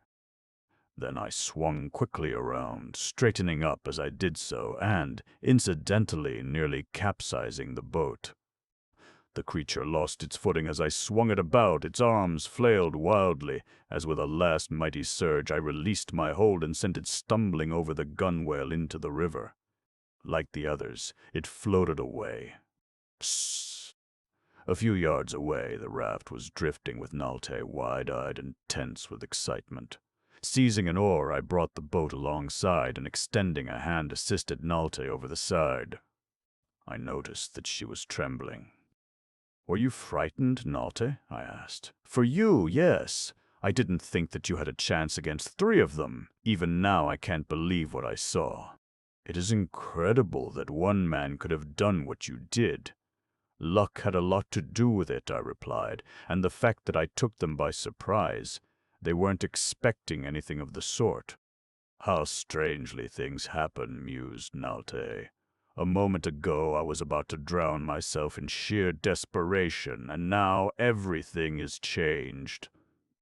The danger is over, and instead of an inadequate raft we have a comfortable boat, which proves that one should never give up hope.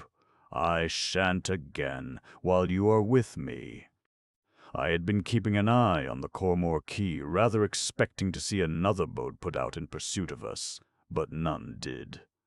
The fishermen and the sentries on the waterfront of the other city had all stopped what they were doing and were watching us. "Shall we row over there and see if they will take us in?" I asked. "I am afraid," replied Nalte. "We have a saying in Andu that the farther strangers are away, the better friends they are." "You think that they would harm us?" I asked. Nalte shrugged. "I do not know, but the chances are that they would kill you and keep me." "Then we won't take the chance, but I would like to remain near here for a while and search for Duare." "You can't land on the left bank until we are out of sight of Cormor," said Nalte, "or they would be after us in no time. And if we land in sight of this other city, these people would take after us, if what you fear be true." "Let's go downstream until we are out of sight of both cities," suggested the girl, "and then wait until night before coming back near Cormor to search, for that is where you will have to search for Duare." Following Nalte's suggestion, we drifted slowly downstream. We soon passed Cormor, but the white city on the right bank extended on for a couple of miles farther. I should say that its full length along the riverfront was fully 5 miles, and along all that length was the broad quay backed by a gleaming white wall pierced by an occasional gate. I counted 6 or 7 along the full length of the waterfront. Just below the city, the river turned to the right, and almost immediately the cliffs shut off our view of both cities. Simultaneously, the aspect of the country changed. The limestone cliffs ended abruptly, the river running between low banks. Here it spread out to considerable width, but farther ahead I could see where it narrowed again and entered a gorge between cliffs much higher than any that we had passed. They were wooded cliffs, and even from a distance I could see that they were not of the white limestone that formed those with which we had now become familiar. There came to my ears faintly an insistent sound that was at first little more than a murmur, but as we drifted down the river it seemed to grow constantly in volume. "Do you hear what I hear?" I demanded, or am I the victim of head noises? That distant roaring. "Yes, it has become a roar now. What do you suppose it can be?" "It must be the falls that Score told me of," said Nalte. "By Jove, that's just what it is," I exclaimed. "And the best thing that we can do is to get to shore while we can." The current had carried us closer to the right bank at this point, and just ahead of us I saw a small stream emptying into the river. There was an open forest on the farther side of the stream and scattered trees on the nearer. It appeared an ideal location for a camp. We made the shore easily, for the current here was not swift. I ran the boat into the mouth of the small stream, but there was not water enough to float it. However, I managed to drag it up far enough to tie it to an overhanging limb of a tree where it was out of sight of any possible pursuers from Cormor who might come down the river in search of Nalte and myself. "Now," I said, "the thing that interests me most at present is securing food." "That is something that always interests me," admitted Nalte with a laugh. "Where are you going to hunt?" "That forest on the other side of this little stream looks as though it should be filled with game." She was facing the forest as she spoke, while my back was toward it. Suddenly the expression on her face changed, and she seized my arm with a little cry of alarm. "Look, Carson, what is that?" 13. To live or die. As I turned at Nalte's warning cry, I thought that I saw something dodge behind low bushes on the opposite bank.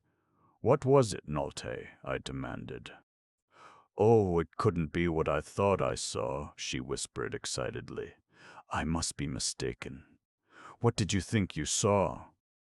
"There's another there! Look!" she cried. And then I saw it. It stepped from behind the bole of a large tree and stood eyeing us, its fangs bared in a snarl. It was a man that went on 4 feet like a beast. Its hind legs were short, and it walked on its hind toes, the heels corresponding to the hocks of animals. Its hands were more human, and it walked flat on the palms of them in front. Its nose was flat, its mouth broad, and its heavy undershot jaws were armed with powerful teeth. Its eyes were small and close-set and extremely savage. Its skin was white and almost hairless except upon its head and jowls. Another one appeared suddenly beside it. "You don't know what they are?" I asked Nalte. "We have heard of them in Andu, but no one ever believed that they existed. They are called Zangans. If the stories I have heard are true, they are terribly ferocious. They hunt in packs and devour men as well as beasts." Zangan means beast man, and no better word could have been coined to describe the creature that faced us across that little stream in Far Noble. And now others came slinking into view from the shelter of bushes and from behind the boles of trees. "I think we had better hunt elsewhere," I said in a weak effort to be jocose. "Let's take to the boat again," suggested Naute. We had already walked a little distance from the spot where I had moored our craft, and as we turned to retrace our steps, I saw several of the Zangans enter the water on the opposite side and approach the boat. They were much closer to it than we, and long before I could untie it and drag it into deeper water, they could be upon us. "It is too late," cried Nalte. "Let's fall back slowly to that little rise of ground behind us," I said. "Perhaps I can hold them off there." We retreated slowly, watching the Zangans as they crossed the stream toward us. When they came out on shore, they shook themselves as dogs do, and then they came slinking after us again. They reminded me of tigers, human tigers, and their gait was much that of a stalking tiger as they approached with flattened heads and snarling lips. They growled and snapped at one another, revealing a viciousness greater than that of beasts. Momentarily I expected a charge, and I knew that when it came Nalte's troubles and mine would be over forever. We wouldn't have even a fighting chance against that savage pack. There were about 20 of them, mostly males, but there were a couple of females and 2 or 3 half-grown cubs. On the back of one of the females rode a baby, its arms tightly hugging the neck of its mother. Savage as they appeared, they followed us warily as though they were half afraid of us, but their long, easy strides were constantly cutting down the distance between us. When we reached the little mound toward which we had been retreating, they were still 50 yards behind us. As we started to ascend the rise, a large male trotted forward, voicing a low roar.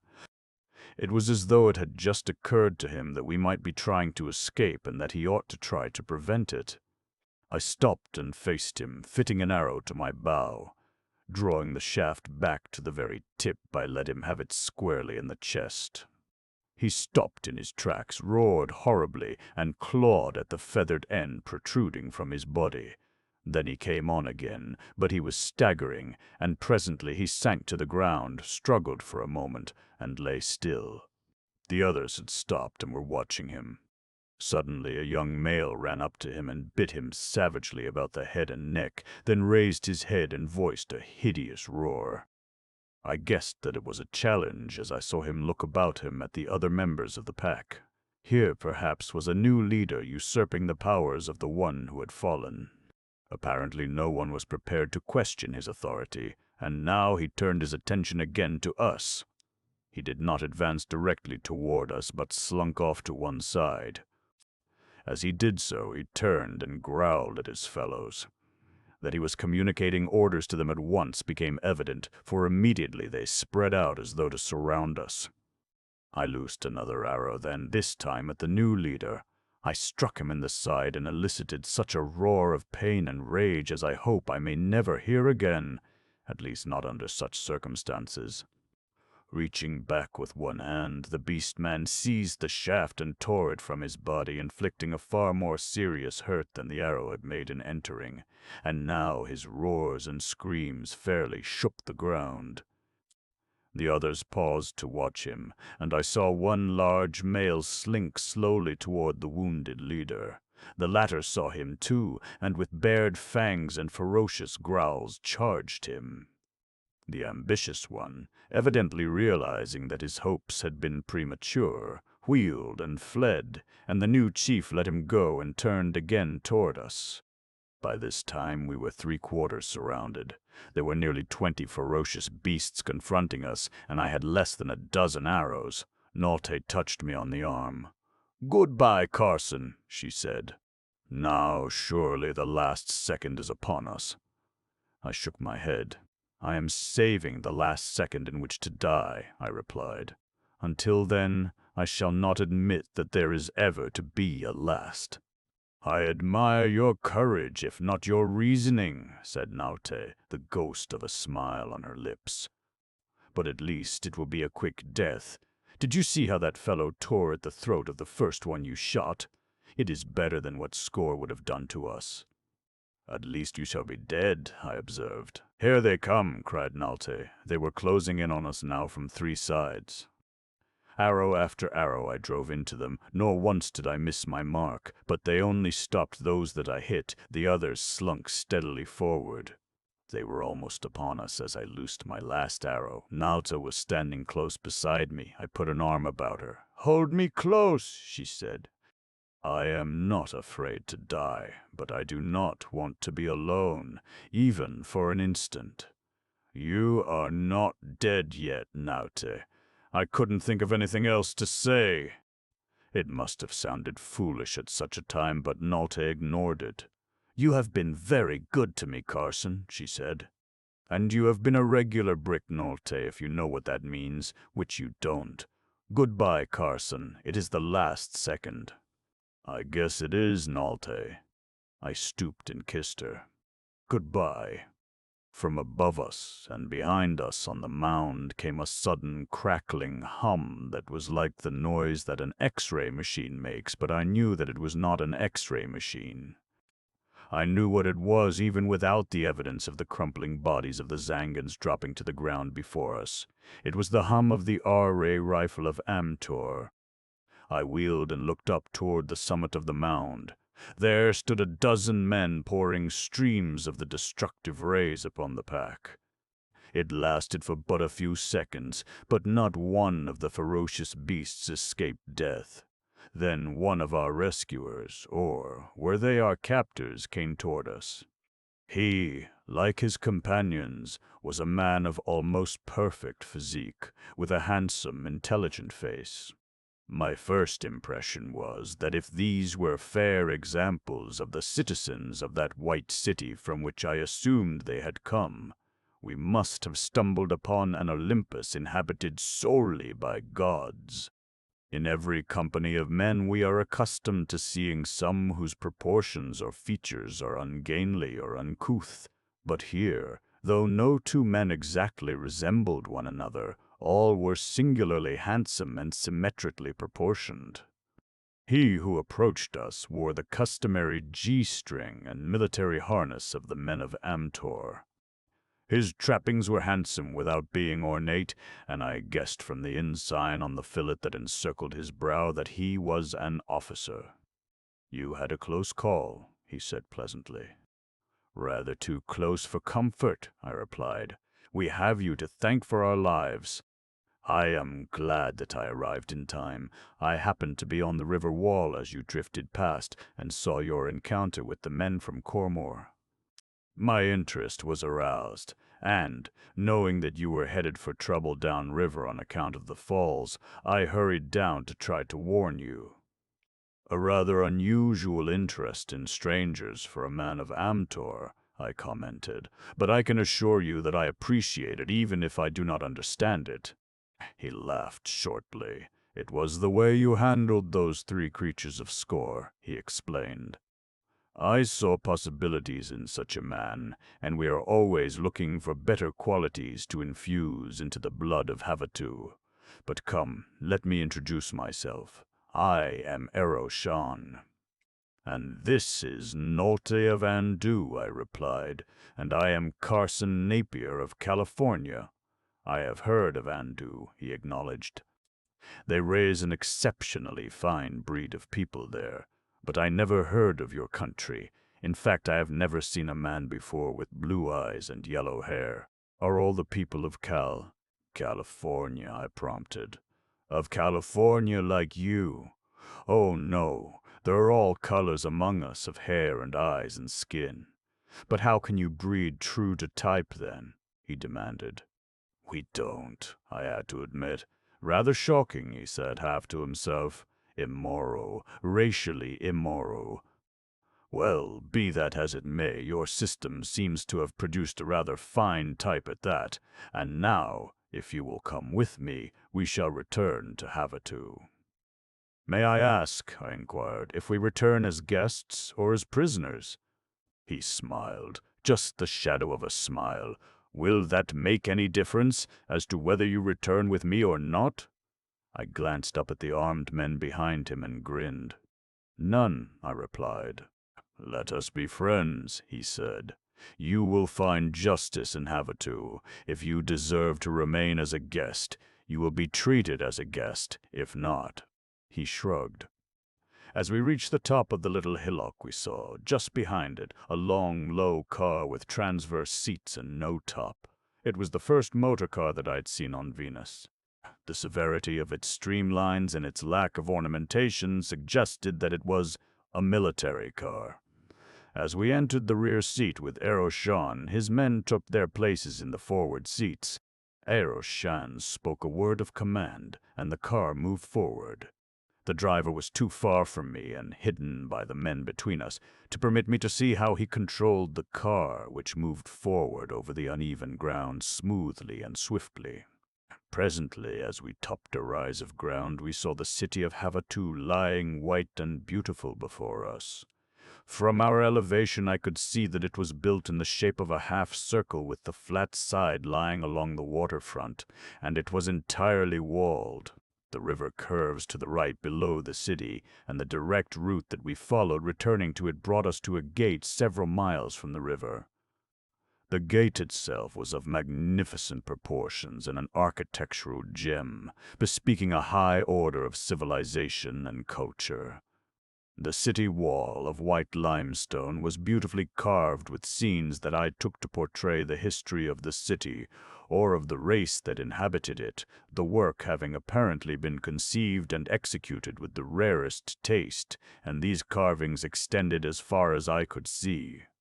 When one considers the fact that the wall on the land side is about 8 miles long and on the river side about 5 miles, and that all of it is elaborately carved, one may understand the vast labor and the time required to complete such an undertaking along both faces of a 20-foot wall.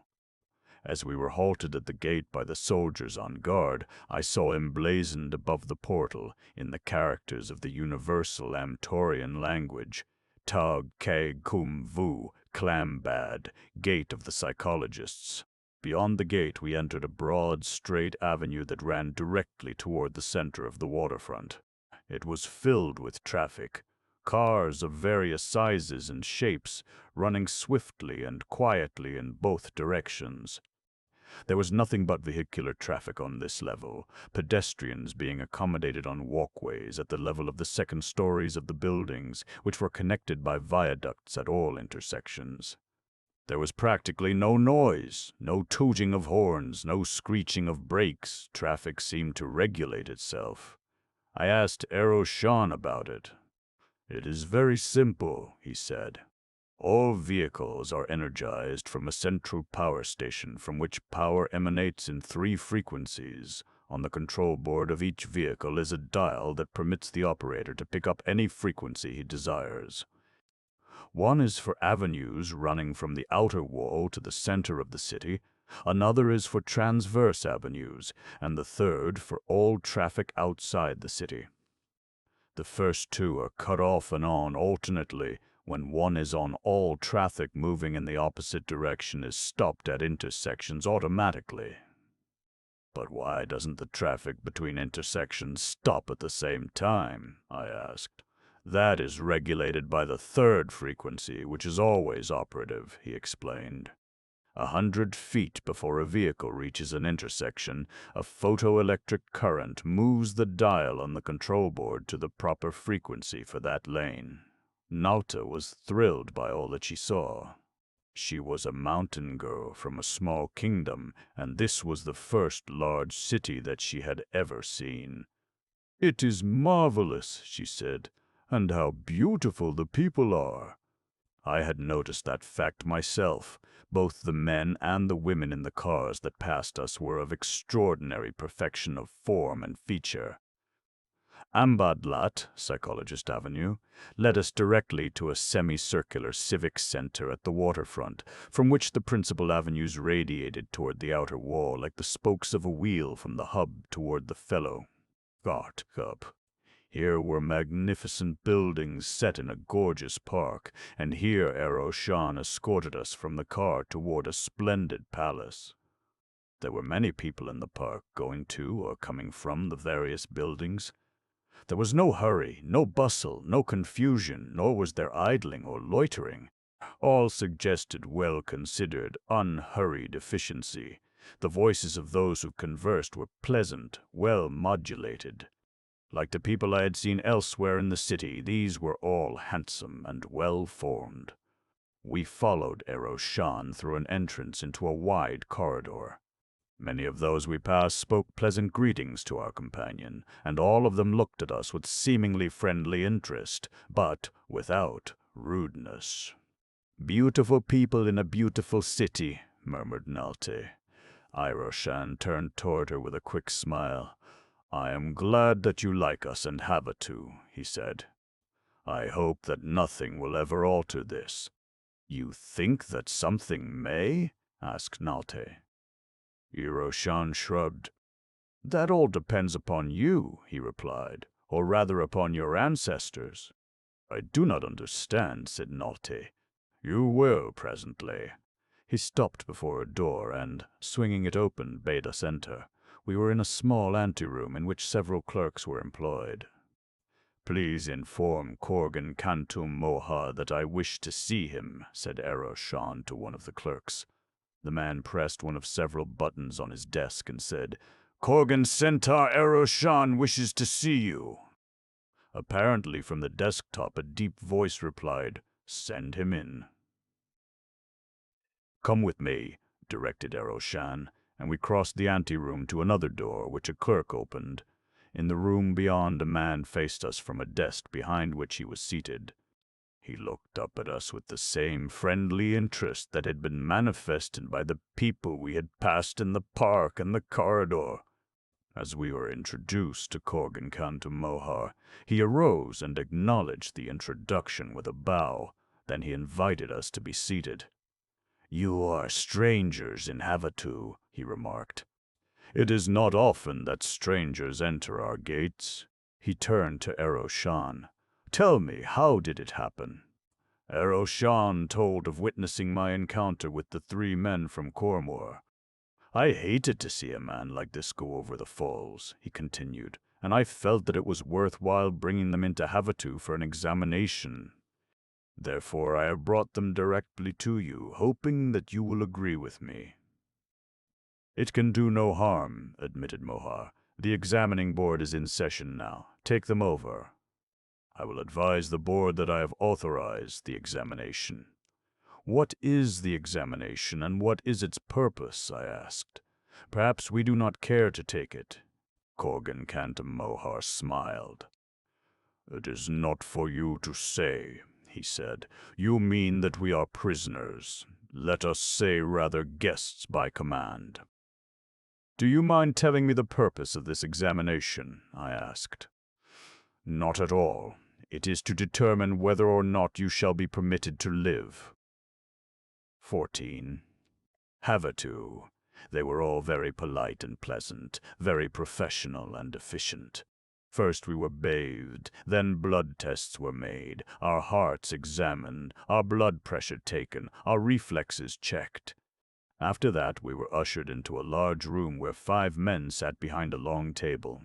Eroshan accompanied us throughout the examination. Like the others, he was always pleasant and friendly. He encouraged us to hope that we would pass the examination successfully. Even yet I did not understand what it was all about. I asked Eroshan. "Your companion remarked upon the beauty of Havatu and its people," he replied. "This examination is the explanation of that beauty, and of many other things here which you do not yet know of." The 5 men seated behind the long table were quite as pleasant as any of the others we had met. They questioned us rapidly for fully an hour and then dismissed us. From the questions propounded, I judged that one of them was a biologist, another a psychologist, one a chemist, the fourth a physicist, and the fifth a soldier. "Korgan Centaur Iroshan," said he who appeared to be the head of the examining board. "You will take custody of the man until the result of the examination is announced. Haraz will take charge of the girl." He indicated a woman who had entered the room with us and had been standing beside Nalte. The latter pressed closer to me. "Oh, Carson." "They are going to separate us," she whispered. I turned toward Iroshan to expostulate, but he motioned me to be silent. "You will have to obey," he said, "but I think you have no reason to worry." Then Nalte was led away by Hara S., and Iroshan took me with him. A car was waiting for Iroshan, and in it we were driven into a district of beautiful homes.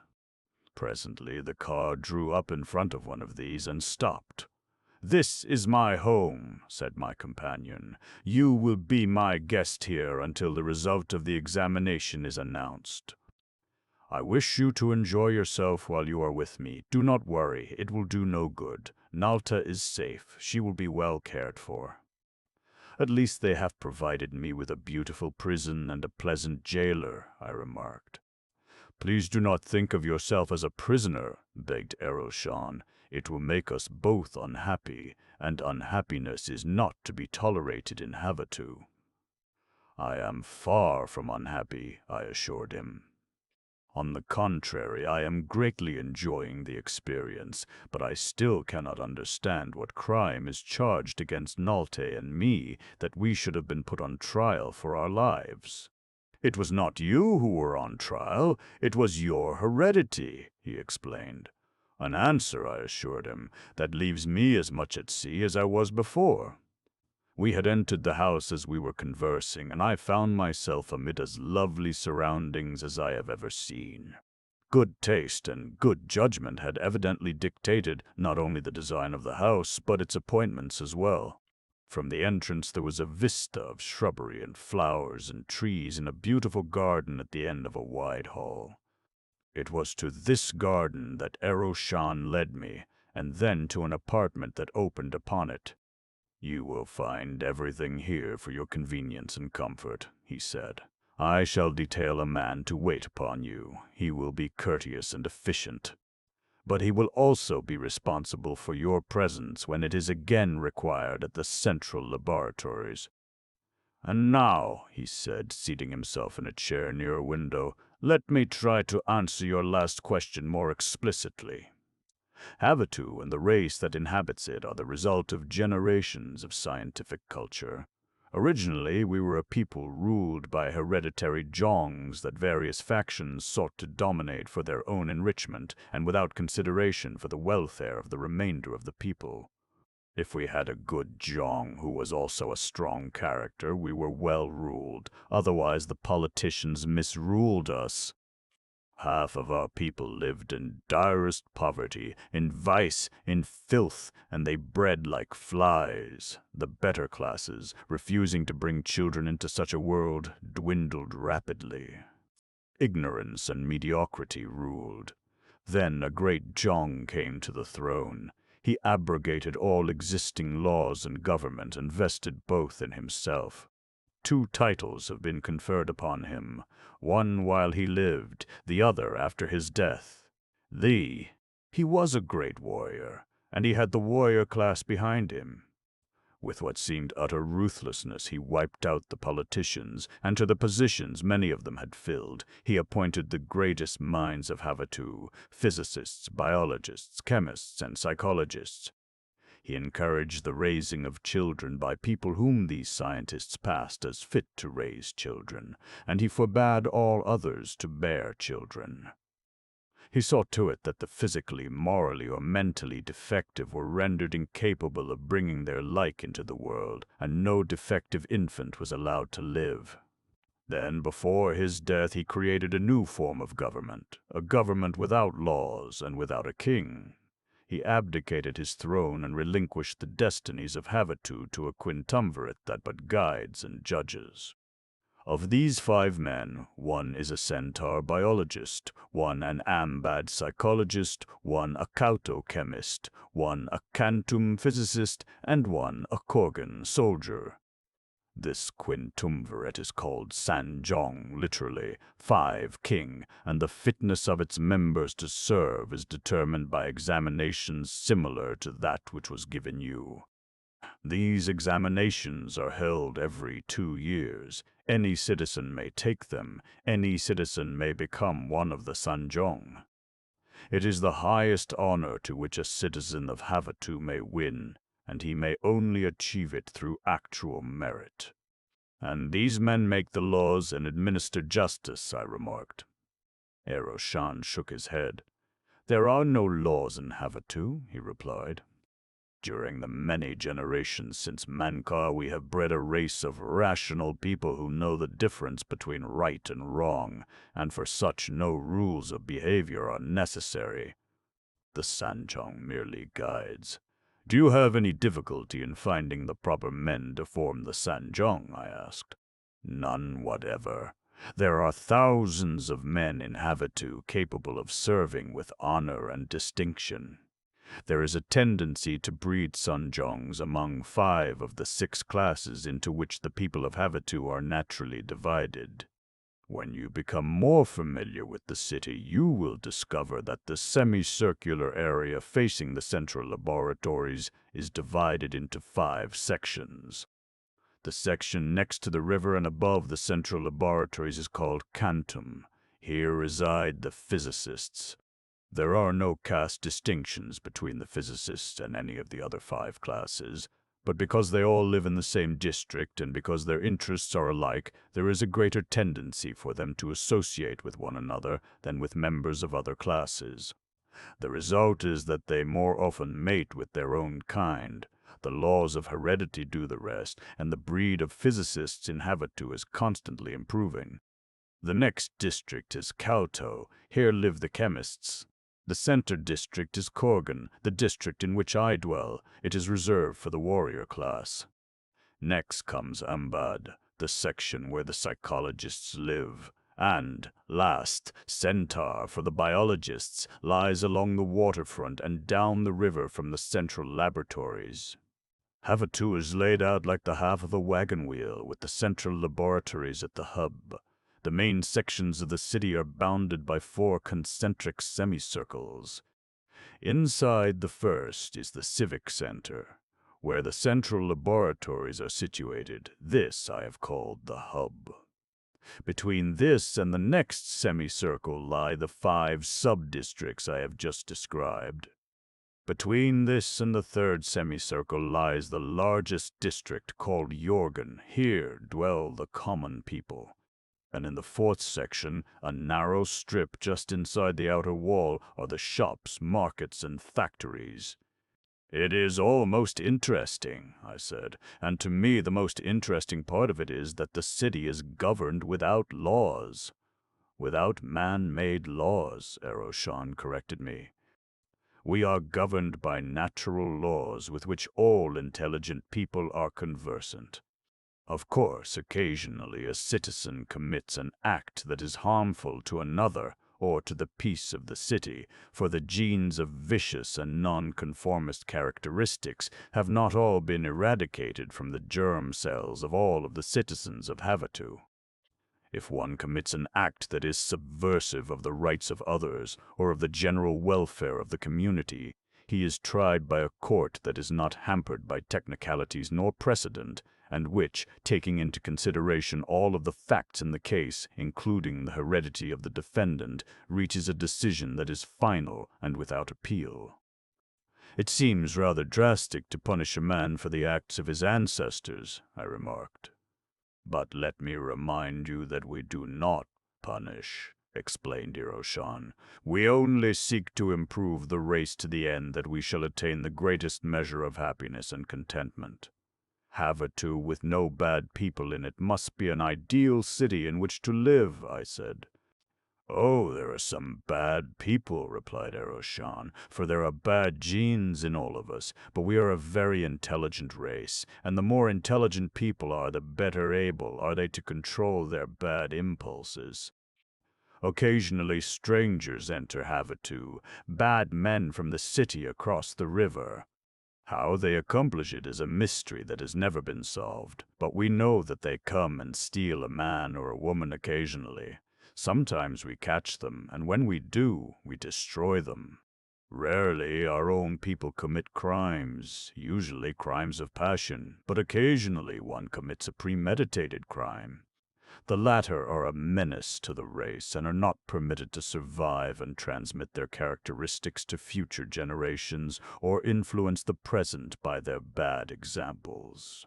As he ceased speaking, a very powerfully built man came to the door of the room. "You sent for me, Kurgan Centaur Eroshan?" he asked. "Come in, Herlak," said Eroshan. Then he turned to me. "Herlak will serve and guard you until the result of the examination is announced. You will find him an efficient and pleasant companion. Herlak," he continued, addressing my guard, "this man is a stranger in Havasu. He has just been before the examining board. You will be responsible for him until the board's decision has been announced. His name is Carson Napier." The man inclined his head. "I understand," he said. "You will both dine with me in an hour," Eroshan announced as he took his departure. "If you would like to rest before dinner," said Herlak, "there is a couch in the next room." I went in and lay down, and Herlak came and sat in a chair in the same room. It was evident that he was not going to let me get out of his sight. I was tired but not sleepy, so I started a conversation with Herlak. "Are you employed in Eroshan's house?" I asked. "I am a soldier in the unit he commands," he explained. "An officer." "No, a common soldier. But he asked you to dine with him. In my world, officers do not mingle socially with common soldiers." Herlak laughed. "Similar social conditions prevailed in Havasu ages ago," he said, "but not now. There are no social distinctions. We are all far too intelligent, too cultured, and too sure of ourselves to need artificial conventions to determine our importance. Whether a man cleans a street or is a member of the Sanjong is not so important as is how he performs the duties of his position, his civic morality, and his culture. In a city where all are intelligent and cultured, all men must be more or less companionable, and an officer suffers no loss of authority by mingling with his men socially." "But don't the soldiers take advantage of this familiarity to impose upon their officers?" I asked. Herlak looked his surprise. "Why should they?" he demanded. "They know their duties as well as the officer knows his, and it is the aim in life of every good citizen to do his duty, not to evade it." I shook my head as I thought of the mess that Earthmen have made of government and civilization by neglecting to apply to the human race the simple rules which they observe to improve the breeds of dogs and cows and swine. "Do the various classes mingle to the extent of intermarrying?" I asked. "Of course," replied Herlak. "It is thus that we maintain the high moral and mental standards of the people. Were it otherwise, the Yorgans must deteriorate while the several other classes diverge so greatly from one another that eventually they would have nothing in common and no basis for mutual understanding and regard." We talked of many things during that hour while we awaited dinner, and this common soldier of Havasu discussed the sciences and the arts with far greater understanding and appreciation than I myself possessed. I asked him if he was particularly well educated, and he said that he was not, that all the men and women of Havasu were schooled alike to a certain point, when a series of elaborate examinations determined the calling for which they were best fitted and in which they would find the greatest happiness. "But where do you find your street cleaners?" I asked. "You speak as though some reproach might attach to that calling," he remonstrated. "But it is work that many might find distasteful," I argued. Necessary and useful work is never distasteful to the man best fitted to do it. Of course, highly intelligent people prefer creative work, and so these necessary but more or less mechanical duties, which, by the way, are usually done by means of mechanical contrivances in Havasu, never become the permanent calling of any man.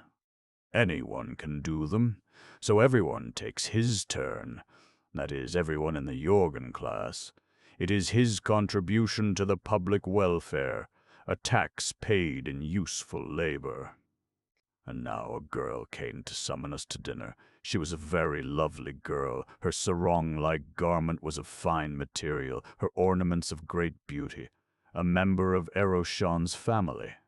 I asked Herlack after she had left. She is employed in his house, replied Herlack. Korgan Centaur Eroshan has no family.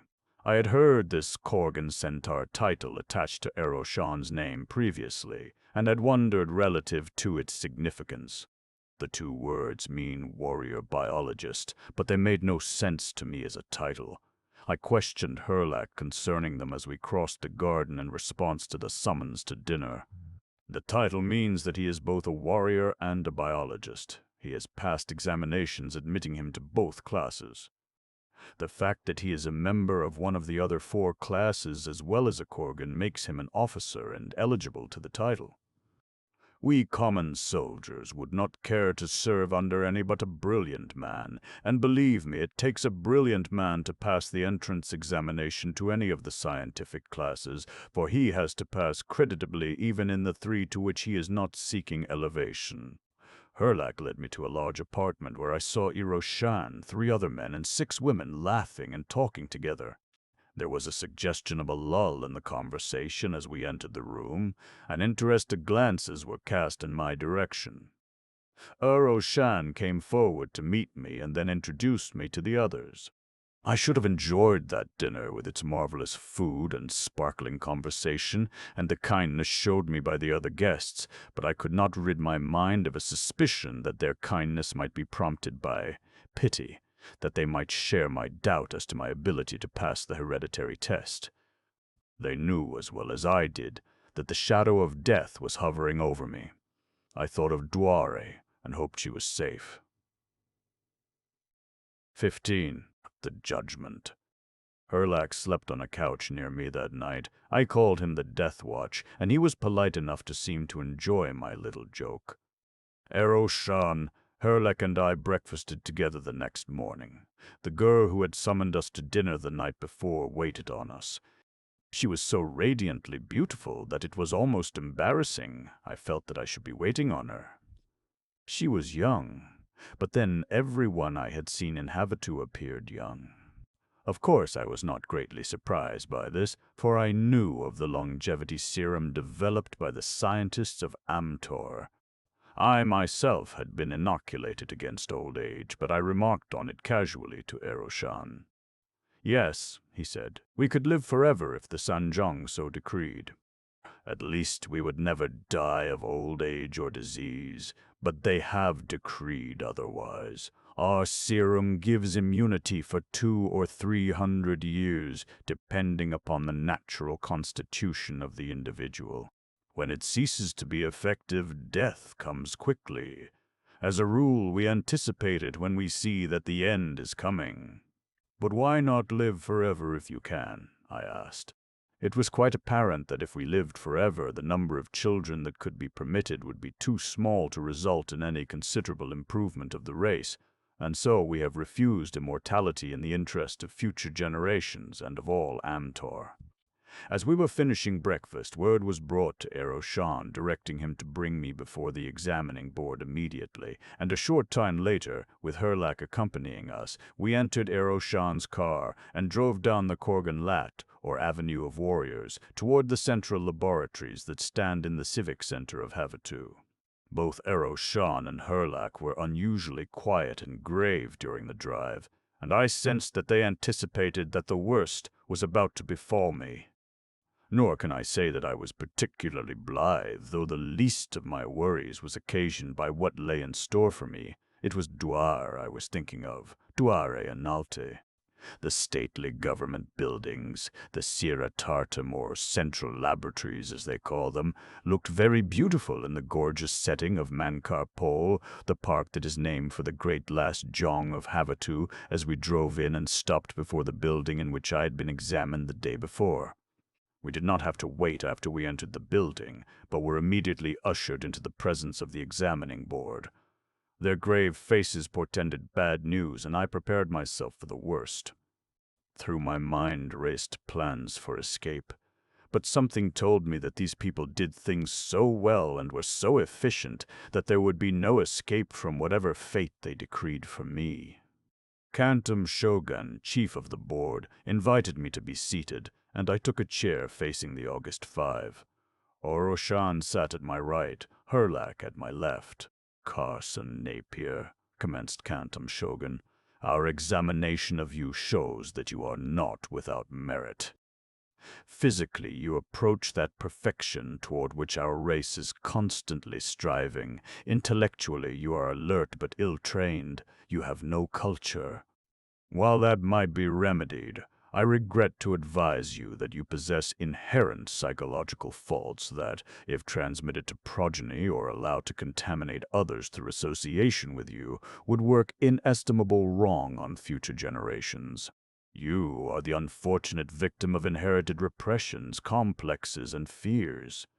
To a great extent, you have risen above these destructive characteristics. But the chromosomes of your germ cells are replete with these vicious genes, constituting a potential menace to generations yet unborn. With deep regret, therefore, we could but conclude that it would best serve the interests of humanity were you destroyed. "May I ask," I inquired, "by what right you elect to say whether or not I shall live?" "I am not a citizen of Havatu. I did not come to Havatu of my own free will. If—" Kantum Shogun raised his hand in a gesture that enjoined silence. "I repeat," he said, "that we regret the necessity, but there is nothing more to be said upon the subject. Your accomplishments are not such as to outweigh your inherited defects. This is unfortunate, but of course Havatu cannot be expected to suffer because of it. So I was to die. After all that I had passed through, it verged upon the ridiculous that I should die thus tamely, simply because one of my ancestors failed to exercise a little intelligence in the selection of his bride. And to come all this long way just to die, it made me smile." "Why do you smile?" inquired a member of the board. "Does death seem an amusing thing to you? Or do you smile because you expect to escape death through some ruse?" "I smile," I replied, "when perhaps I should weep at the thought of all the toil and knowledge and energy that were wasted to transport me 26 million miles just to die because 5 men of another world believe that I have inherited some bad genes." 26 million miles, exclaimed a member of the board, "and another world. What do you mean?" "I mean that I came here from another world. 26 million miles from Amtor," I replied. "A world much further advanced in some respects than yours." The members of the board stared at each other. I heard one of them remark to another, "This bears out the theory that many of us have long held." "Most interesting and not improbable," said another. "You say that Amtor is not the only world?" demanded Kantum Shogun. "That there is another?" "The heavens are filled with countless worlds," I replied. "Your world and mine and at least 8 other worlds revolve around a great ball of flaming gases that we call a sun, and this sun with its worlds or planets is called a solar system. The illimitable void of the heavens is starred with countless other suns, many of which are the centers of other solar systems, and no man knows how many worlds there are." "Wait," said Kantum Shogun. "You have said enough to suggest that our examination of you may have been faulty and that it presumed that we possessed the sum total of available human knowledge. Now it appears that you may possess knowledge of such vast importance as to outweigh the biological inadequacies inherent in you. We shall question you further upon the subject of this theory which you have propounded, and in the meantime the execution of our sentence is postponed.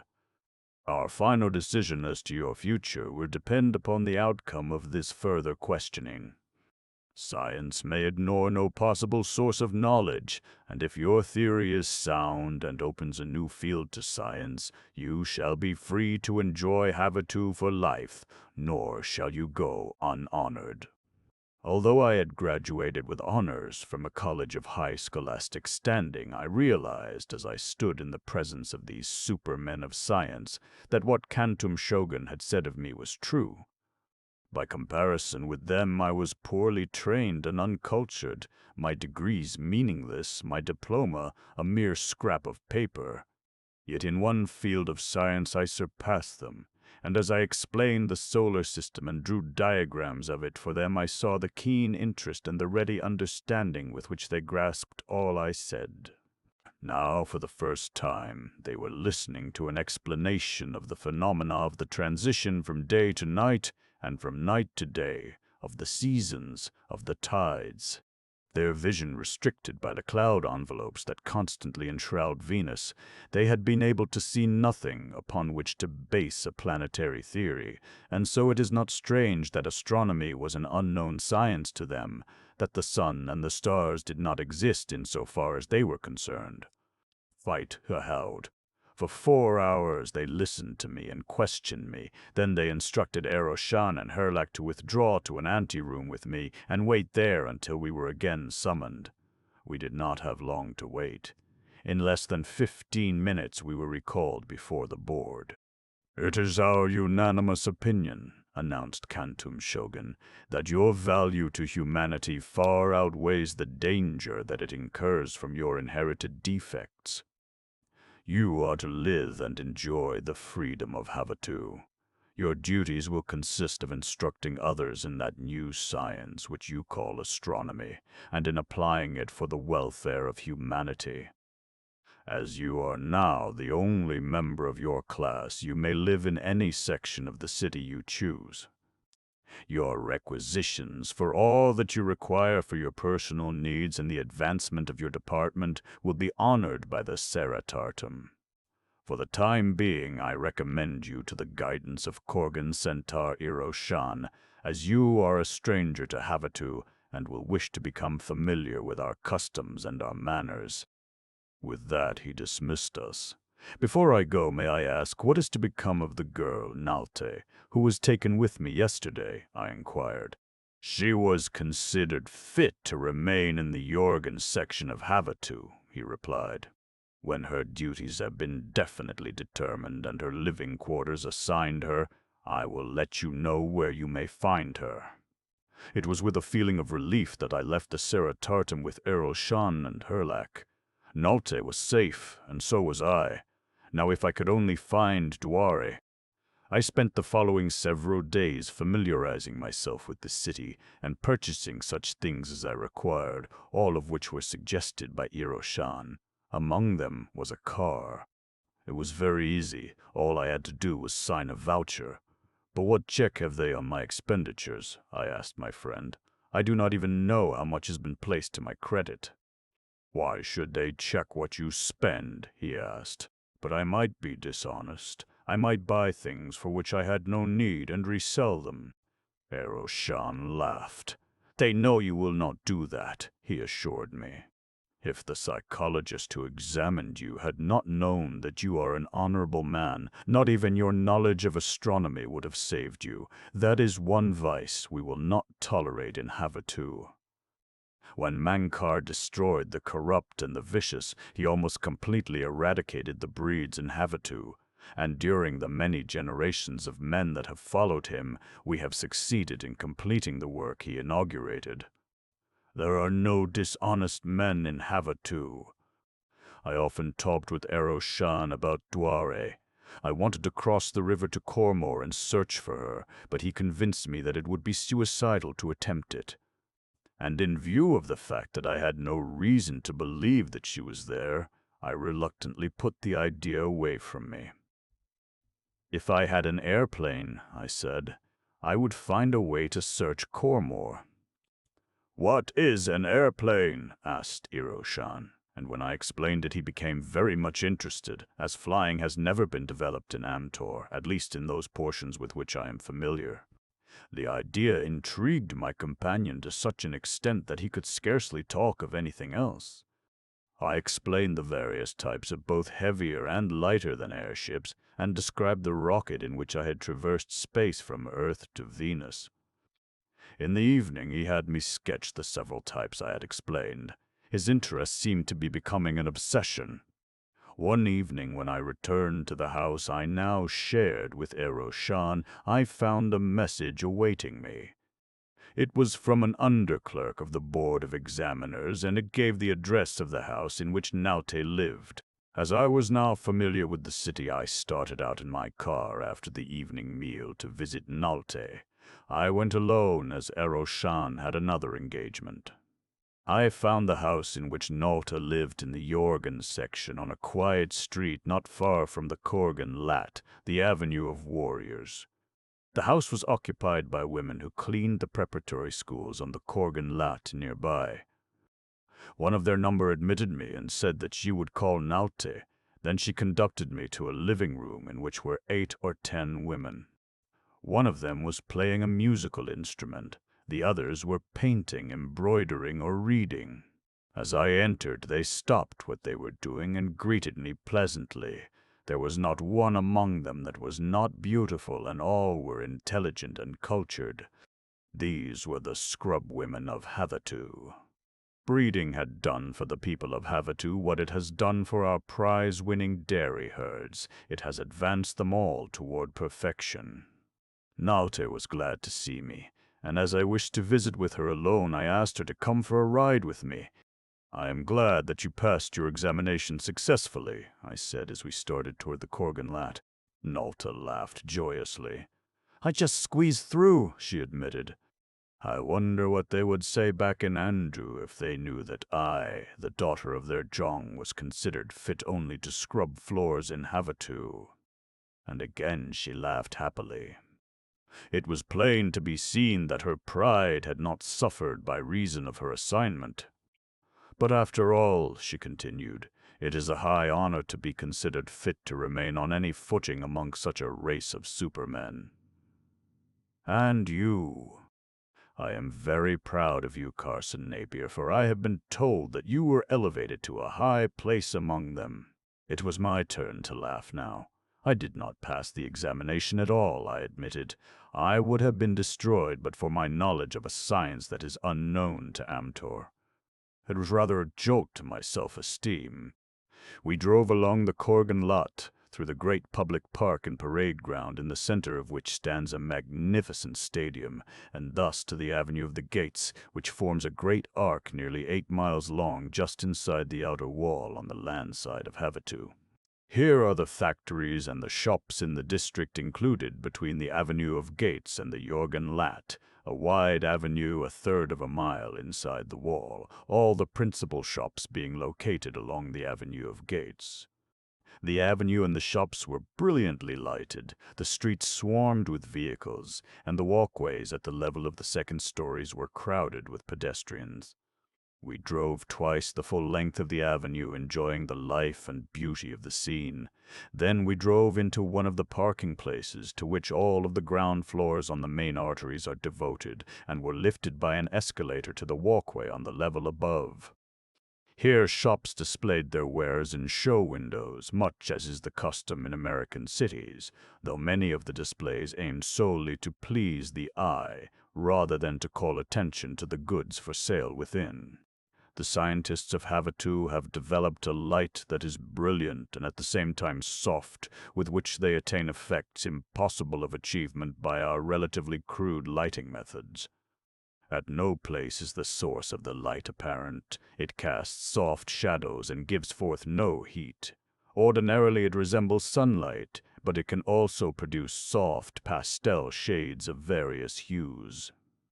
After we had enjoyed the spectacle for an hour, mingling with the happy crowd upon the walkway, I made a few small purchases, including a gift for Nalta. Then we returned to my car, and I took my companion home. Eyes, Irv. The next morning I was busy organizing my classes in astronomy, and so numerous were those wishing to enroll that I had to organize several large classes, and as only 4 hours a day are ordinarily devoted to work of any nature, it was evident that I should have to devote my time at first to the training of instructors if the new science was to be expounded to all the inhabitants who were interested. I was greatly flattered by the personnel of the first matriculants. Not only were there scientists and soldiers from the first 5 classes of Havatu, but every member of the Sanjong, the ruling quintumvirate of Havatu, enrolled. The thirst of these people for useful knowledge is insatiable.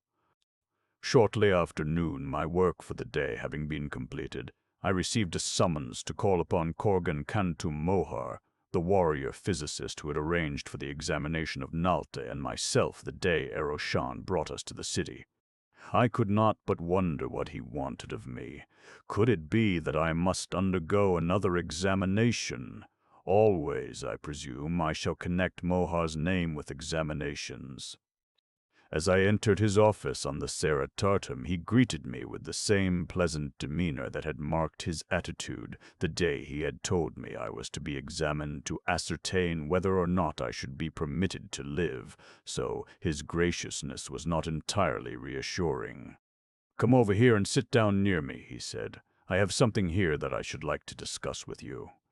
As I took a chair beside him, I saw spread on his desk the sketches of airships that I had made for Eroshan. "These," he said, pointing to the sketches, "were brought to me by Eroshan, who explained them as best he could. He was quite excited and enthusiastic about them, and I must confess that he imparted some of his enthusiasm to me.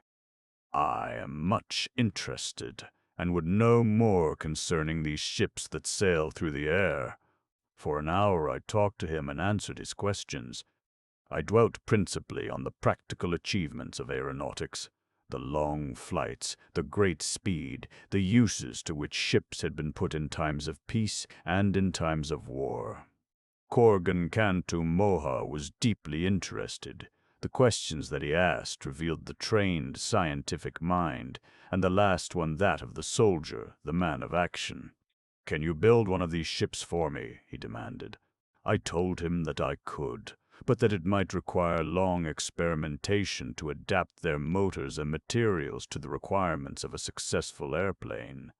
"You have 200 or 300 years," he said with a smile, "and the resources of a race of scientists. Materials that we do not now possess we can produce. Nothing is impossible to science." 16. Attack in the night. I was given a factory close to the gate of the physicists at the end of Kantum Lat. I chose this location because there was a level plain beyond this gate that would make an excellent flying field, and also so that I would have my finished plane finally assembled where it could easily be wheeled out of the city without interfering with traffic to any great extent.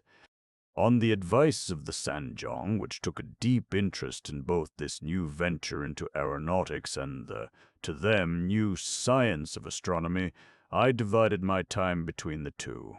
My time was fully occupied, and I worked far more than the usual 4 hours a day. But I enjoyed the work, especially the building of a plane, and engrossing were the daydreams in which I indulged of exploring Venus in a ship of my own.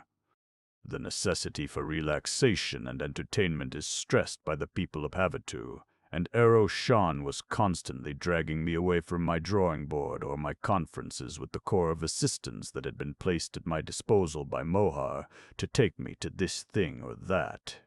There were theaters, art exhibits, lectures, musicalas, concerts, and games of various descriptions in gymnasiums and the great stadium. Many of their games are extremely dangerous, and injury and death often accompany them. In the great stadium at least once a month men fight with wild beasts or with one another to the death. and once a year the great war game is played. Eroshan, Garalo, Eroshan's friend, Nalte, and I attended this year's game together. To Nalte and I it was all new. We did not know what to expect. Probably we shall witness an exhibition of such scientific wonders as only the men of Havatu are capable, I suggested to her. I haven't the faintest conception of what it will be, she replied. No one will tell me anything about it. They say, wait and see. You will be thrilled as you have never been before. The game doubtless hinges on the use of the most modern scientific instruments of war and strategy, I ventured. Well, she remarked, we shall soon know. It is about time for the games to begin. The great stadium, seating 200,000 people, was crammed to capacity. It was gorgeous with the costumes and the jewels of the women and the handsome trappings of the men, for the intelligence of Havatu concedes their full value to beauty and to art. But of all that went to make up this splendid spectacle, there was nothing more outstanding than the divine beauty of the people themselves.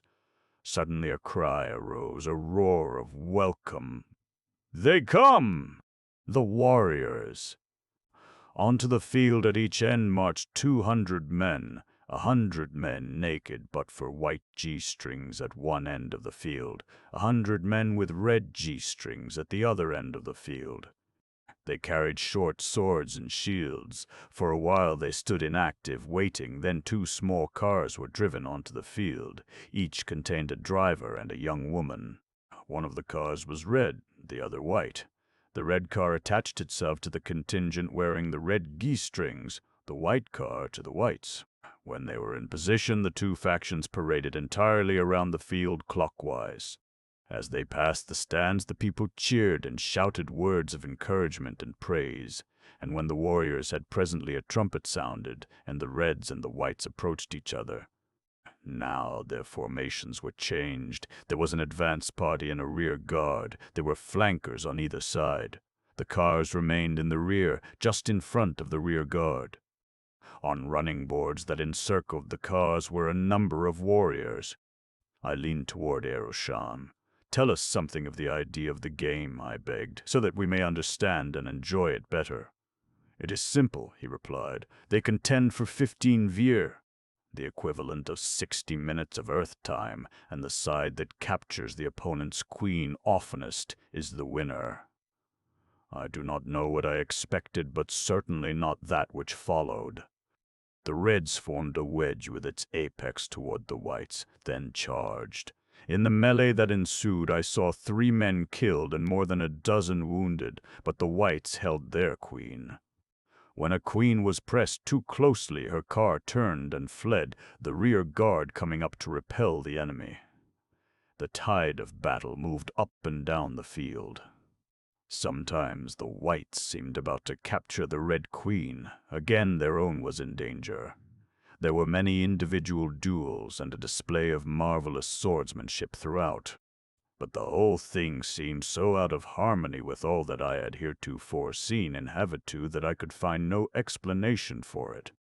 Here was the highest type of culture and civilization that man might imagine suddenly reverting to barbarism. It was inexplicable. And the strangest part of all of it to me was the almost savage enjoyment with which the people viewed the bloody spectacle. I must admit that I found it thrilling, but I was glad when it was over. Only 1 queen was captured during the entire game. At the very last, the white queen fell into the hands of the reds, but only after the last of her defenders had fallen. Of the 200 men who took part in the game, not 1 came through unwounded. 50 were killed on the field, and I afterward learned that 10 more died of their wounds later. As we drove from the stadium toward our house, I asked Eroshan how such a savage and brutal exhibition could be tolerated, much less enjoyed, by the refined and cultured inhabitants of Havatu. "We have few wars," he replied. "For ages war was man's natural state. It gave expression to the spirit of adventure which is a part of his inheritance." Our psychologists discovered that man must have some outlet for this age-old urge. If it be not given him by wars or dangerous games, he will seek it in the commission of crimes or in quarrels with his fellows. It is better that it is so. Without it, man would stagnate. He would die of ennui. I was now working on my plane with the keenest enthusiasm, for I now saw rapidly taking form such a ship as, I truly believe, might be built nowhere in the universe other than in Havasu. Here I had at my disposal materials that only the chemists of Havasu might produce, synthetic wood and steel and fabric that offered incalculable strength and durability combined with negligible weight. I had also the element, Vic-Ro, undiscovered on Earth, and the substance, lore, to furnish fuel for my engine. The action of the element, Vic-Ro, upon the element, your sun, which is contained in the substance, lore, results in absolute annihilation of the lore. Some conception of the amount of energy thus released may be obtained by considering the fact that there is 18,000 million times as much energy liberated by the annihilation of a ton of coal as by its combustion. Fuel for the life of my ship could be held in the palm of my hand, and with the materials that entered into its construction, the probable life of the ship was computed by the physicists working on it to be in the neighborhood of 50 years. Can you wonder that I looked forward with impatience to the completion of such a marvel ship? With it I would be sure to find Duare. At last it was finished. I spent the final afternoon checking it over carefully with my large corps of assistants. On the morrow it was to be wheeled out for my trial flight. I knew that it would be successful. All my assistants knew that it would be. It was a scientific certainty that it must fly. That evening I determined to indulge in a little relaxation, and I called Nalti on the wireless, transmitterless, receiverless communicating system that is one of the wonders of Havasu. I asked her if she would take dinner with me, and she accepted with an alacrity and display of pleasure that warmed my heart. We dined in a little public garden on the roof of a building at the corner of Jorgen Lat and Havasu Lat, just inside the river wall. "It seems good to see you again," said Nalte. "It has been a long time, not since the war games. I thought you had forgotten me." "Far from it," I assured her, "but I have been working day and night on my airship." "I have heard some mention of it," she said, "but no one that I have talked with seemed to understand very much about it. Just what is it, and what will it do?" "It is a ship that flies through the air faster than a bird can wing," I replied. "But what good will that be?" she demanded. "It will carry people quickly and safely from one place to another," I explained. "You don't mean to say that people will ride in it?" she exclaimed. "Why, certainly. Why else should I build it?" "But what will keep it in the air? Will it flap its wings like a bird?" "No, it will soar like a bird on stationary wings." "But how will you get through the forests where the trees grow close together?" "I shall fly over the forests." "So high!" "Oh, it will be dangerous," she cried. "Please do not go up in it, Carson." "It will be very safe," I assured her, "much safer than incurring the dangers of the forests on foot. No savage beasts or men can harm the voyager in an airship." "But think of being way up above the trees," she said with a little shudder. "I shall fly even higher than that," I told her. "I shall fly over the loftiest mountains." "But you will never fly over the great trees of Amtor, I know that." She referred to the gigantic trees that raise their tips 5,000 feet above the surface of Amtor to drink the moisture from the inner cloud envelope. "Yes, possibly I shall fly even above those," I replied, "though I will admit that flying blind in that solid bank of clouds does not appeal to me." She shook her head. "I shall be afraid every time I know that you are up in the thing." "Oh, no, you won't. Not after you are familiar with it. Some day soon I am going to take you up with me." "Not me. We could fly to Andu," I said. "I have been thinking of that ever since I started to build the ship. To Andu, she exclaimed. Home. Oh, Carson, if we only could. But we can. That is, if we can find Andu. This ship will take us anywhere. If we could carry enough food and water, we could stay in the air for 50 years, and it certainly wouldn't take that long to find Andu. I love it here in Havasu, she said musingly. But after all, home is home. I want to see my own people, but I would like to come back to Havasu again. That is, if... If what? I asked. If you are going to be here. I reached across the table and pressed her hand. We have been pretty good friends, haven't we, Nalte? I should miss you terribly if I thought that I were not to see you again. I think that you are the best friend I ever had, she said, and then she looked up at me quickly and laughed. Do you know, she continued, but stopped suddenly and looked down as a slight flush suffused her cheeks. Do I know what? I asked. Well, I might as well confess. There was a long time that I thought that I loved you. That would have been a great honor, Nalte. I tried to hide it because I knew that you loved Duare, and now recently Eroshan has been coming to see me, and I know that I did not know before what love was. You love Eroshan? Yes. I am glad. He is a splendid fellow. I know you will both be happy. That might be true, but for one thing, she said. And what is that? Eroshan does not love me. How do you know that he doesn't? I don't see how he could help it. If I had never known Duare.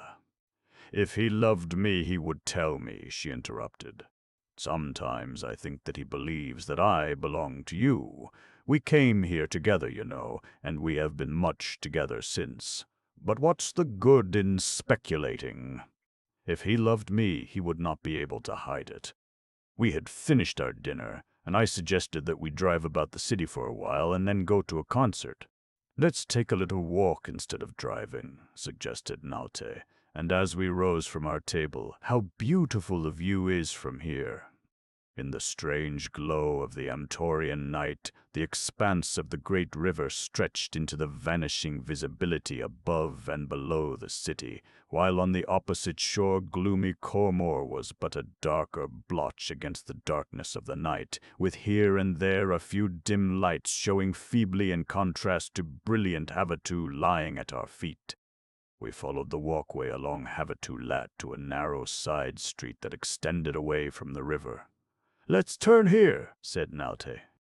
I feel like quiet and dim lights tonight, not the brilliance and the crowds of Havasu Lat. The street that we turned into was in the Jorgen section of the city. It was but dimly lighted, and the walkway was deserted.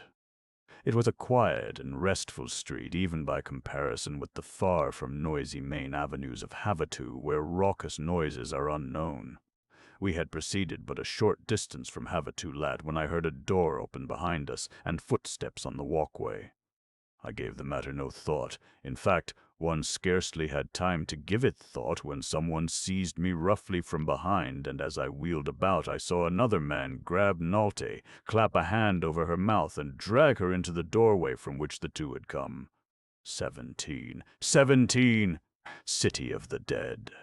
I tried to break away from the man who held me, but he was very strong.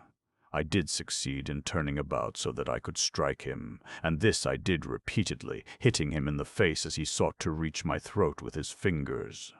We must have made quite a lot of noise in that quiet street, although neither of us spoke, for soon a head was put out of a window, and presently men and women came running from their houses. But before any of them reached us, I had tripped my assailant and was on top of him, clutching his throat. I would have choked the life out of him had not several men dragged me from him. They were shocked and angry because of this unseemly disturbance and brawl on a street in Havasu, and they placed us under arrest, nor would they listen to what I tried to tell them. All they would say was, "The judges will listen to you. It is not our province to judge." As every citizen of Havasu has police powers, and there is no other police force. There was no delay, as there would have been in an earthly city while waiting for the police to answer a summons. We were bundled into a large car belonging to one of the citizens, and with an adequate guard we were whisked away toward the Seratartum. They do things with celerity in Havasu. They may have a jail, I presume they have, but they didn't waste any time or cause the state any expense by putting us in to be boarded and lodged by the taxpayers. 5 men were hastily summoned, one from each of the 5 upper classes. They were judge, jury, and court of last resort. They sat in a large room that resembled a huge library. They were served by a dozen clerks. One of the judges asked us our names, and when we had given them, 2 clerks went quickly to the shelves and brought forth books in which they began to search. Then the judges asked those who had arrested us to explain why they brought us in. During the recital of our violation of the peace of Havasu, one of the clerks, evidently having found what he sought, laid his book open before the judges. The other was still searching.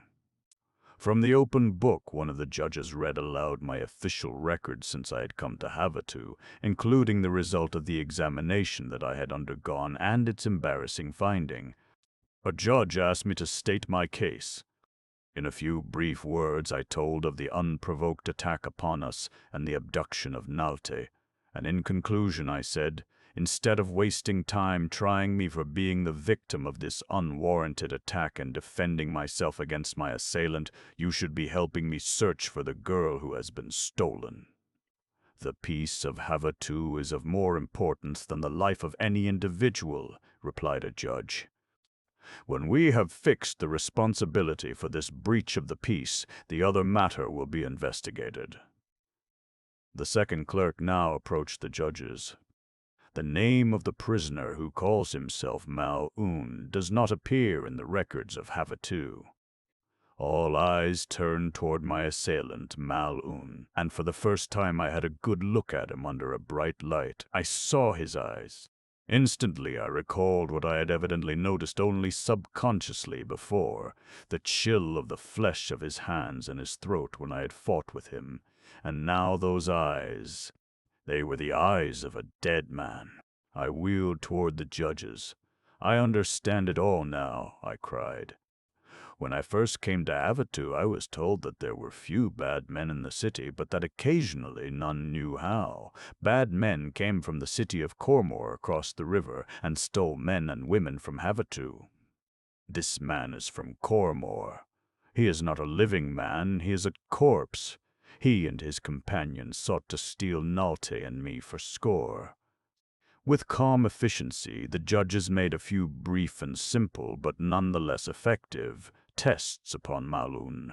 Then they whispered together for a few seconds without leaving the bench. Following this, the one who acted as spokesman for the tribunal cleared his throat. Malun, he announced, you will be decapitated and cremated forthwith. Carson Napier, you are exonerated with honor. You are free. You may conduct a search for your companion and call upon any citizen of Havasu to assist you in any way that you desire assistance. As I was leaving the room, I heard a mirthless laugh burst from the dead mouth of Malun. Horribly it rang in my ears as I hastened out into the night. The dead man laughing because he was sentenced to death. Naturally, the first person I thought of in my extremity was Shan, who had rescued me from the ape-men. My own car was parked where I had left it at the corner of Jorgenlat and Havatulat, so I hailed a public conveyance and was driven rapidly to the house at which Shan was being entertained that evening. I did not go in, but sent word that I wished to speak to him upon a matter of great urgency, and a moment later I saw him coming from the house toward me. "What brings you here, Carson?" he asked. "I thought you were spending the evening with Nalte." When I told him what had happened, he went very white. "There is no time to be lost," he cried. "Can you find that house again?" I told him that I could. "That doorway is indelibly burned into my memory." "Dismiss your car, we will go in mine," he said, and a moment later we were speeding toward the place where I had lost Nalte. "You have all my sympathy, my friend," said Shan. To have lost the woman you love, and such a woman, is a calamity beyond any feeble words to express." "Yes," I replied, "and even if I had loved Naute, I could scarcely be more grieved than I now am." "Even if you had loved Naute," he repeated incredulously. "But, man, you do love her, do you not?" "We were only the best of friends," I replied. "Naute did not love me." Shan made no reply. He drove swiftly on in silence. Presently we reached our destination. Shan stopped his car beside the stairway nearest the house that led up to the walkway, and a moment later we were before the door. Repeated summons elicited no response, and then I tried the door and found it unlocked. Together we entered the dark interior, and I regretted that we had brought no weapons, but in peaceful Havatu men do not ordinarily go armed. Shan soon located a light switch, and as the room in which we stood was illuminated, we saw that it was entirely unfurnished. The building rose 2 stories above the walkway, and of course there was a lower floor on a level with the street. We searched the upper stories first, and then the roof, for in this part of Havatu most of the roofs are developed as gardens, but we found no sign of recent habitation. Then we went to the ground floor, but with no better results. Here was space for the parking of cars, and in rear of that a number of dark storerooms. "There is no living creature in this house except ourselves," said Shan. "They must have taken Naute to some other house. It will be necessary to make a search, and only under the authority of the Sanjung itself may the home of a citizen be searched. Come, we will go and get that authority." "You go," I said. "I will remain here. We should keep a careful watch on this house." "You are right," he replied. "I shall not be gone long." After Shan's departure, I commenced another careful investigation of the premises. Once again I went through every room, searching for some secret place where a person might be hidden. I had covered the upper stories of the house thus, and was searching the first floor. The dust of neglect lay heavy upon everything, but I noticed that in one of the back rooms it had been disturbed upon the floor at a point where Shan and I had not walked. Previously this had escaped my notice. It seemed to me that it might be fraught with importance. I examined the floor carefully. I saw footprints. They approached a wall, and there they stopped. There seemed to be a path worn in the dust to this point in the wall. I examined the wall. It was covered with a form of synthetic wood common in Havatu, and when I rapped upon it, it sounded hollow. The wall covering was applied in panels about 3 feet wide, and at the top of the panel I was examining was a small round hole about an inch in diameter. Inserting a forefinger in this hole, I discovered just what I had imagined I would discover. A latch. A latch. I tripped it, and with a slight pressure the panel swung toward me, revealing a dark aperture beyond it. At my feet I dimly discerned the top of a flight of steps. I listened intently. No sound came up to me from the gloom into which the stairs disappeared. Naturally, I was convinced that Naute's abductor had carried her down that stairway. I should have waited for the return of Shan, but I thought that Naute might be in danger. I could not think of wasting a single precious instant in delay. I placed a foot upon the stairs and started to descend, and as I did so the panel closed softly behind me, actuated by a spring. I heard the latch click. I was now in utter darkness. I had to feel my way. At any moment I might come upon Naute's abductor waiting to dispatch me. It was a most uncomfortable sensation, I can assure you. The stairway, which was apparently cut from the living limestone that underlies Havatu, ran straight down to a great depth. From the bottom of the stairway I felt my way along a narrow corridor. Occasionally I stopped and listened. At first I heard not a sound. The silence was the silence of the grave. Presently the walls commenced to feel moist, and then, occasionally, a drop of water fell upon my head. Now A low, muffled sound like the shadow of a roar seemed to fill the subterranean corridor like a vague, oppressive menace. On and on I groped my way. I could not advance rapidly, for I was compelled to feel every forward footstep before taking it. I could not know what lay beyond the last. Thus I continued on for a long distance until finally my extended foot felt an obstruction. Investigating, I found that it was the lowest step of a flight of stairs. Cautiously I ascended, and at the top I came against a blank wall. But experience had taught me where to search for a latch, for I was confident that what barred my progress was a door. Presently my fingers found what they sought. A door gave to the pressure of my hand. I pushed it slowly and cautiously until a narrow crack permitted me to look beyond it. I saw a portion of a room dimly illuminated by the nightlight of Amtor. I opened the door a little farther. There was no one in the room. I stepped into it, but before I permitted the door to close, I located the opening through which the latch could be tripped from that side. The room in which I found myself was filthy and littered with debris. It was filled with a revolting, musty odor that suggested death and decay. In the wall opposite me were 3 openings, a doorway and 2 windows, but there was no window sash and no door. Beyond the door to which I now crossed was a yard enclosed by one side of the building and a high wall.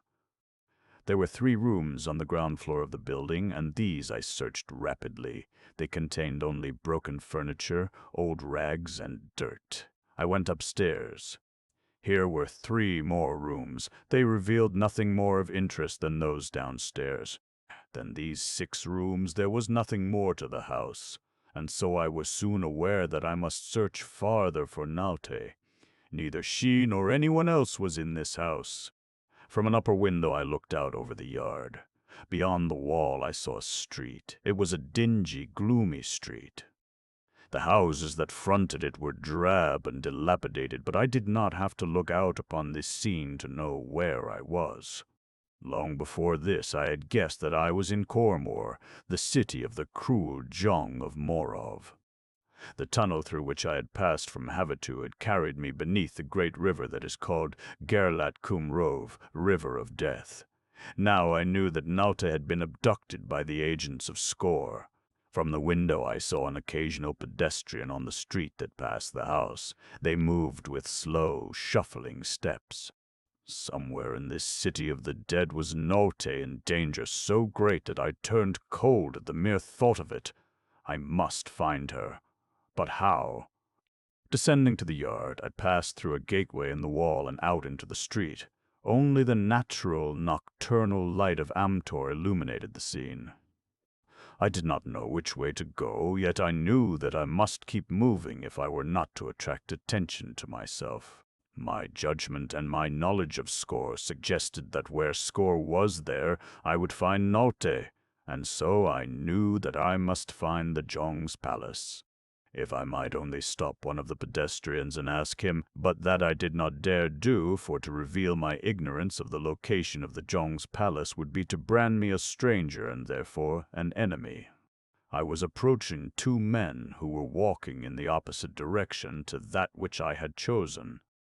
As I passed them I noted their somber garb, and I saw them half stop as we came abreast and eye me intently. But they did not accost me, and it was with relief that I realized that they had gone on their way. Now I understood that with my handsome trappings and my brisk, alert step and carriage, I would be a marked man in Cormor. It became absolutely imperative, therefore, that I disguise myself, but that was going to be more easily thought of than accomplished. However, it must be done. I could never hope to find and rescue Nalte if I were constantly subject to detection and arrest. Turning, I retraced my steps to the mean hovel I had just quitted, for there I remembered having seen odds and ends of rags and discarded clothing, from among which I hoped that I might select sufficient to cover my nakedness and replace the fine apparel I had purchased in Havitu.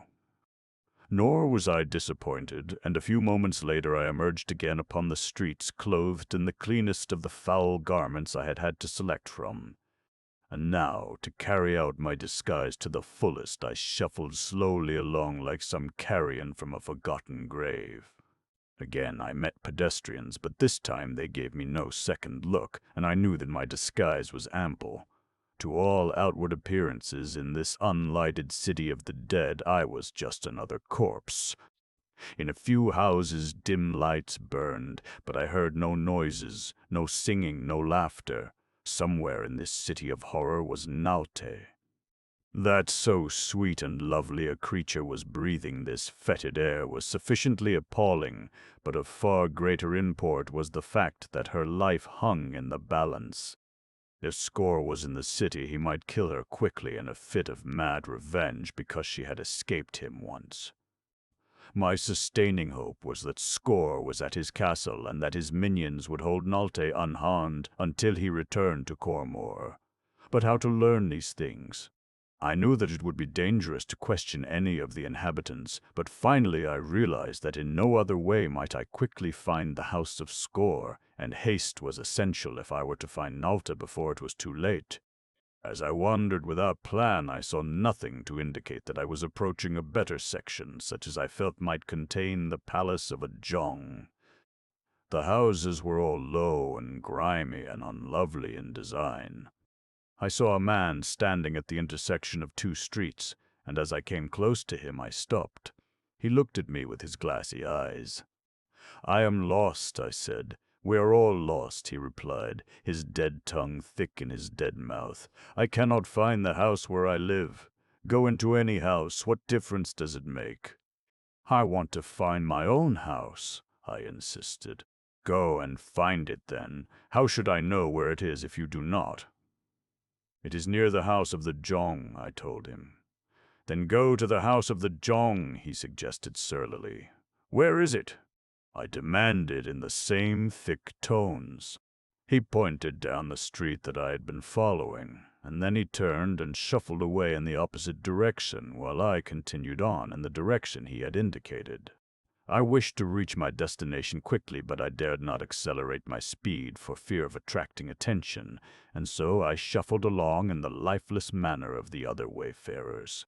Somewhere ahead of me lay the palace of Skor, Jong of Morov. There I was certain I would find Naute. But after I found her, what?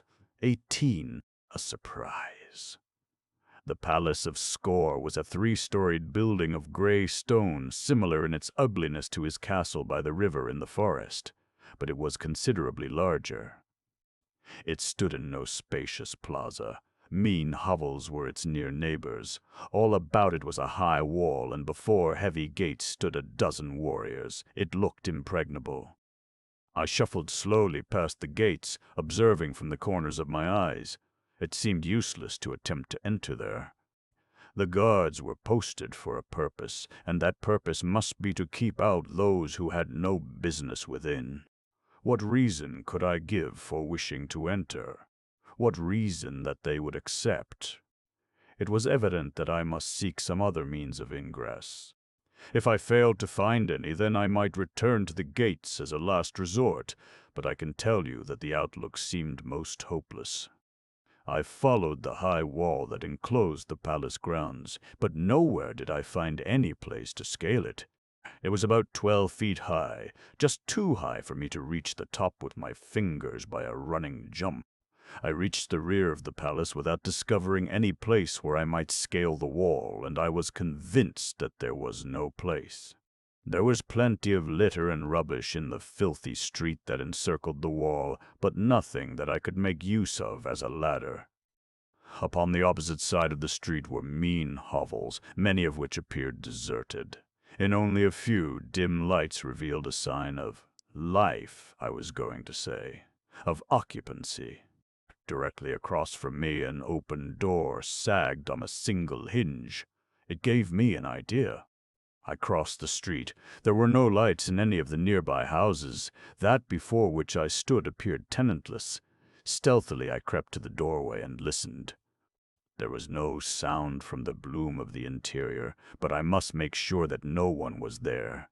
Scarcely breathing, I entered the house. It was a 1-story hovel of 2 rooms. I searched them both. The house was unoccupied. Then I returned to the door and examined the remaining hinge. To my delight, I discovered that I could easily remove the door, and this I did. I looked up and down the street. There was no one in sight. Lifting the door, I crossed to the wall and leaned the door against it. Again, I searched the street with my eyes. All was clear. Cautiously, I crawled up the door. From its top, precariously gained, I could reach the top of the wall. Then I threw caution to the winds, drew myself up, and dropped to the ground on the opposite side. I could not take the chance of remaining even for an instant on the summit of the wall in plain view of the palace windows on one side and the street on the other. I recalled the vicious khazars that Score kept at his castle, and I prayed that he kept none here. But no khazar attacked me, nor did any evidence suggest that my entry had been noted. Before me loomed the palace, dark and forbidding even though some lights shone within it. The courtyard was flagged, and as barren as that of the castle in the wood. Crossing quickly to the building, I walked along it seeking an entrance. It was 3 stories high. I saw at least 2 towers. Many of the windows were barred, but not all. Behind one of those barred windows, perhaps, was Naute. The task before me was to discover which. I dared not go to the front of the palace lest I be questioned by the guard. Presently I discovered a small door. It was the only door on this side of the building, but it was securely locked. Carrying my investigation further, I came to an open window. The room beyond was unlighted. I listened, but heard no sound. Then I vaulted quietly to the sill and dropped within. At last I was inside the palace of the Jong of Morov. Crossing the room, I found a door on the opposite side, and when I drew it open, I saw a dimly lighted corridor beyond. And with the opening of the door, sounds from the interior of the palace reached my ears. The corridor was deserted as I stepped into it and made my way in the direction of the sounds I had heard.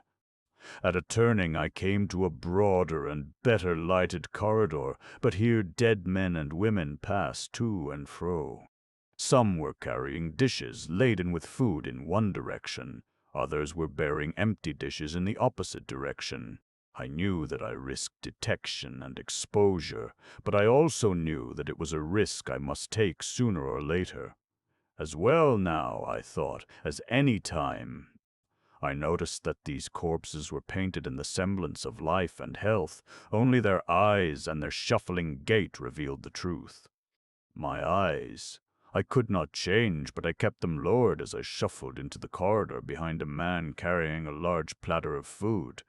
I followed him to a large room in which 200 men and women were seated at a banquet table. Here, at last, I thought, were living people, the masters of Cormor. They did not seem a very gay company, but that I could understand in surroundings such as theirs. The men were handsome, the women beautiful. I wondered what had brought them and what kept them in this horrid city of death. A remarkable feature of the assemblage was the audience that packed the room, leaving only sufficient space for the servants to pass around the table. These people were so well painted that at first I thought them alive too. Seeing an opportunity to lose my identity in the crowd, I wormed my way behind the rear rank and then gradually worked my way around the room and toward the front rank of the spectators until I stood directly in rear of a large throne-like chair that stood at the head of the table and which I assumed to be Score's chair. Close contact with the men and women watching the banqueters soon disclosed the fact that I was doubtless the only living creature among them, for no makeup, however marvelous, could alter the expressionlessness of those dead eyes or call back the fire of life or the light of soul. Poor creatures, how I pitied them! And now, from the lower end of the chamber, came a blare of trumpets, and all the banqueters arose and faced in that direction. 4 trumpeters marching abreast entered the banquet hall, and behind them came 8 warriors in splendid harness. Following these were a man and a woman, partially hidden from my sight by the warriors and the trumpeters marching in front of them. These 2 were followed by 8 more warriors.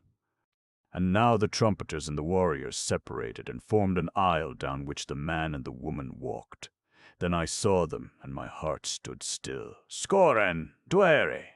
Duare's head was still high. It would be difficult to break that proud spirit. But the loathing, the anguish, the hopelessness in her eyes struck me like dagger to the heart. Yet even so, hope bounded in my breast as I saw them, for they were expressions, and they told me that Score had not yet worked his worst upon her. They seated themselves, Score at the head of the table, Duare at his right, scarce 3 paces from me, and the guests resumed their seats. I had come for Nolte, and I had found Duare. How was I to rescue her now that I had found her? I realized that I must do nothing precipitate.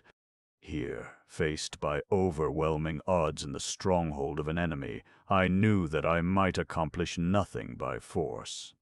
I looked about the room. On one side were windows. In the center of the opposite wall was a small door. At the far end, the large doors through which all seemed to be entering or leaving, and behind me was another small doorway. I had no plan, but it was well to note the things that I had noted. I saw Score pound on the table with his fist. All the guests looked up. Score raised a goblet, and the guests did likewise. "To the Jong!" he cried. "To the Jong!" repeated the guests. "Drink!" commanded Score, and the guests drank. Then Score addressed them. It was not a speech, it was a monologue to which all listened. In it occurred what Score evidently considered an amusing anecdote. When he had narrated it, he paused, waiting.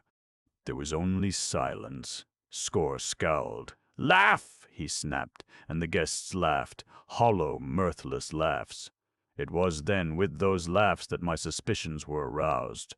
When Score finished his monologue, there was another silence until he commanded, "Applaud!" Score smiled and bowed in acknowledgment of the ensuing applause, just as though it had been spontaneous and genuine. "Eat," he commanded, and the guests ate. Then he said, "Talk," and they commenced to converse. "Let us be gay," cried Score. "This is a happy moment for Morov. I bring you your future queen." He pointed to Duare. There was only silence. "Applaud," growled Score, and when they had done his bidding, he urged them again to be gay. "Let us have laughter," he bid them. "Starting at my left, you will take turns laughing, and when the laughter has passed around the table to the future queen, you will start over again." The laughter commenced. It rose and fell as it passed around the table. God, what a travesty on gaiety it was! I had passed closer until I stood directly behind Score's chair. Had Duare turned her eyes in my direction, she must have seen me, but she did not. She sat staring straight before her. Score leaned toward her and spoke. "Are they not fine specimens?" he demanded. "You see, I am coming closer and closer to the fulfillment of my dream.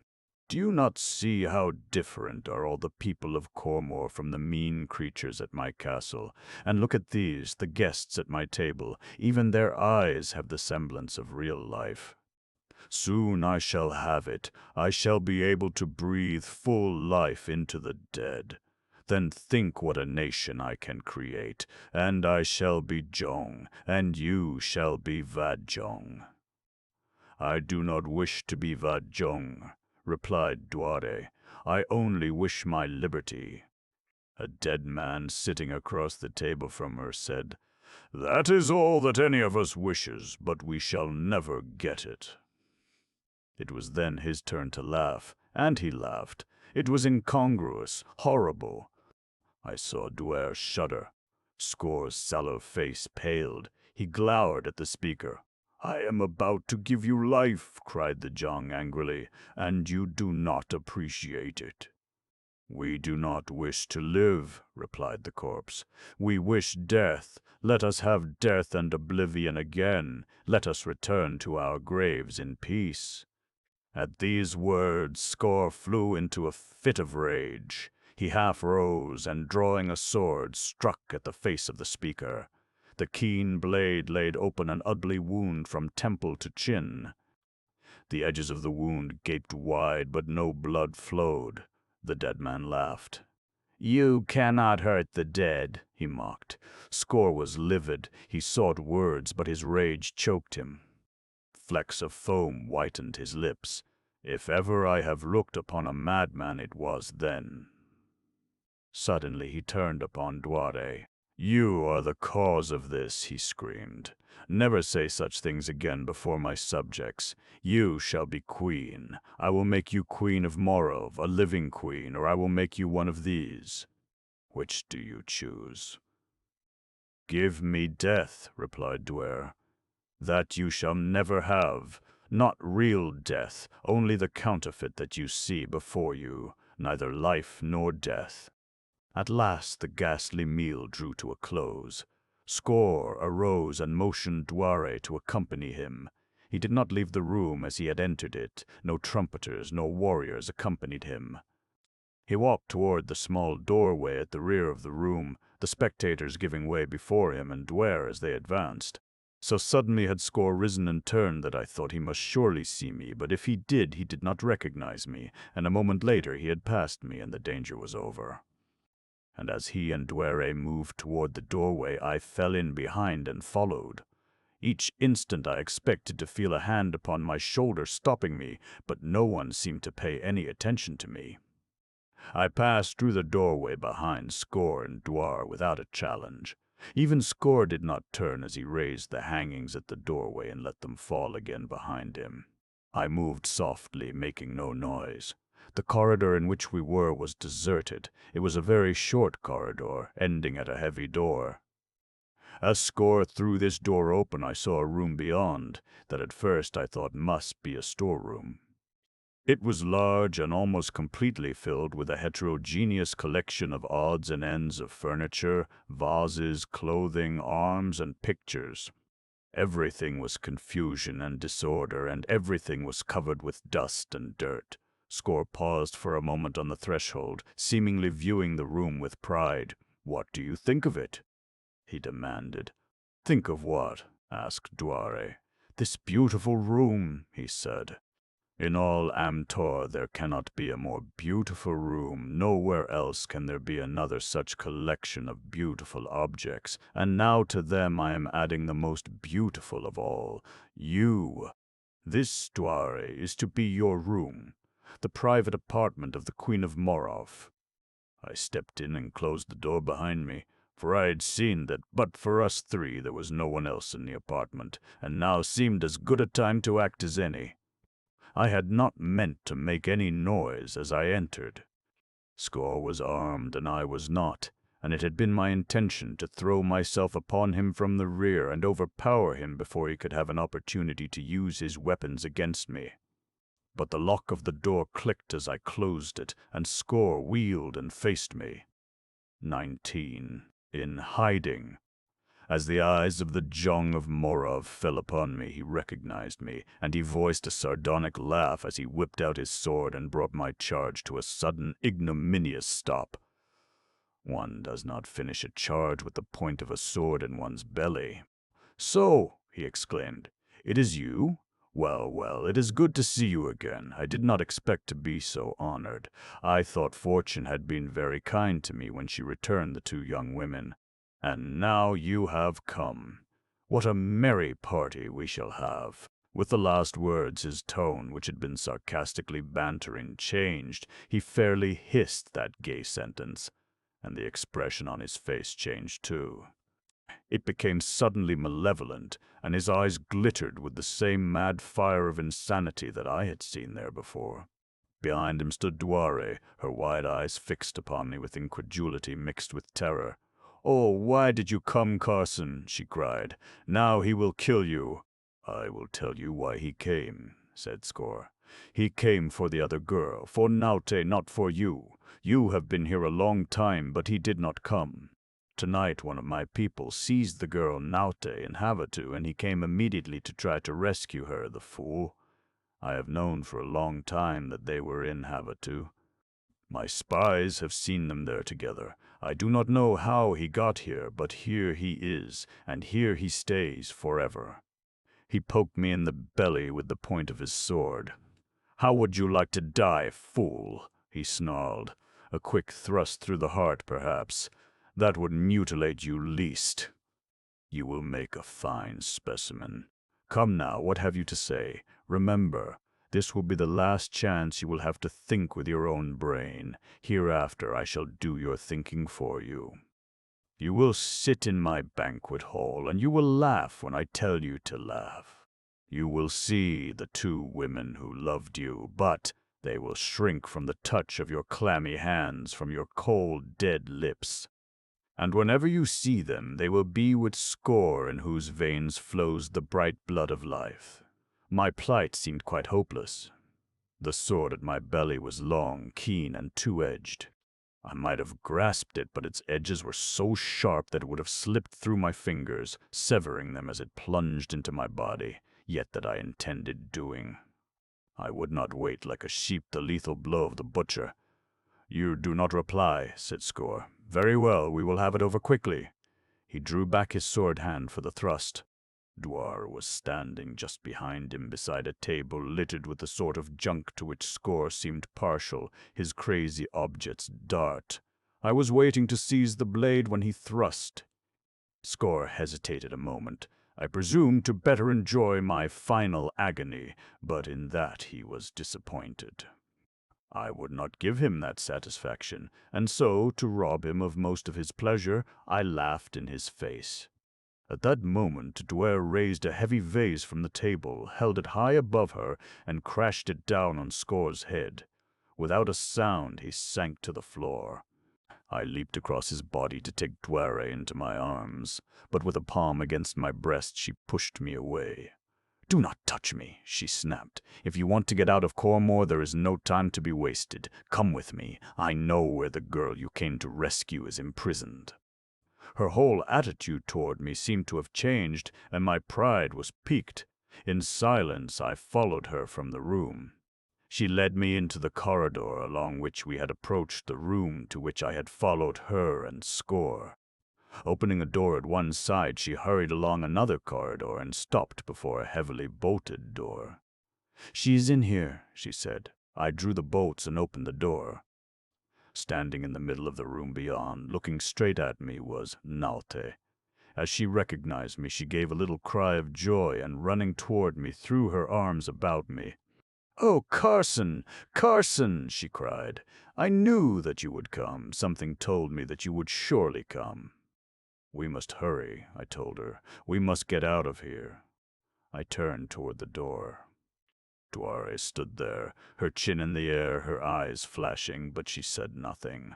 Nalte saw her then and recognized her. "Oh, it is you," she exclaimed. "You are alive. I am so glad." "We thought that you had been killed." Duare seemed puzzled by the evident sincerity of Nalte's manner, as though she had not expected that Nalte would be glad that she was alive. She softened a little. "If we are to escape from Cormor, though I doubt that we can, we must not remain here," she said. "I think that I know a way out of the castle, a secret way that Score uses. He showed me the door once during some strange mood of his insanity, but he has the key to the door on his person, and we must get that before we can do anything else." We returned to the room where we had left Score's body, and as I entered it I saw the Jong of Morov stir and try to rise. He was not dead, though how he had survived that shattering blow I do not know. I ran toward him and threw him down. He was still only half conscious and made little or no resistance. I suppose I should have killed him, but I shrank from killing a defenseless man, even a fiend like Score. Instead, I bound and gagged him, then I searched him and found his keys. After that, Duare led us to the second floor of the palace and to a large room furnished in the bizarre taste that was Score's. She crossed the apartment and drew aside a grotesque hanging, revealing a small door behind it. "Here is the door," she said. "See if you can find a key to fit the lock." I tried several keys and at last found the right one. The opened door revealed a narrow corridor which we entered after rearranging the hangings, and then closed the door behind us. A few steps brought us to the top of a spiral staircase. I went first, carrying Score's sword, which I had taken from him with his keys. The two girls followed closely behind me. The stairway was lighted, for which I was glad, since it permitted us to move more rapidly and with greater safety. At the bottom was another corridor. I waited there until both girls stood beside me. "Do you know where this corridor leads?" I asked Duare. No, she replied. All that Score said was that he could get out of the castle this way without anyone seeing him. He always came and went this way. Practically everything that he did, the most commonplace things in life, he veiled with mystery and secrecy. "From the height of that stairway," I said, "I believe that we are below the ground level of the palace. I wish that we knew where this corridor ends, but there is only one way to find out. Come on." Ahode would do on Thaud. This corridor was but dimly illuminated by the light from the stairway, and the farther we went from the stairway, the darker it became. It ran straight for a considerable distance, ending at the foot of a wooden stairway. Up this I groped my way only a few steps, when my head came in contact with a solid substance above me. I reached up and felt of the obstruction. It consisted of planking and was obviously a trap door. I tried to raise it, but could not. Then I searched around its edges with my fingers, and at last I found that which I sought, a latch. Tripping it, I pushed again, and the door gave. I opened it only an inch or two, but no light showed in the crack. Then I opened it wider and raised my head through the aperture. Now I could see more, but not much more. Only the dark interior of a room with a single small window through which the night light of Amtor showed dimly. Grasping the sword of the Jong of Morav more tightly, I ascended the stairway and entered the room. I heard no sound. The girls had followed me and now stood just behind me. I could hear them breathing. We stood, waiting, listening. Slowly my eyes became accustomed to the darkness, and I made out what I thought was a door beside the single window. I crossed to it and felt it was a door. Cautiously I opened it and looked out into one of the sordid streets of Cormor. I peered about in an effort to orient myself and saw that the street was one of those that extended directly away from the palace, which I could see looming darkly behind its wall at my right. "Come," I whispered, and with the girls behind me I stepped out into the street and turned to the left. "If we meet anyone," I cautioned, "remember to walk like the dead. Shuffle along as you will see me do. Keep your eyes on the ground. It is our eyes that will most surely betray us." "Where are we going?" asked Duare in a whisper. "I am going to try to find the house through which I came into the city," I replied, "but I don't know that I can do so." "And if you can't? Then we shall have to make an attempt to scale the city wall, but we shall find a way, Duare." "What difference will it make?" she murmured, half to herself. "If we escape from here, there will only be something else. I think I would rather be dead than go on any more." The note of hopelessness in her voice was so unlike Duare that it shocked me. "You mustn't feel like that, Duare," I expostulated. "If we can get back to Havasu, you will be safe and happy, and I have a surprise there for you that will give you new hope." I was thinking of the plain in which we might hope to find Vepaja, the country that I could see she had about despaired of ever seeing again. She shook her head. "There is no hope of happiness ever for Duare." Some figures approaching us along the dusty street put an end to our conversation. With lowered eyes and shuffling feet we neared them. They passed, and I breathed again in relief. It would be useless to recount our futile search for the house I could not find. All the remainder of the night we searched, and with the coming of dawn I realized that we must find a place to hide until night came again. I saw a house with a broken door, no unusual sight in dismal Cormor. An investigation indicated that it was tenantless. We entered and ascended to the second floor. Here, in a back room, we prepared to await the ending of the long day that lay ahead of us. We were all tired, almost exhausted, and so we lay down on the rough planks and sought to sleep. We did not talk. Each seemed occupied with his own dismal thoughts. Presently, from their regular breathing, I realized that the girls were both asleep, and very shortly thereafter I must have fallen asleep myself. How long I slept I do not know. I was awakened by footsteps in an adjoining room. Someone was moving about, and I heard mutterings as of a person talking to himself. Slowly I rose to my feet, holding Score's sword in readiness. Its uselessness against the dead did not occur to me, yet had it, I still would have felt safer with the sword in my hand. The footsteps approached the door to the room in which we had sought sanctuary, and a moment later an old woman stopped upon the threshold and looked at me in astonishment. "What are you doing here?" she demanded. If she was surprised, no less was I, for old age was something I had never before seen in Amtor. Her voice awakened the girls, and I heard them rising to their feet behind me. "What are you doing here?" repeated the old woman querulously. "Get out of my house, accursed corpses. I'll have none of the spawn of Score's evil brain in my house." I looked at her in astonishment. "Aren't you dead?" I demanded. "Of course I'm not dead," she snapped. "Neither are we," I told her. "Huh? Not dead?" She came closer. "Let me see your eyes." No, they do not look like dead eyes, but they say that Score has found some foul way in which to put a false light of life into dead eyes. "We are not dead," I insisted. "Then what are you doing in Cormor? I thought that I knew all of the living men and women here, and I do not know you. Are the women alive too?" "Yes, we are all alive," I thought quickly. I wondered if I might trust her with our secret and seek her aid.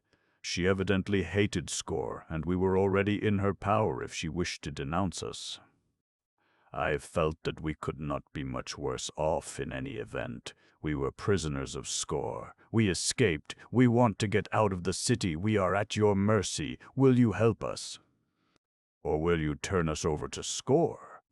"I won't turn you over to Score," she snapped. "I wouldn't turn a dead Mistel over to that fiend, but I don't know how I can help you. You can't get out of Cormor. The dead sentries along the wall never sleep." "I got into Cormor without being seen by a sentry," I said. "If I could only find the house, I could get out again." "What house?" she demanded. "The house at the end of the tunnel that runs under Geralat Kumrov to Havatu." "A tunnel to Havatu? I never heard of such a thing. Are you sure? I came through it last night." She shook her head. "None of us ever heard of it, and if we who live here cannot find it, how could you, a stranger, hope to? But I'll help as much as I can. At least I can hide you and give you food. We always help one another here in Cormor, we who are alive." "There are other living people in Cormor?" I asked. "A few," she replied. "Score has not succeeded in hunting us all down yet. We live a mean life, always hiding, but it is life. If he found us, he would make us like those others." The old woman came closer. "I cannot believe that you are alive," she said. "Perhaps you are tricking me." She touched my face and then ran her palms over the upper part of my body. "You are warm," she said, and then she felt my pulse. "Yes, you are alive." Similarly, she examined Duare and Nalte, and at last she was convinced that we had told her the truth. "Come," she said, "I will take you to a better place than this. You will be more comfortable. I do not use this house very often." She led us downstairs and out into a yard at the rear of which stood another house. It was a mean house, poorly furnished. She took us into a back room and told us to remain there. "I suppose you want food," she said. "And water," added Nalte. "I have had none since yesterday evening." "You poor thing," said the old woman. "I'll get it for you. How young and pretty you are." "Once I was young and pretty too." "Why have you aged?" I asked. I thought that all the people of Amtor held the secret of longevity. "Aye, but how may one obtain the serum in Cormor? We had it once before Score came, but he took it away from us. He said that he would create a new race that would not require it, for they would never grow old. The effects of my last inoculation have worn off, and now I am growing old and shall die. It is not so bad to die, if Score does not find one's corpse. We of the living here bury our dead in secret beneath the floors of our houses. My mate and our 2 children lie beneath this floor. But I must go and fetch food and water for you. I shall not be gone long." And with that she left us. "Poor old creature," said Norte. "She has nothing to look forward to except the grave, with the chance that Score may rob her of even that poor future." How strange she looked. There was a shocked expression in Duare's eyes as she spoke.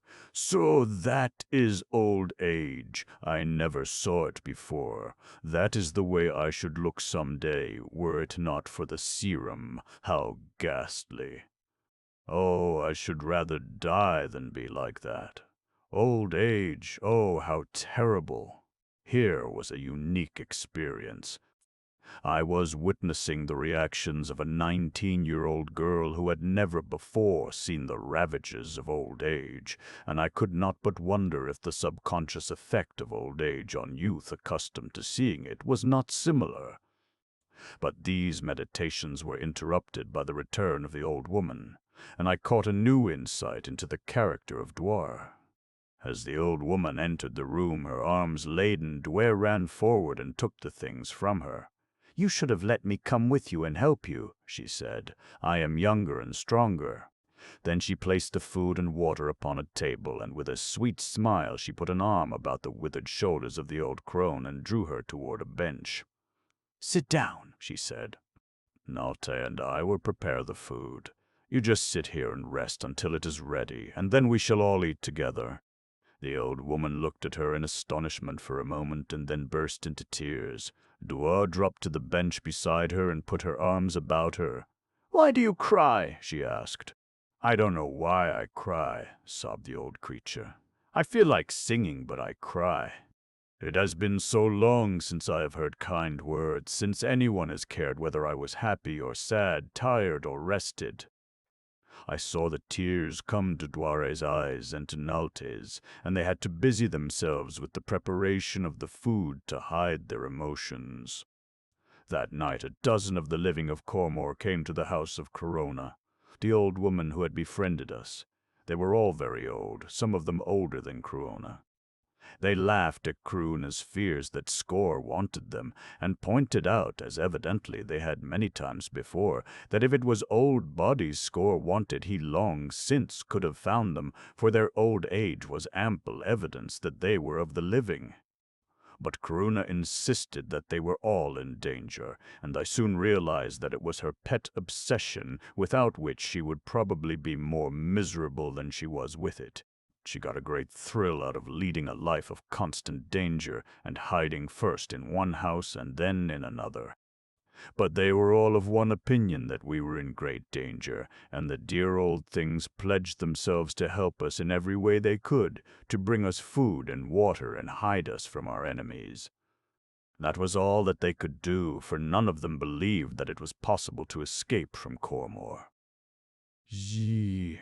Early the following morning, a very old man, one of the visitors of the previous evening, hobbled into the house. He was perturbed and greatly excited. His palsied hands were trembling. "They are searching the city for you," he whispered.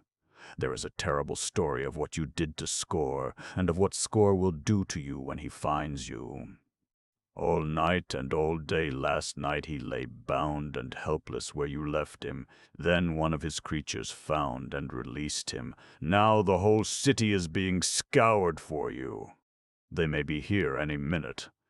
"What can we do?" asked Duare. "Where can we hide?" "You can do nothing," said the old man, "but wait until they come. There is no place in all Cormor that they will not search." "We can do something," said Nauta. Then she turned to our informant. "Can you get us paint such as the corpses use to make themselves appear like living men?" "Yes," said the old man. "Well, go quickly and fetch them," urged Nolte.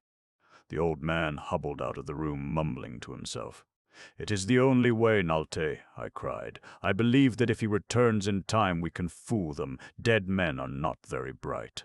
It seemed a long time before the old man came back, but he came finally, and he brought a large box of makeup with him.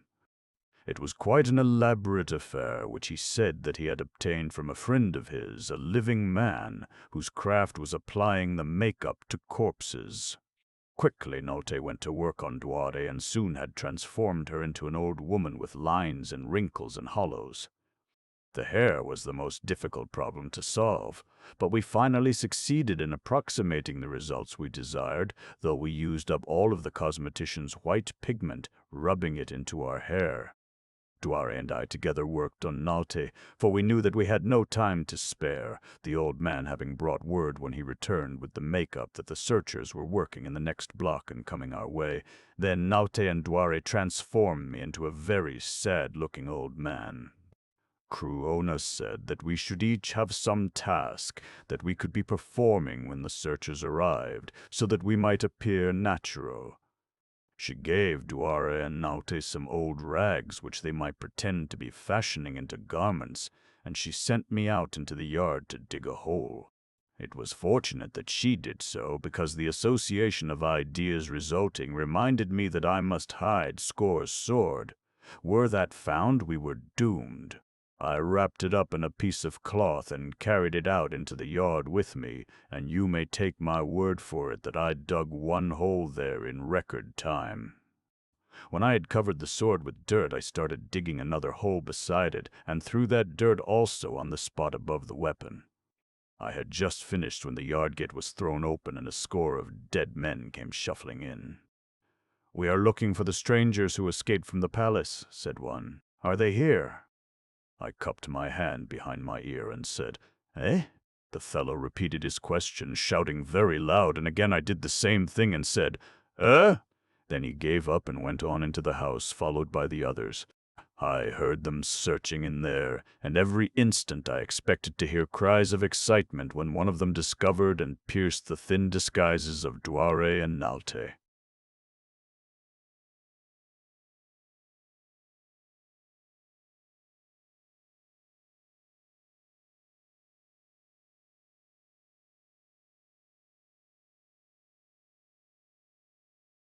Under suspicion. Neither suspect.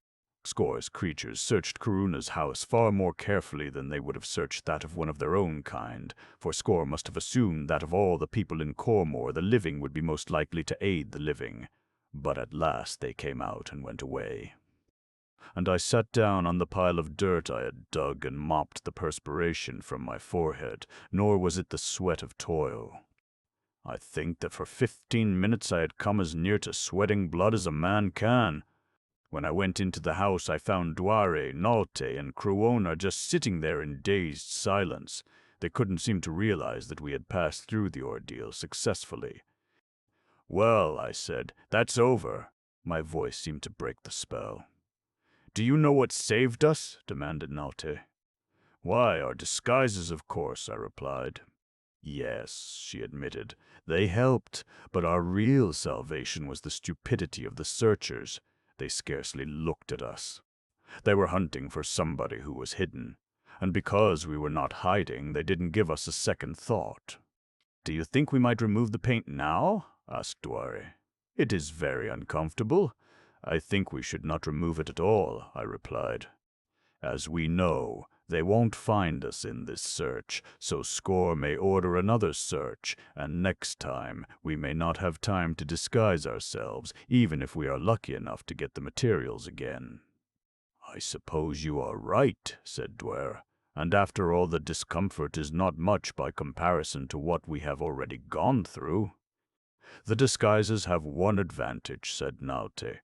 "We can move about more freely without danger of detection.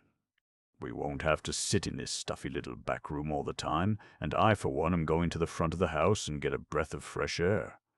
It was not a bad suggestion, and Duare and I joined Nalte while Cruona went about some household duties. The front room on the second floor, to which we went, overlooked the street. We could hear the searchers ransacking the house next door, and we could see the pedestrians shuffling along the dusty street. Suddenly Nauta seized my arm and pointed. "See that man?" she exclaimed in an excited whisper.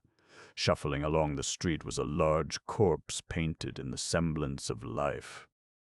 His trappings were finer than those ordinarily seen in Cormor. Only his peculiar gait revealed to the initiated eye the fact that he was not as alive as we. "Yes, I see him," I replied. "What about him? He is the man that abducted me from Havatu." "Are you sure?" I demanded. "Absolutely," replied Naute. "As long as I live, I shall never forget that face." A plan, perhaps I'd better call it an inspiration, shot into my mind.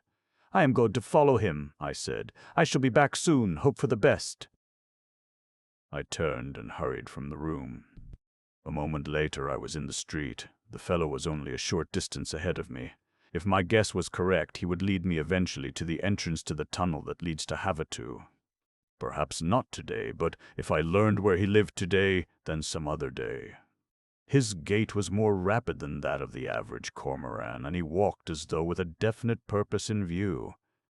I judged that he was one of Score's more successful experiments, and that for this reason he had been chosen as one of the Jong's agents in Havatu, where the ordinary run of cormoran corpses could not long have passed themselves off as living men. As I followed him, I noted carefully every detail of the street in which we were, so that I would not again be unable to return to my starting point. When presently he turned into a street leading toward the river, my hopes rose, and I noted carefully the buildings at the intersection. Near the river, the fellow turned into a small alley, followed it to the next street, and then turned again toward the river. Directly ahead of us, even before he turned into it, I saw and recognized the building beneath which lay the Cormor end of the tunnel. At the gateway leading into the yard before the house, the man turned for the first time and looked behind him, I presumed to see if he was being observed. Then he saw me. There was nothing for me to do but keep on toward him. I kept my eyes on the ground and paid no attention to him as I approached him, though I could almost feel his gaze upon me. It seemed an eternity before I reached him. I was about to breathe a sigh of relief as I passed him. Then he spoke to me. "Who are you, and what are you doing here?" he demanded. "I am looking for another house to live in," I cackled. "The doors and the windows have all fallen off mine." "There are no houses here for you," he snapped. "Your kind is not allowed in this district. Get out of here and never let me see you here again." "Yes," I replied meekly and turned back. To my great joy, he let me go, and a moment later I had turned into the alley and was hidden from his view. But I had learned what I wanted to know, and my blood was tingling with happiness. Now only the worst of ill fortune could prevent me guiding Duare and Naute back to the safety of Havatu. As I made my way through the streets of Cormor toward the house of Karuna, my mind was filled with thoughts and plans for escape. I was determined to leave as soon as darkness fell, and already I was looking forward to and planning on what I should do upon my return to Havatu. As I entered Cruona's house, I saw immediately, even before anyone had a chance to speak, that something was amiss. Duare and Naute both rushed toward me, and it was evident that both were perturbed. Karuna and the old man who had brought us the pigments with which we had disguised ourselves were cackling together excitedly. "At last you are back," cried Naute. "We thought that you would never come. Perhaps it is not too late even now," said Duare. "I wanted them to come with me and let me hide them," croaked Karuna, "but neither one of them would leave without you. They said that if you were to be taken, then they would be taken too." "What in the world are you all talking about?" I demanded. "What has happened?" "It is soon told," said the old man who had brought us the makeup. "The cosmetician from whom I borrowed the materials to change you into old people has betrayed us in order to curry favor with Score. A man heard him tell his servant to go to the palace and inform Score that he would lead Score's men to this hiding place of yours. The man was a friend of mine and came and told me. Score's men may be here at any minute now. I thought rapidly, then I turned to Duare and Nalte. Get your makeup off as quickly as you can, I directed, and I will do the same. But then we shall be lost for certain, exclaimed Duare. On the contrary, I replied as I commenced to remove the pigment from my blonde head. They will know us at once without our disguises, insisted Duare, but I was glad to see that both she and Nalte were following my example and removing the paint from their hair and faces. Our own youth will be the best disguise we can adopt in this emergency, I explained. These creatures of Score are none too intelligent, and having been sent to find 3 fugitives who have disguised themselves as very old people, they will be looking only for those who appear very old. If we can get out of the house before they come, I think we have a good chance to avoid detection. We worked rapidly and soon had the last vestiges of our disguises removed. Then we thanked Cruona and the old man, bid them goodbye, and left the house.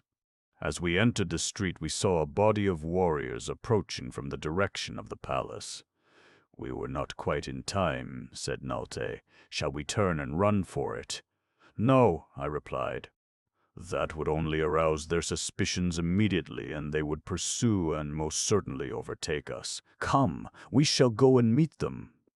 What? Demanded Duare in astonishment. Are we going to give ourselves up? By no means, I replied.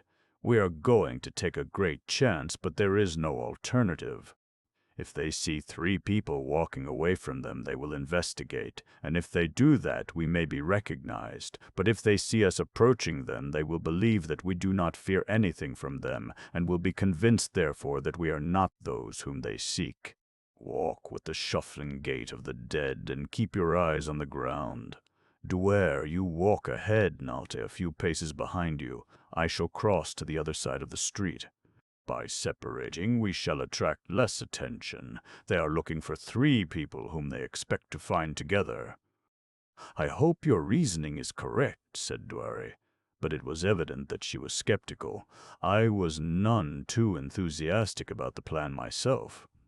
I crossed the street to the side along which the warriors were approaching, knowing that there was less likelihood that any of them would recognize me than that they would know Duare, who had been in Score's palace for some time.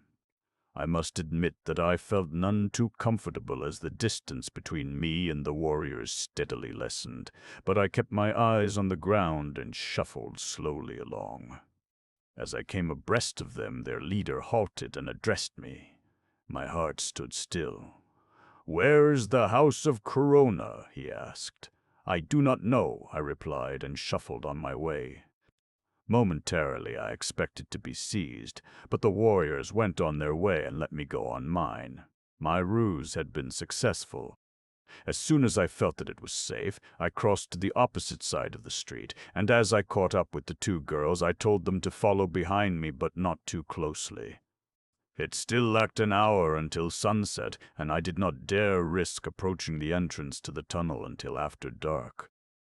In the meantime, we must find a place to hide and keep off the streets where every moment we were in danger of arousing suspicion.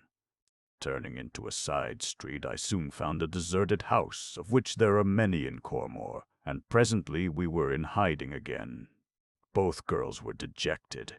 I could tell by their silence and listlessness. The future must have seemed hopeless to them, yet they voiced no complaints. "I have some good news for you," I said. Duare looked at me with scarcely any indication of interest, as though there never could be any good news for her again. She had been unusually silent since our escape from the palace. She seldom spoke unless directly addressed, and she avoided speech with Nalte as much as possible, although her manner toward her was not definitely unfriendly. "What is the good news?" demanded Nalte. "Nalte, I have found the entrance to the tunnel to Havatu," I replied. The effect of that statement upon Nalte was electrical, but it seemed to arouse only passive interest in Duare. "In Havatu," she said, "I shall be as far as ever from Vepaja." "But your life will not be in danger," I reminded her. She shrugged. "I do not know that I care to live," she replied. Don't be discouraged, Duare, I begged. Once we are in Havatu, I am confident that I shall discover a way to find Vepaja and return you to your people. I was thinking of the plane ready and waiting in its hangar on Cantum Lat, but I didn't say anything about it. I wanted to save it as a surprise for her, and, anyway, we were not yet in Havatu. The 2 hours that we waited until complete darkness enveloped the city were as long a 2 hours as I have ever spent, but at last it seemed safe to attempt to reach the silent, deserted house near the riverfront, where all our hopes were centered. The street was deserted when we left the building where we had been hiding. I was certain of my way to our destination, and without delay or adventure we at last came in sight of the decaying structure that hid the entrance to our avenue of escape. I led the girls into the buildings, and there we huddled in the dark, listening. I regretted then that I had been unable to retrieve the sword I had taken from Score and buried in the yard of Karuna's home. It would have given me a feeling of far greater security than I now enjoyed. Satisfied at last that we were the sole occupants of the building and that no one had followed us, I crossed to the doorway that hid the entrance to the tunnel, Duare and Naute close behind me. I had no difficulty in finding the latch, and a moment later we were descending into the dark corridor with liberty and safety almost in our grasp. There was a chance that we might meet one of Score's creatures returning from Havatu, but I felt that everything was in our favor, inasmuch as one of them had just crossed in the opposite direction, and there had never been any evidence that they were in Havatu in great numbers.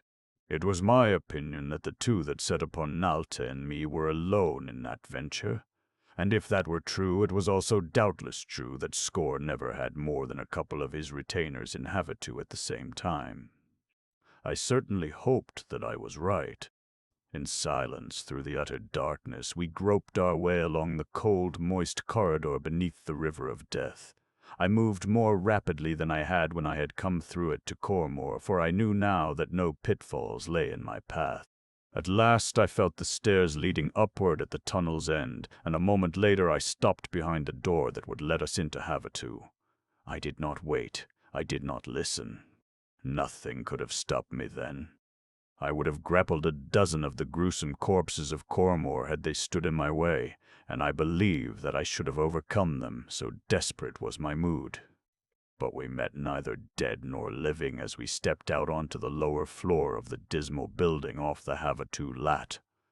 Quickly we crossed to the front of the building and out through the door there to the street beyond, and a moment later we stood in the Havatu Lat with its brilliant lights and its 2 streams of traffic.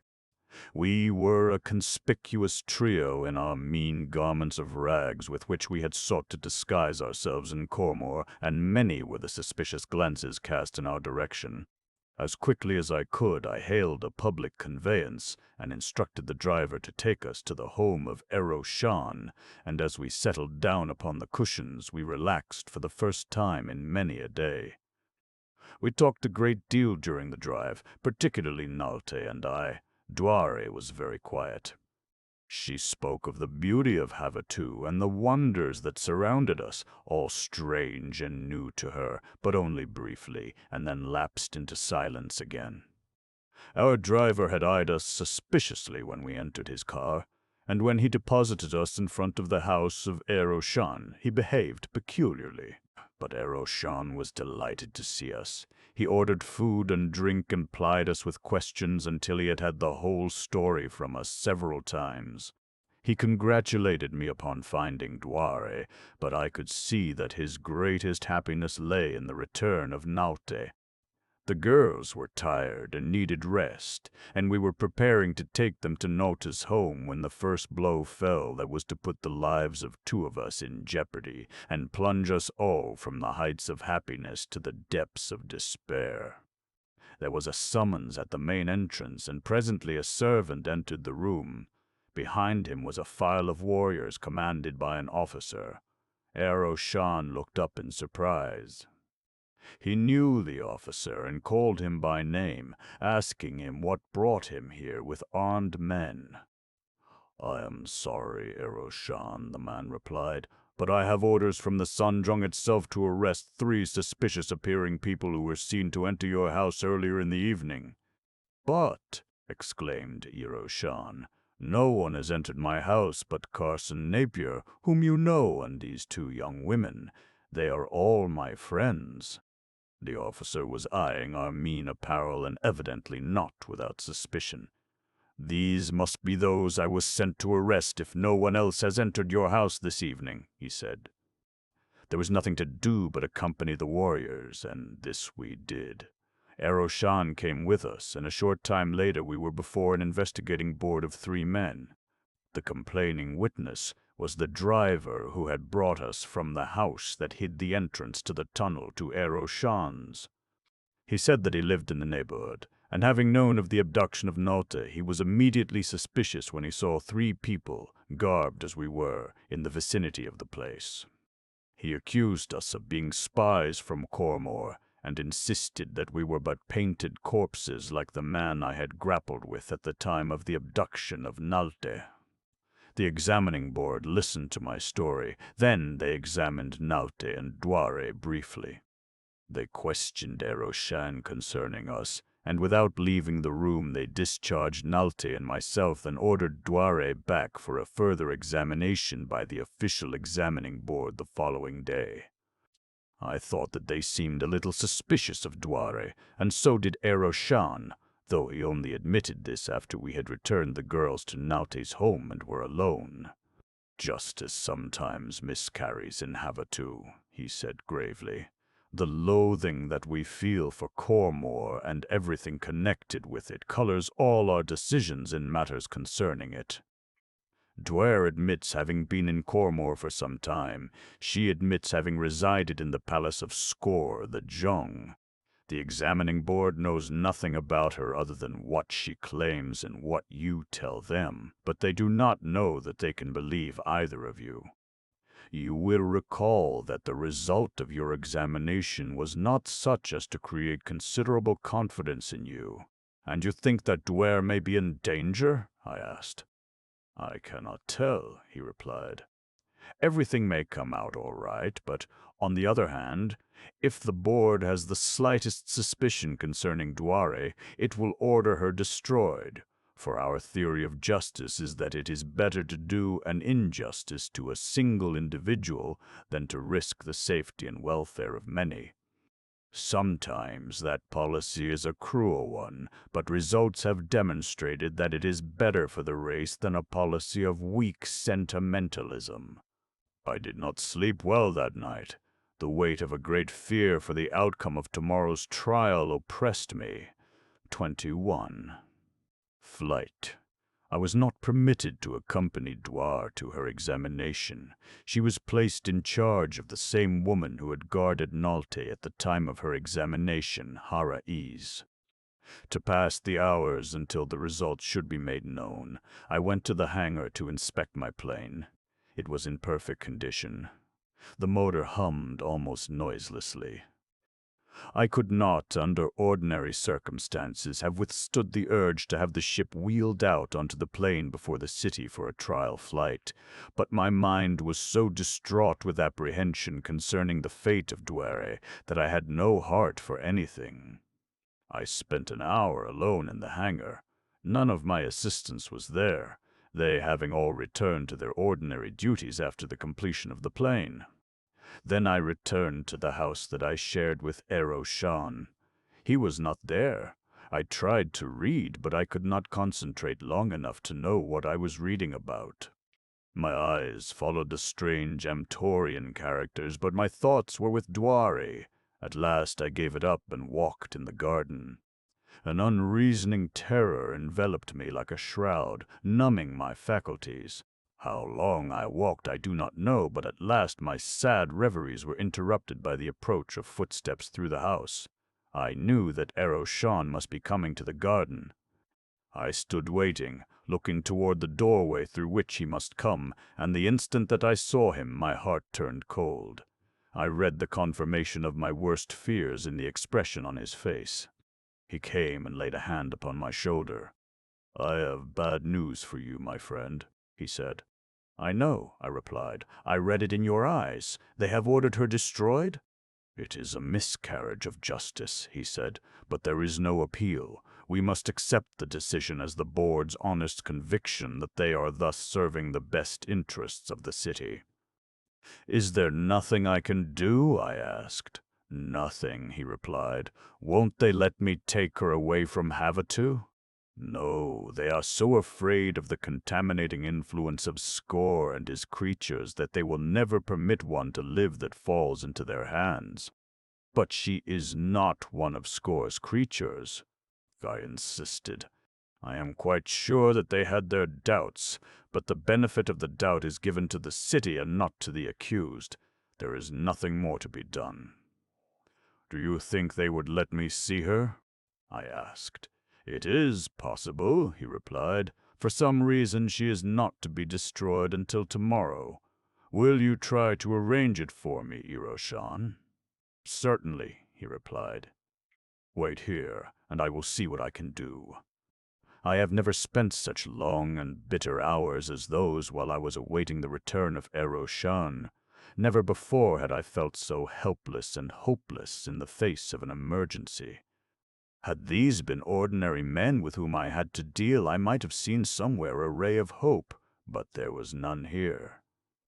Their uprightness precluded the possibility that I might influence even a minor guard by bribery. They could not be moved by an appeal to sentiment. The cold, hard logic of their reasoning left their minds impregnable fortresses of conviction that it was useless to assail. I have said that I was hopeless, but that was not entirely true. Upon what my hope fed I do not know, but it seemed so impossible to believe that Duare was to be destroyed, that my mind must in some slight measure have been stunned. It was dark before Iro-shan returned. I could read neither hope nor despair in his expression as he entered the room where I had finally gone to await him. He appeared very serious and very tired. "Well," I demanded, "what is the verdict?" "I had a hard time of it," he said. "I had to go all the way up to the Sanjong, but at last I got permission for you to visit her. Where is she? When may I see her?" "I will take you to her now," he replied. After we entered his car, I asked him how he had accomplished it. "I finally took Nalta with me," he replied. "She knew more about you and all that you and Duare have passed through together than anyone else in Havasu. For a while I almost thought that she was going to persuade the Sanjong to reverse the verdict against Duare, and it was solely through her appeal that they at last gave their consent to this last meeting. I learned a great deal about you and Duare from Nalte, much more than you have ever told me, and I learned something else." "What was that?" I asked as he paused. "I learned that I love Nalte," he replied. "And did you learn that she loves you?" "Yes. Were it not for your unhappiness, I should be quite the happiest man in Havasu tonight. But what made you think that Nalte loved me? She told me so." "And you did not tell me?" he asked reproachfully. "I could not," I replied, "until after I knew that you loved her." "I suppose not." "She told me that you were planning on taking her back to Andu, but now that won't be necessary. She seems quite content to remain in Havasu." We had been driving along the Korgan Lat toward the stadium, and now Iro-shan turned into a side street and stopped before a small house. "Here we are," he said. "This is the house of Hara S., in whose charge Duare has been placed. Hara S. is expecting you. I shall wait out here. You are to be allowed to remain with Duare for 5 veer. 5 veer are a little over 20 minutes of Earth time. It seemed all too short, but it was better than nothing. I went to the door of the house, and in answer to my summons, Hera Ease admitted me.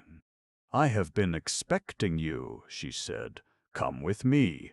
She led me up to the 2nd floor and, unlocking a door, pushed it open. "Go in," she directed. "In 5 ver I shall come for you." As I entered the room, Duare rose from a couch and faced me. Hara S. closed the door and locked it. I heard her footsteps as she descended the stairs. We were alone, Duare and I, for the first time in what seemed an eternity to me. "Why did you come here?" asked Duare in a tired voice. "You ask me that," I exclaimed. "You know why I came." She shook her head. "You cannot do anything for me. No one can. I supposed you would come if you could help me, but as you can't, I do not know why you came. If for no other reason, because I love you. Is not that reason enough?" "Do not speak to me of love," she said, looking at me queerly. I determined not to make her last moments more unhappy by pressing unwelcome attention upon her. I sought to cheer her, but she said that she was not unhappy. "I am not afraid to die, Carson Napier," she said. "As it seems impossible that living I should ever return to Verpaja, I prefer to die. I am not happy. I can never be happy." "Why could you never be happy?" I demanded. "That is my secret. I shall take it to the grave with me. Let us not speak of it any more." "I don't wish you to die, Duare. You must not die," I exclaimed. "I know that you feel that way, Carson, but what are we to do about it? There must be something we can do. How many are there in this house besides Hara-Ez and yourself?" "There is no one." Suddenly a mad hope possessed me. I searched the room with my eyes. It was bare of all except absolute necessities. I saw nothing with which I might carry out my plan. Time was flying. Hara-Az would soon return. My eyes fell upon the sarong-like scarf that Duare wore, the common outer garment of Amtorian women. "Let me take this," I said, stepping to her side. "What for?" she demanded. "Never mind. Do as I say. We have no time to argue." Duare had long since learned to submerge her pride when my tone told her that an emergency confronted us and to obey me promptly. She did so now. Quickly she unwound the scarf from about her and handed it to me. "Here it is," she said. "What are you going to do with it?" "Wait and see. Stand over there on the right side of the room. Here comes Hara-Ez now. I hear her on the stairs." I stepped quickly to one side of the door so that I should be behind it and hidden from Hara-Ez as she entered. Then I waited. More than my own life lay in the balance, yet I was not nervous. My heart beat as quietly as though I were contemplating nothing more exciting than a pleasant social visit. I heard Hara-Ez stop before the door. I heard the key turn in the lock. Then the door swung open and Hara-Ez stepped into the room. As she did so, I seized her by the throat from behind and pushed the door shut with my foot. "Don't make a sound," I warned, "or I shall have to kill you." She did not lose her poise for an instant. "You are very foolish," she said. "This will not save Duare and it will mean your death. You cannot escape from Havasu." I made no reply, but worked quickly and in silence. I bound her securely with the scarf and then gagged her. When I had finished, I raised her from the floor and placed her on the couch. "I am sorry, Hara-Ez, for what I was compelled to do. I am going now to get rid of Eroshan. He will know nothing of what I have done. Please be sure to inform the Sanjong that Eroshan is in no way responsible for what has happened or what is going to happen. I shall leave you here until I can get away from Eroshan without arousing his suspicions. In the meantime, Duare, watch Hara-Ez closely until I return. See that she does not loosen her bonds." I stooped and picked a key from the floor where Hara-Ez had dropped it. Then I quit the room, locking the door after me. A moment later, I was in the car with Eroshan. "Let's get home as quickly as possible," I said. Then I lapsed into silence, a silence which Eroshan, respecting what he thought to be my sorrow, did not break. He drove rapidly, but it seemed an eternity before he steered the car into the garage at the house. There being no thieves in Havasu, locks are unnecessary, so our garage doors stood wide open as they always were, except in inclement weather. My car, facing toward the street, stood there. "You have eaten scarcely anything all day," said Eroshan as we entered the house. "Suppose we have something now?" "No, thanks," I replied. "I am going to my room. I could not eat now." He laid a hand upon my arm and pressed it gently. but he did not say anything. Then he turned and left me. A wonderful friend was Eroshan. I hated to deceive him, but I would have deceived anyone to save Duare. I went to my room, but only long enough to procure weapons. Then I returned to the garage. As I stepped into my car, I offered a prayer of thanks that the motors of Havasu are silent. Like a wraith, the car slipped out of the garage into the night, and as I passed the house, I whispered a silent goodbye to Eroshan. Approaching the house of Hara S, felt the first qualm of nervousness that had assailed me during this adventure, but the house seemed quite deserted as I entered it and ran up the stairs to the second floor. Unlocking the door of the room in which I had left Duare and Hara, as I breathed a sigh of relief as I saw them both there, I crossed quickly to the couch and examined Hara S's bonds. They appeared quite secure. "Come," I said to Duare. "We have no time to waste." She followed me out of the room. I locked the door on Hara S, found another sarong for Duare in a room on the first floor, and a moment later Duare and I were in my car. "Where are we going?" she asked. "We cannot hide in Havasu. They will find us." "We are going to leave Havasu forever," I replied, and just then I saw a car pass us and draw up in front of the house we had just left. 2 men were in it. One of them jumped out and ran to the door. Then I opened the throttle. I had seen enough to turn me cold with apprehension. Duare had seen too. "Now they will discover everything," she said, "and you will be killed." I knew that it would end in disaster. "Oh, why didn't you let me die alone? I want to die." "But I won't let you." She said nothing more, and we sped through the now almost deserted streets of Havasu toward the Kantum Lat and the gate of the physicists. We had gone about 2 miles of the 3 that we must cover before we reached our destination when I heard an ominous sound such as I had never before heard in Havasu. It sounded like the wailing of sirens such as are used on police cars in the large cities of America. Instantly I knew that it was an alarm, and I guessed that the man who had entered the house of Hara S had discovered her and that our escape was known.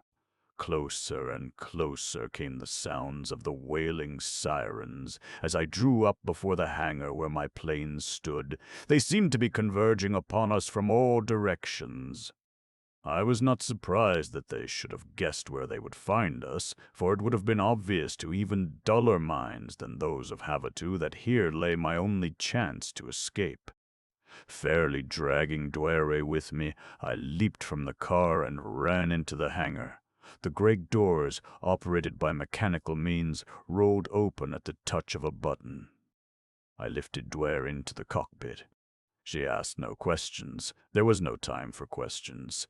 Then I took my place at her side. I had designed the plane for training purposes, and it had 2 seats, each accommodating 2 people. I started the motor, and such a motor! Silent, vibrationless, and it required no warming up.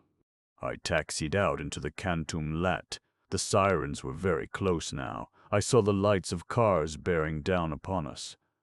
As I started toward the gate of the physicists, I heard the staccato hum of Amtorian rifles behind us. They were firing at us. I nosed up, the wheels left the ground, the great gate loomed directly ahead. "Up! Faster! Faster!" I held my breath.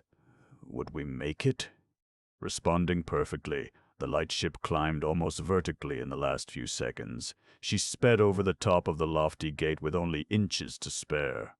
We were safe! Far below, the lights of Havasu lay behind us as I turned the ship's nose toward the shimmering ribbon that was the river of death, the river of life to us, that was to guide us down to that unknown sea where, I was confident, we would find Vipaja. Duare had not spoken. I felt her arm against mine trembling. I reached over and laid a hand upon it. "Why are you trembling?" I asked. "You are quite safe now. What is this thing we are in?" She asked. "Why does it not fall to the ground and kill us? What keeps it up?" I explained as best I could, telling her that there was no danger that it would fall, and then she drew a deep, long sigh of relief. "If you say that we are safe, then I am afraid no longer," she said. "But tell me, why are you making this sacrifice for me?" "What sacrifice?" I asked. "You can never return to Havasu now. They would kill you." "I do not want to return to Havasu if you cannot live there in safety," I replied. "But what of Nolte?" she asked. "You love one another, and now you can never see her again. I do not love Nolte, nor does she love me. I love only you, Duare, and Nolte and Eroshan love one another. We are on our way to Vipaja. I would rather take my chances of winning you there than live a Sanjong in Havasu without you." She sat in silence for a long time, then presently she turned and looked up into my face. "Carson," she said in a low voice. "Yes, Duare. What is it? I love you." I could not believe that I had heard aright. "But, Duare, you are the daughter of a Jong of Vipaja," I exclaimed. "That I have known always," she said. "But I have just learned that above all things else, I am a woman." I took her in my arms then. I could have held her thus forever as our marvelous plane raced onwards toward Vipaja and home. Lost on Venus. In the room of the 7 doors, Carson Napier faced the choice of his life. 6 doors led to terrible deaths. The 7th was the door of life. But for him, this door too would lead only to the new dangers of a planet whose beasts were more frightful than those of his native Earth. But Carson sought the rescue of the planet's fairest princess, and even though he stepped from one danger to meet another, he was determined to make good an Earthman's pledge. Lost on Venus is an Edgar Rice Burroughs adventure in the colorful and exciting tradition of his Tarzan and Martian novels.